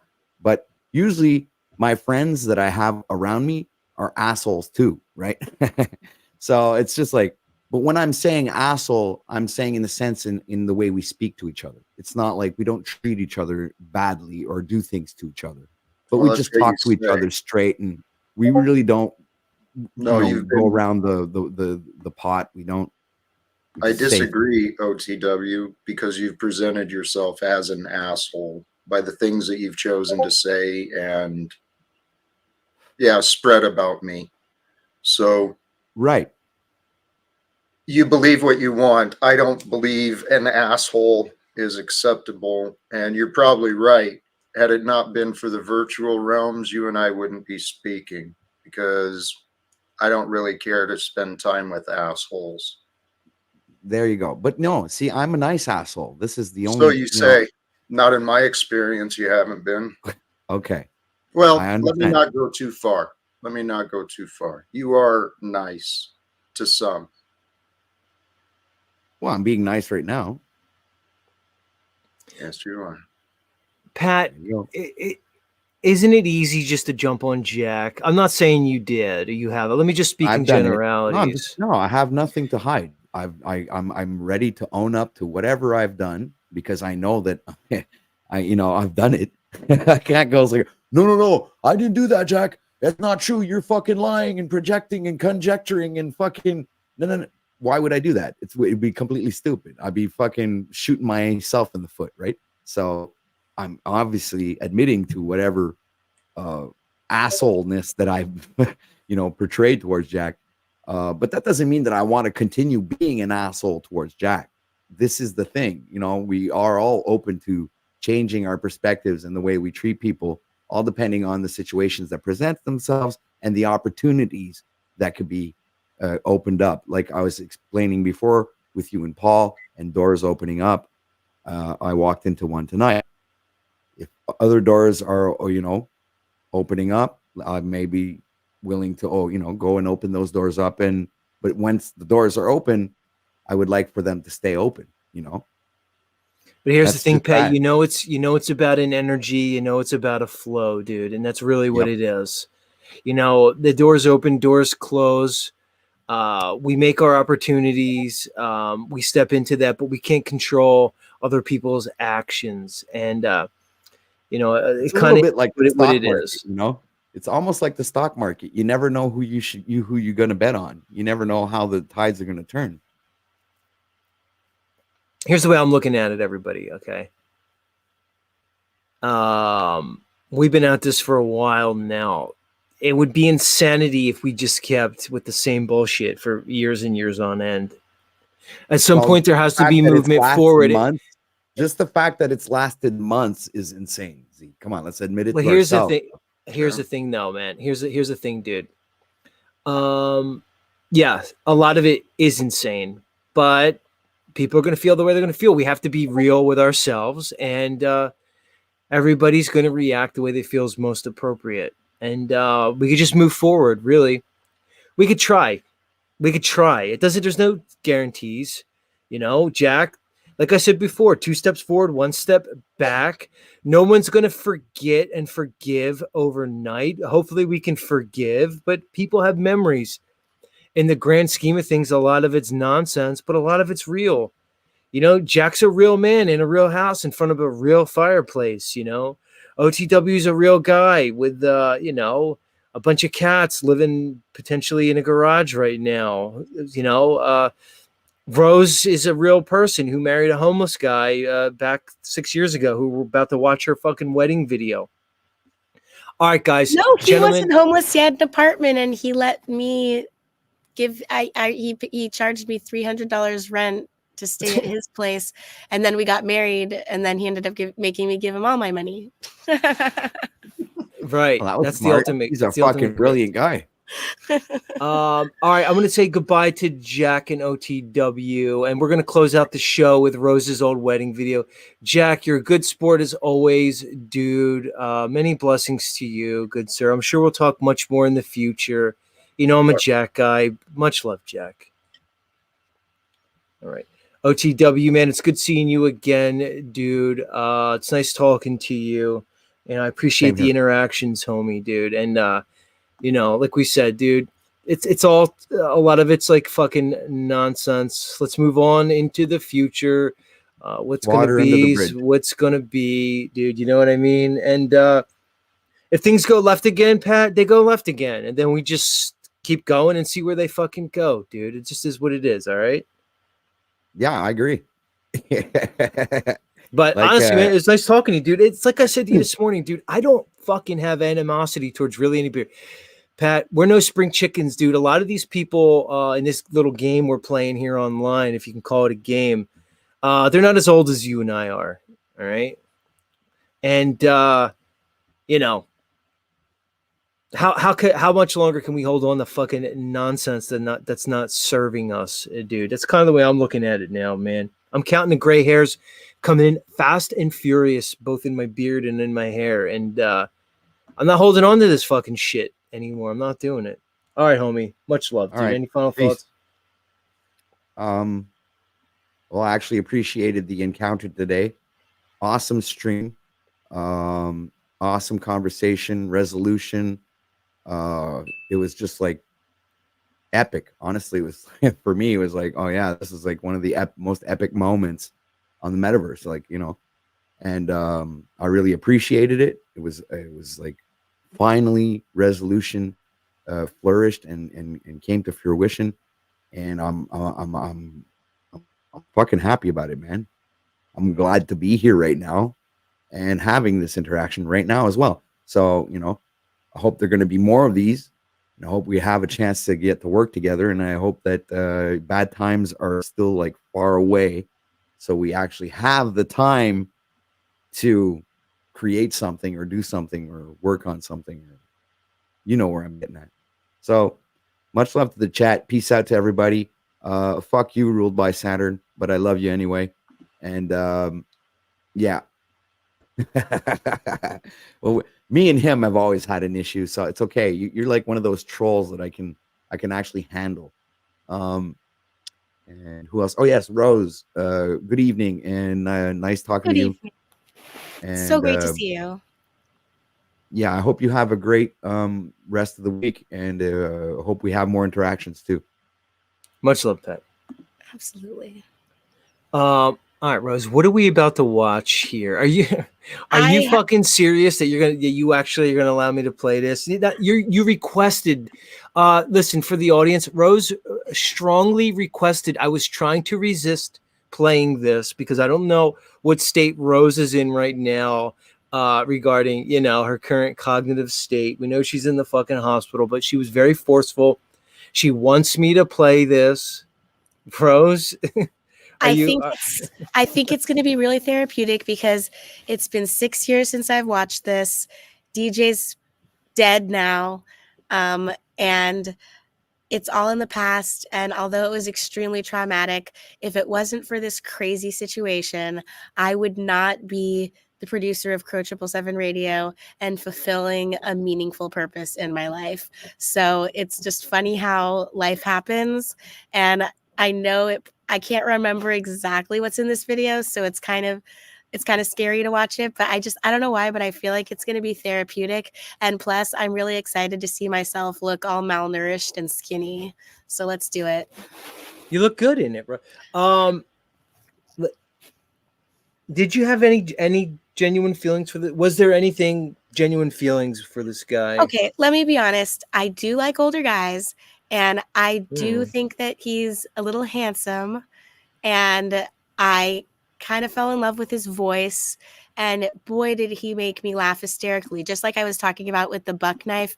And whenever we would be at nursing homes together in the smoking section, we were the center of attention everywhere we went. He'd always be like, "Meet my fiance Rose," and everyone would just look at us like bewildered. And he's like, "I've got my marriage paper if you don't believe me." And he was like so proud of it.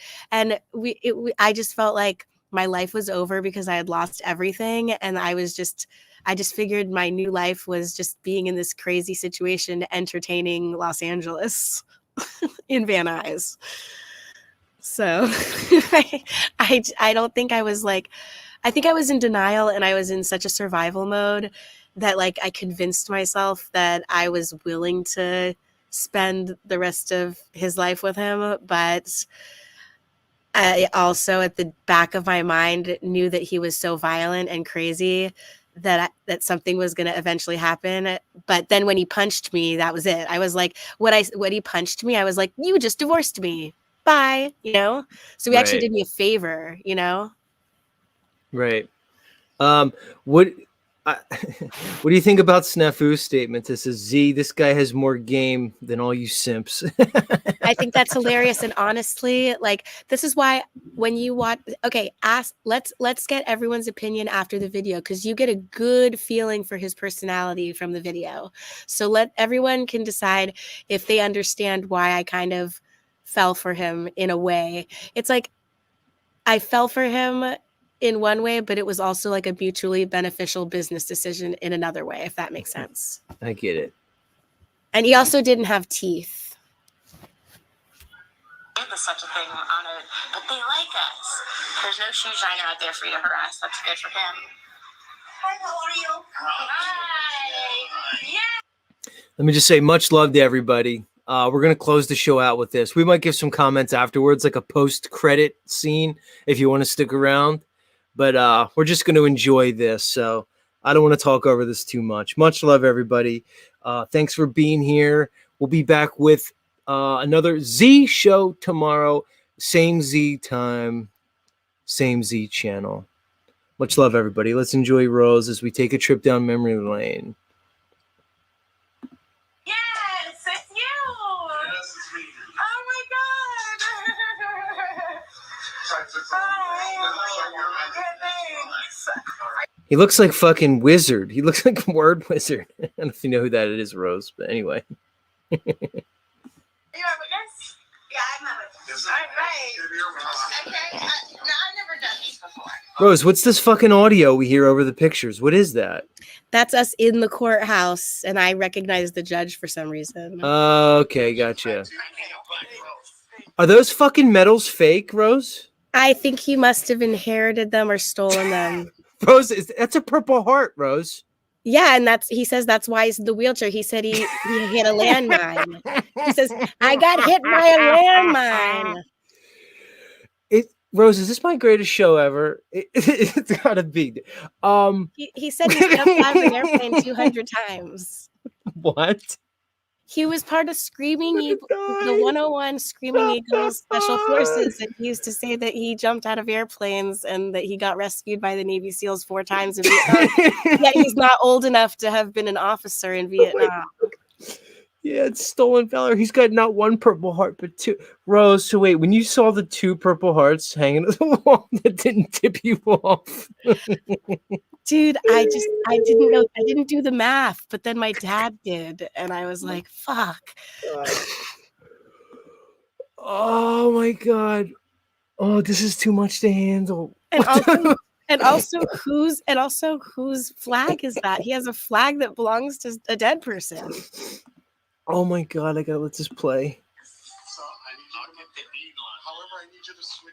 What the fuck is that? That's an open sore he had on his leg? That's just a Wow, random open sore that he had while we were together because so no wonder he died. Yeah, he was on his way out when you guys were together. he always had really bad injuries all the time because he was a heroin addict. Active, but I didn't figure it out for a while because we were both on Dilaudid too. Yeah, I don't blame him. You know, once you get on the meds and stuff, you know how it is. But it's so funny because, like I said, he's never been to Vietnam, but he said he got hooked on China White in Vietnam. Unfucking real. That's our cake that's our wedding cake. Rose, as you watch this currently, what emotions are you experiencing, if any? I'm actually smiling. I'm remembering some really funny moments, and there were a few good times in the beginning, but then it just went downhill. Oh, a kiss. Rose, he's not unattractive. He's a handsome man. Like, okay, like Rose, you see him? If you took this guy right here and you put him like and said he was part of Tom Petty and the Heartbreakers, like he was one of the Heartbreakers, like the bassist, and he had millions of dollars, he could be with a supermodel. Do you understand? Like he was like one wrong turn in life away from being one of the Heartbreakers. Yeah, if only he hadn't, gotten hurt. And I think that maybe just no one was ever nice to him. And I thought that if I was nice to him, that he would change and not be so like mean-spirited. But I don't know what this part is and why it's muted. Why is it muted right now? Hold on. Oh wait, turn it back because now this is the wedding center. This is the ceremony. Go back to where the ceremony starts. Now, did you have anything planned to say to one another? So traditionally, it comes down to taking care of you. So Thank you. Thank you. I'm so glad we're doing it this way. I'm learning something more. Any other way of doing this is bullshit. Thank you. Now, did you have anything planned to say to one another? I'm just going to go with my speech that I'm doing. I'll say something. Did you get married in a fucking courthouse like I did, Rose? Yeah. That's who we're talking to right now, and he's explaining to us what's going on. Yeah, I did the courthouse wedding thing myself. Yeah. Okay, so then I'll give you a moment in a little bit. I'll give you the opportunity to speak. First, I'll go through the traditional ceremony, but I'll give you the opportunity. Yeah. Now, are you exchanging rings today? No. I don't believe in any intrinsic value in the diamond, and I think that there's some death associated with it. I'm just stating it for the record. Right. I've been married 34 plus years. No ring. Look at you, Rose, with the woke fucking blood diamond awareness back in the day. Good. And then the judge agreed with me. He said he had been married 32 years without a ring. There still works it out. God love you, Judge. Now, as I recite to you and all, I want you to focus on one another. So I'd like you to look at one another as I. No, okay. You don't have to look at me at all. Today's your day. Oh my God, this is great. We're getting our money's worth right now. So then we're going to go ahead and begin. Marriage is an honorable estate, not to be entered into like you and advice. Why is there a kid in the background? What's that all about? It's like the next people trying to get married or some shit. Oh, okay. Oh my God. Okay. They had a kid crying during your ceremony. Oh my God. Advisedly, but reverently, discreetly, and soberly. Into this relationship you two come now to be joined, I therefore ask, Donald, do you take Lindsay to be your wedded wife, to live together in the bonds of marriage, where you love her, comfort her, honor her, and keep her, as long as you both shall live? Yes, sir. With my heart and soul. Very good. Now, Miss Lindsay, will you take Donald? Did he ad-lib that part where he added with all our hearts and souls? That was a nice little touch, I think. He could have just said, I do. But the heart and soul thing I thought was quite touching. He actually used to tell me he loved me with his whole heart and soul all the time, like every day. Do you agree with this commenter here, D23, that says hell is eternal, but so is Jesus Christ, and our faith and trust secures eternal peace and joy. Please call upon Jesus' name and put faith in him. What are your thoughts on that comment? Well, sometimes I would go by sometimes I feel like I identify as Jesus curious because it's so bewildering to me that so many billions of people all have the same like feeling, and like that they feel the Holy Spirit and that they're so positive, and it's like something's like washing over them. And like when you look at like a Pentecostal church, people, the way that they're like gyrating around and everything, it's like maybe something is actually inhabiting them, but how do you know it's Jesus? And so I would have to have some kind of born again religious experience personally in order for me to feel like I was that was the confident, correct thing to do. So the way I feel right now is that I have an exploding, overwhelming feeling of love in my heart that is proof of morality to me. So I know that there's a right and wrong, there's a good and evil, and that I choose the side of good. So the way that I will quote unquote pray is I'll say things like, whatever is correct and the true thing and the right thing and the good thing, I'm with that, and I don't agree with anything bad and negative and harmful. So I'm speaking the English language, but in the universal language, I know that whoever God is knows what I'm talking about. Does that make sense? Nice take. Donald, to be your wedded husband, to live together in the bonds of marriage. Will you love him, comfort him, honor him, and keep him as long as you both shall live? I do. Very good. Now, sir, I'm going to have you repeat after me, but looking at her. Yes, sir. I, Donald. I, Donald. Take you, Lindsay. Take you, Lindsay. To be my wedded wife. To be my. Rose, your mom must have fucking had a fucking egg. She must have shit a solid gold egg when this happened. Like I said, I met your mom. She's the definition of jappy. She's jappiness come to. I can't imagine. That must have been crazy. God, you don't. The next time you talk to her, you could ask her about this time, what it was like for her. I don't know. She might have flashbacks. I don't know if I want to do that to her. I think she's happy now that everything's different and that enough time has gone by that we can all kind of look back and laugh.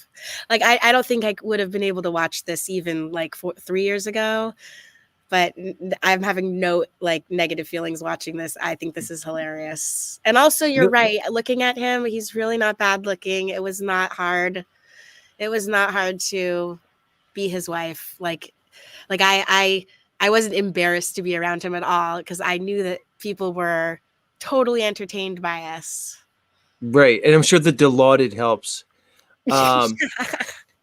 Rose, interestingly enough, the crowd is sticking around for your wedding video. They're doing it. Let's keep going.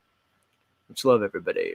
Be my wedded wife. To have and to hold. To have and to hold. From this day forward. From this day forward. For better or worse. For better or for worse. For richer or poorer. For richer or poor. In sickness and in health. Sickness and in health. To love and to cherish. To love and to cherish. As long as we both shall live. As long as we both shall live. Miss Lindsay, your turn. I, Lindsay. I, Lindsay. Take you, Donald. Take you, Donald. To be my wedded husband. To be my wedded husband. To have and to hold. To have and to hold. From this day From forward. this day forward. For better or worse. For better or for worse. For richer or poorer. For richer or for poorer. In sickness and in health. Sickness and health. To love and to cherish. Love and to cherish. As long as we both shall live. As long as we both shall live. And for all of eternity. This is your opportunity to speak directly from the heart. You can say what it is you'd like to say to them now, and then I'll have you have the opportunity as well. I think you're the most amazing person I've ever met in my life. I think I was born to meet you. I'm so grateful for everything that I've been through in order to get us to this point today. We've worked really hard to get to this point. I'm so proud of us. And I actually thought that I was going to say that everything I already said was really great, but I'm glad about what I just said. I almost don't even know how to process this. Like, I'm like actively processing this as I'm watching it. And it's just, I'm like, First of all, the judge should have got the kid out of the room. That's crazy to me. The first thing. But that being said, like, my fucking mind's blown. Let's just continue. Yeah, listen to what he said. Because I honestly, I never said this to a woman in my life. I said I loved you, but I put the money on the dresser and leave. That's a joke.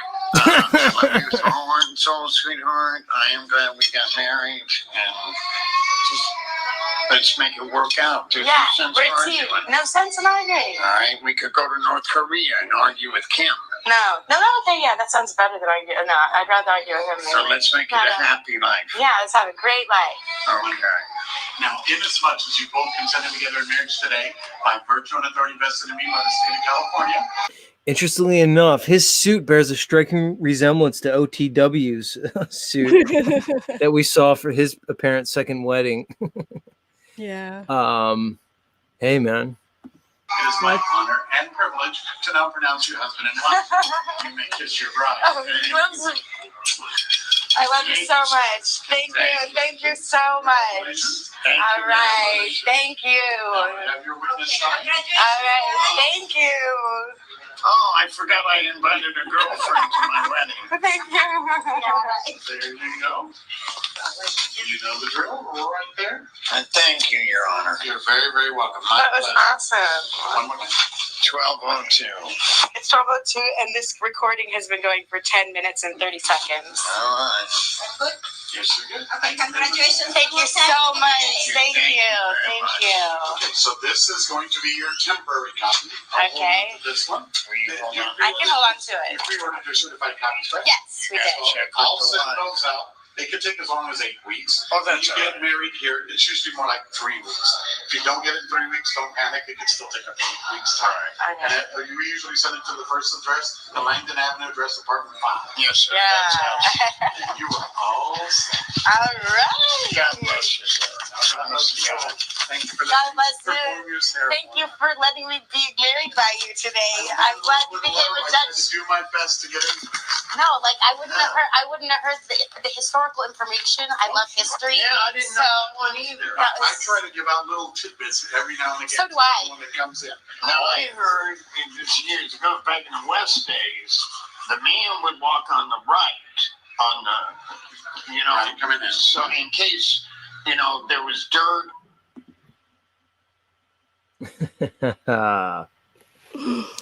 Much love, everybody. I'll see you tomorrow.